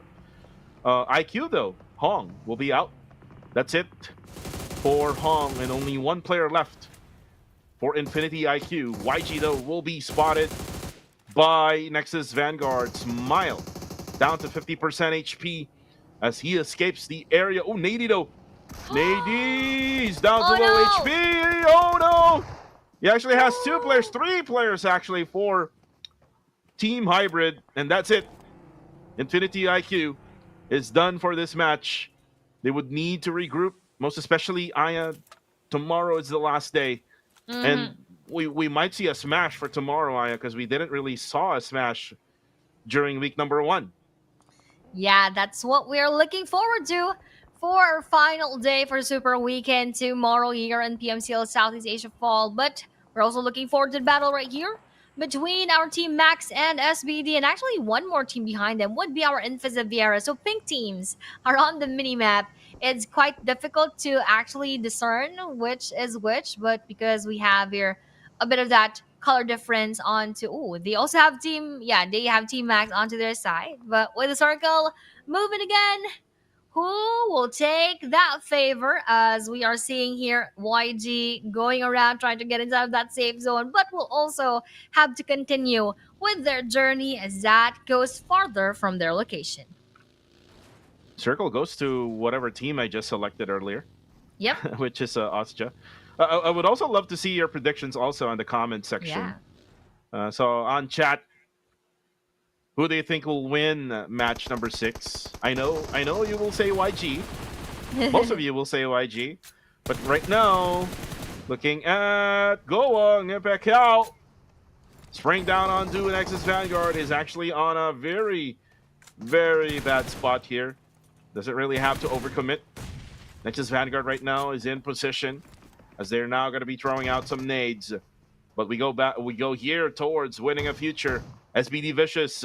Starboy. Oh, Timo just got hit by a pump action shotgun. And now Starboy, he knocks one player down. Oh, actually, Minus also was taken down. And this is a third party from Team Max. Oh, nice one for Team Max right there before Goa. That was also a nice one. Nice knockdown onto NXKKZEWIF minus would be subtracted from his team right there with a few more minutes into the game before we reach stage number 3. WIF Shin now pushing our SBDs, the final 2 players. Oh no, let's see if they would be able to win this battle in front of our WIF, going for that nade, and that will be landing onto YOLO. You only live once, and that will be your final life here in today's match. WIF will be eliminated with 0 eliminations, but that is indeed a nice try for SBD, but not going to be so nice as a full squad of Team Max is just right in front of them across the road. And this is what you just said about SBD Vicious. They need to be aggressive. Yes. Right now, they have 4 eliminations now in this match. And all they need to do now is just wait for the next circles to come. They don't really have to be aggressive now against Team Max, most especially that they're outnumbered right now. Ooh, and look at this. Ooh, the Bat Cave. Ooh. And Superboy, this is not Batman, guys. This is Superboy. From Myanmar. A superhero in the Bat Cave. Yep, indeed. But because he is the final player right here, I think that is a good hiding place, which heroes usually do. Hiding in caves, just like Batman. But as you mentioned, that was Superboy. He's not Batman. That is still a good strategy, as this is going to be a long battle. 14 more teams remain, and he is a solo player, so there's really not much of a point into trying to challenge those full squads as he's inside of that safe zone. That is, again, still a good spot. But for K1J, time to quick CT as they still need to find their sweet spot inside of the circle. Team Max right at the middle together with SBD. This is good for them. I just read a comment here. Winning a future is actually a team formed with old players, yet placed at the bottom with low gun power. It's actually interesting to hear that the composition of players of Winning a Futures are old players. But this is their first time here in PMCL, so let's see. They can continue they can, get a chicken dinner here in this match. But for now, ooh, the nade actually from OM. Zuki goes down. And CTS Esports, they won, they actually haven't won already yet here in this match. It was Infamous Xaviera who actually won in the Erangel match. But this team usually manages to get wins here every now and then here in PMCL. Let's see if they can manage to do so now. Drex has confirmed that elimination. Hashdo, ooh, it's actually YG again versus Hyra. But with that joining, our K1J Soiree secures Hyra Hash with only 2 players remaining. Oh, not only Superboy wants to hide in the bad game, and with that nade, oh, a taste of your own medicine, Superboy. You've done that to YG in match number 1, and you've done that to several players as well. But that would also be his same fate inside of the game, inside of that bat cave, courtesy of our Guardians of Angels. And looks like there's a big possibility here, Aya. Like whatever I said earlier, where Nexus Vanguard will keep the 69 points, which is right now, it is happening. And then a team from down below will get a winner chicken dinner. So again, possible. That is possible, whatever I said. And we might be stuck with the match point at 89 points. So let's see. That will continue. CTS now currently in top number 10, 24 points. If they do get a chicken dinner, that would not be enough to go over Nexus Vanguard. For now, they're just searching for a place to stay. Usually, if you've played in a scrims or if you played in competitive, you would have to mark a location. Yes. And you would see that in the map. And if you don't see any player there, that's where you would actually have to go. But you would have to plan out on where exactly would be the route of wherever you would need to go. But Gus, though, will go down. That's courtesy of Austria Esports, and it's coming from afar. Oh, no! CTS went towards straight to TTQ. And that was a trap play by TTQ. Yep, nice one. 4 times that they were able to take down that player who just drove by in front of them, which is actually coming in from CTS. But nice also counter-attack coming in from Demius onto Time Too Quick as Merkel goes for that smoke. We have another joiner coming from the side. One more player would be taken down, and that will be Demius, and that is actually coming in from our Burmese goal. So that could be a sandwich action right here.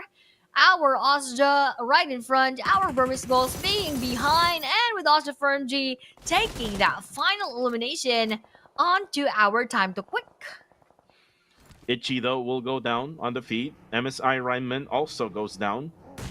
Ooh, battle between YG. Ooh, Smile will not be able to crawl to his teammate now. Ooh, and then there's another thing happening here. Cool.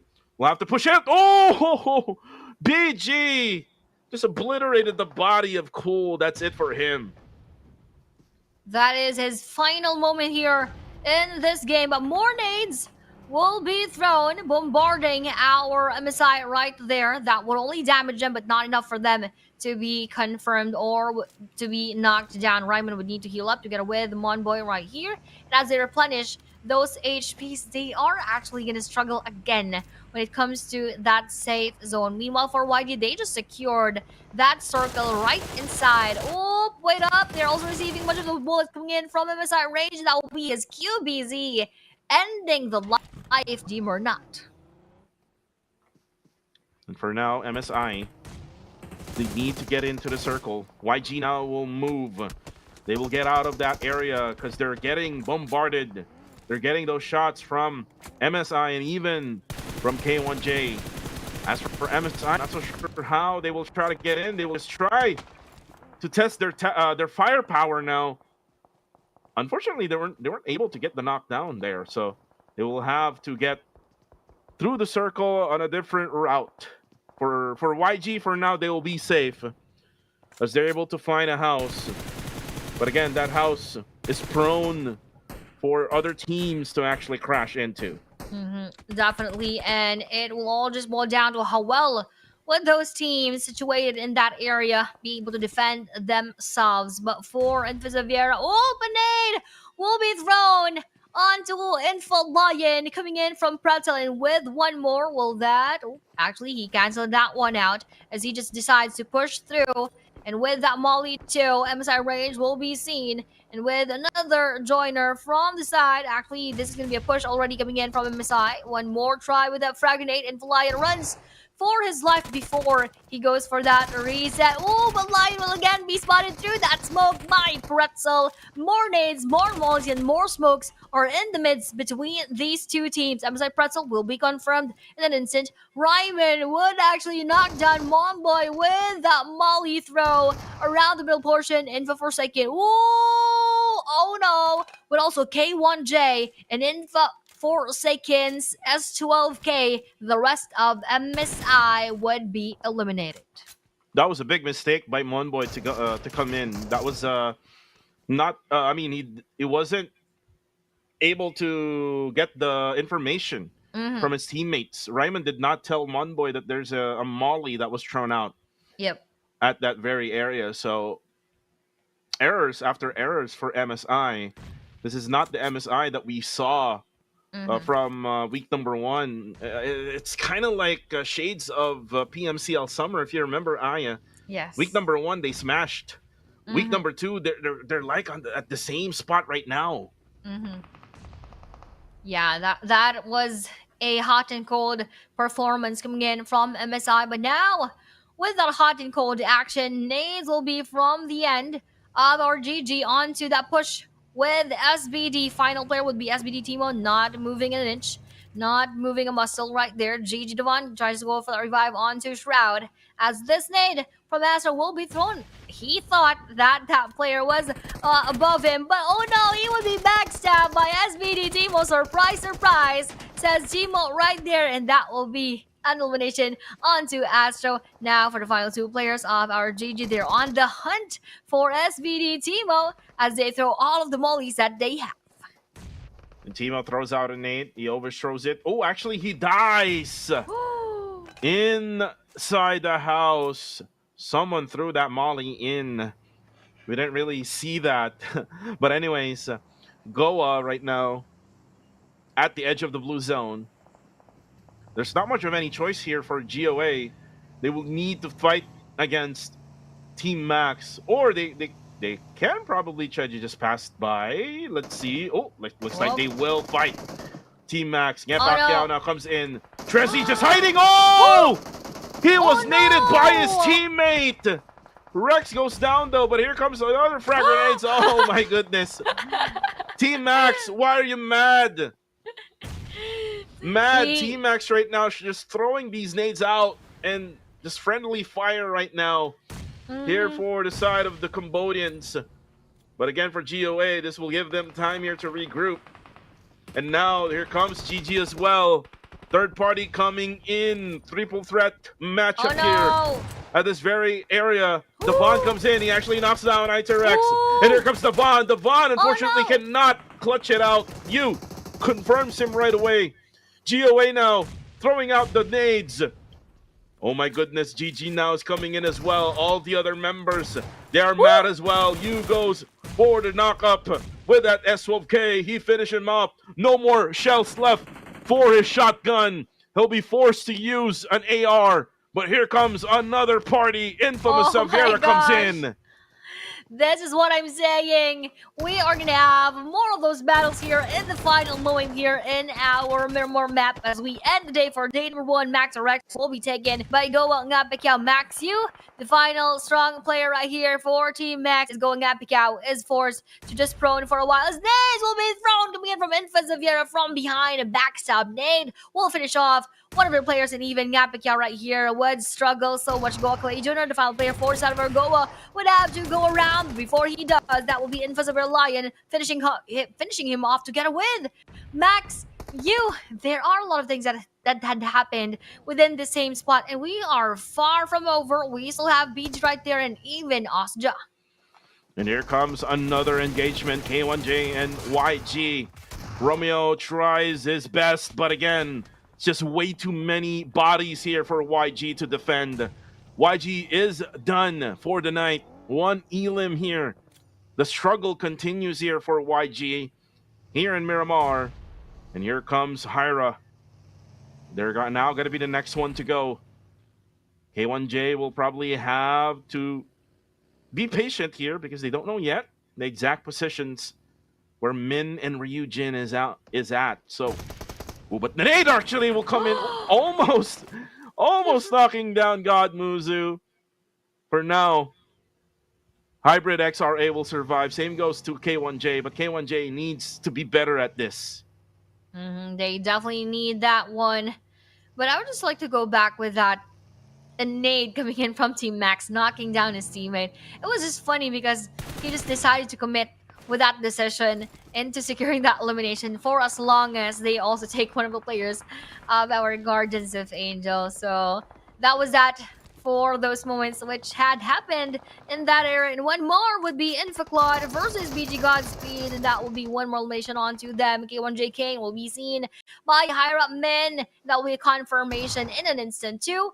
Now, this nade will be thrown onto mid. That would not be received. One more attempt. That would just scratch a bit of 1 second. Ooh, a lot of nades are being thrown right here. But with that brave push coming in from K1J God Muzu, and even with that S12K action, that was just really on point with that drive-by and with that elimination.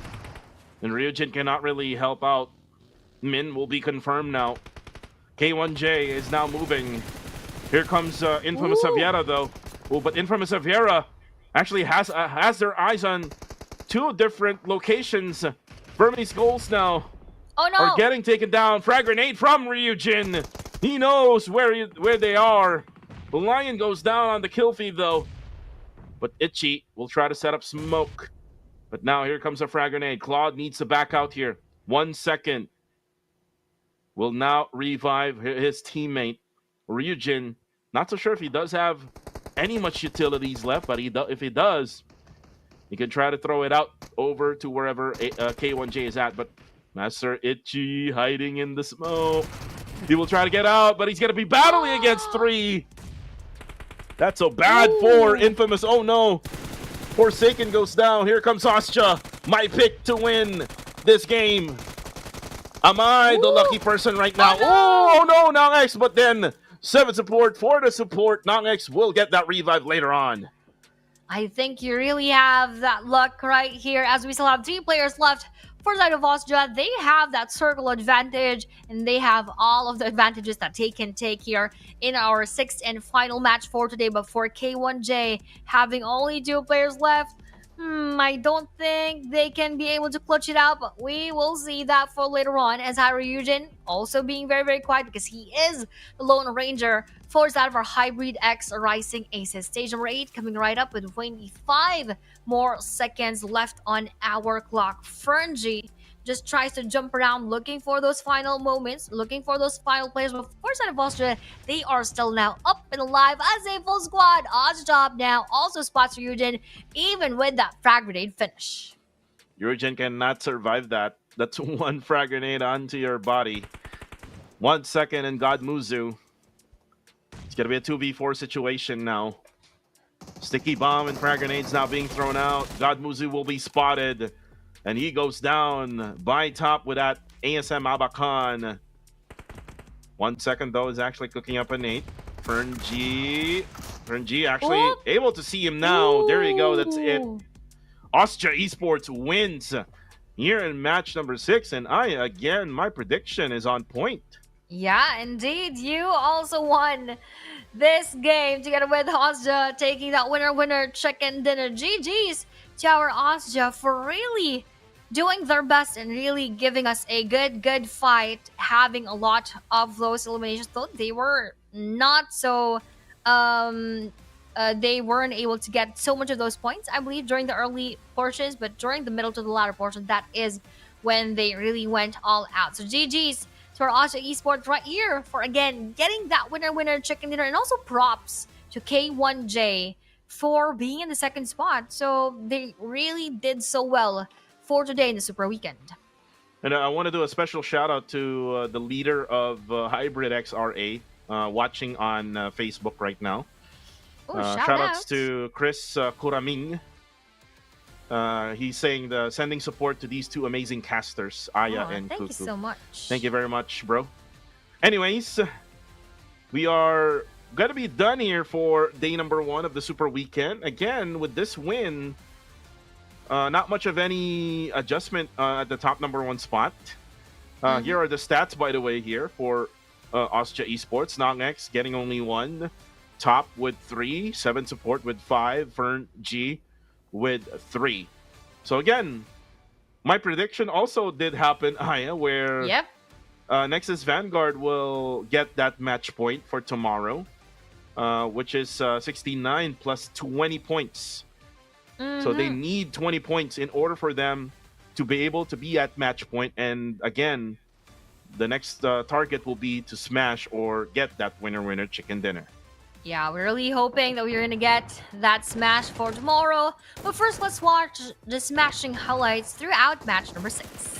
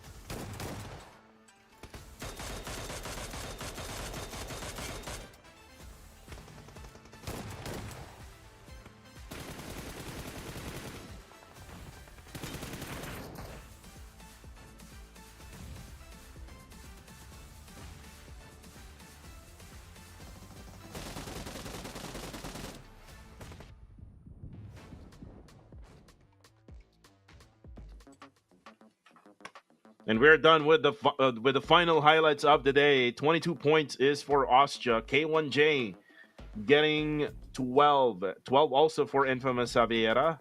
Team Hybrid XRA, they were better in this match with 11. Burmese Goals getting 7. Max with 5. Same goes to GOA and SBD Vicious. We don't see YG and MSI actually in this first page of this match ranking.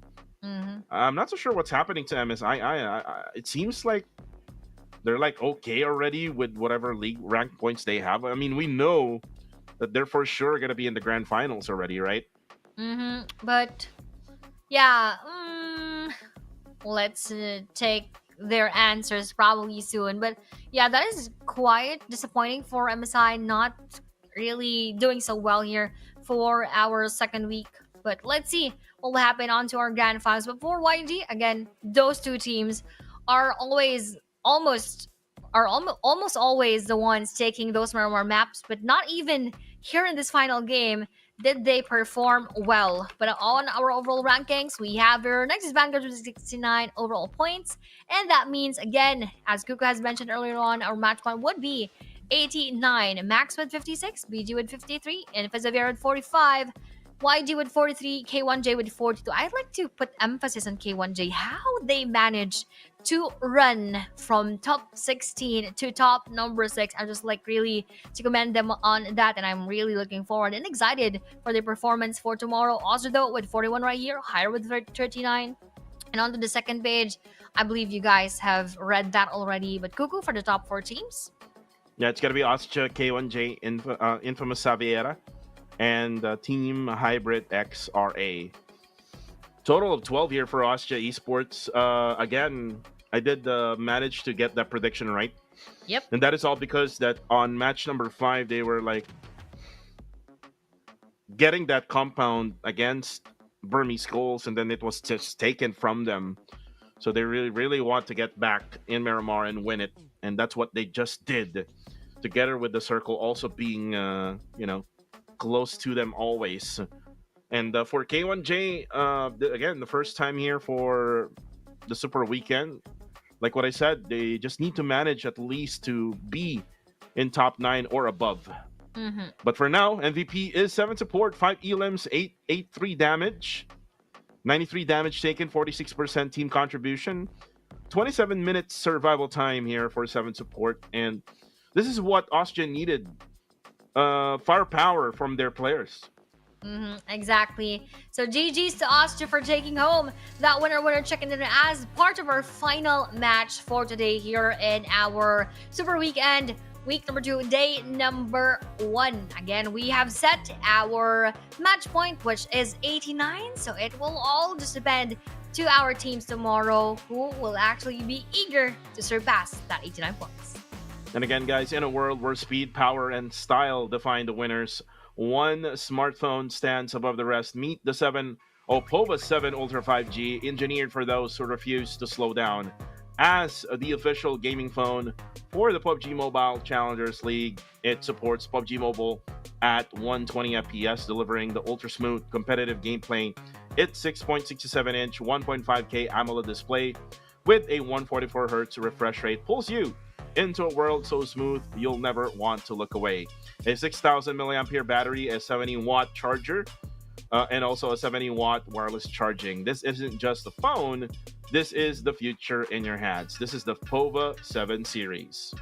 The POVA 7 series, something that you would definitely not want to miss here in our gadget scene right here, because this is built for winners. So if you want to win, just like how Austria won that previous game, don't forget to get your hands on the Technopova 7 Ultra 5G. So we had seen a lot Goku for today, but most definitely they have also updated to the version 4.0. That's why our players actually were able to keep playing longer, because this has a less CPU usage on average by 10%, less GPU usage by 10%, less power consumption on average by 5 to 7%.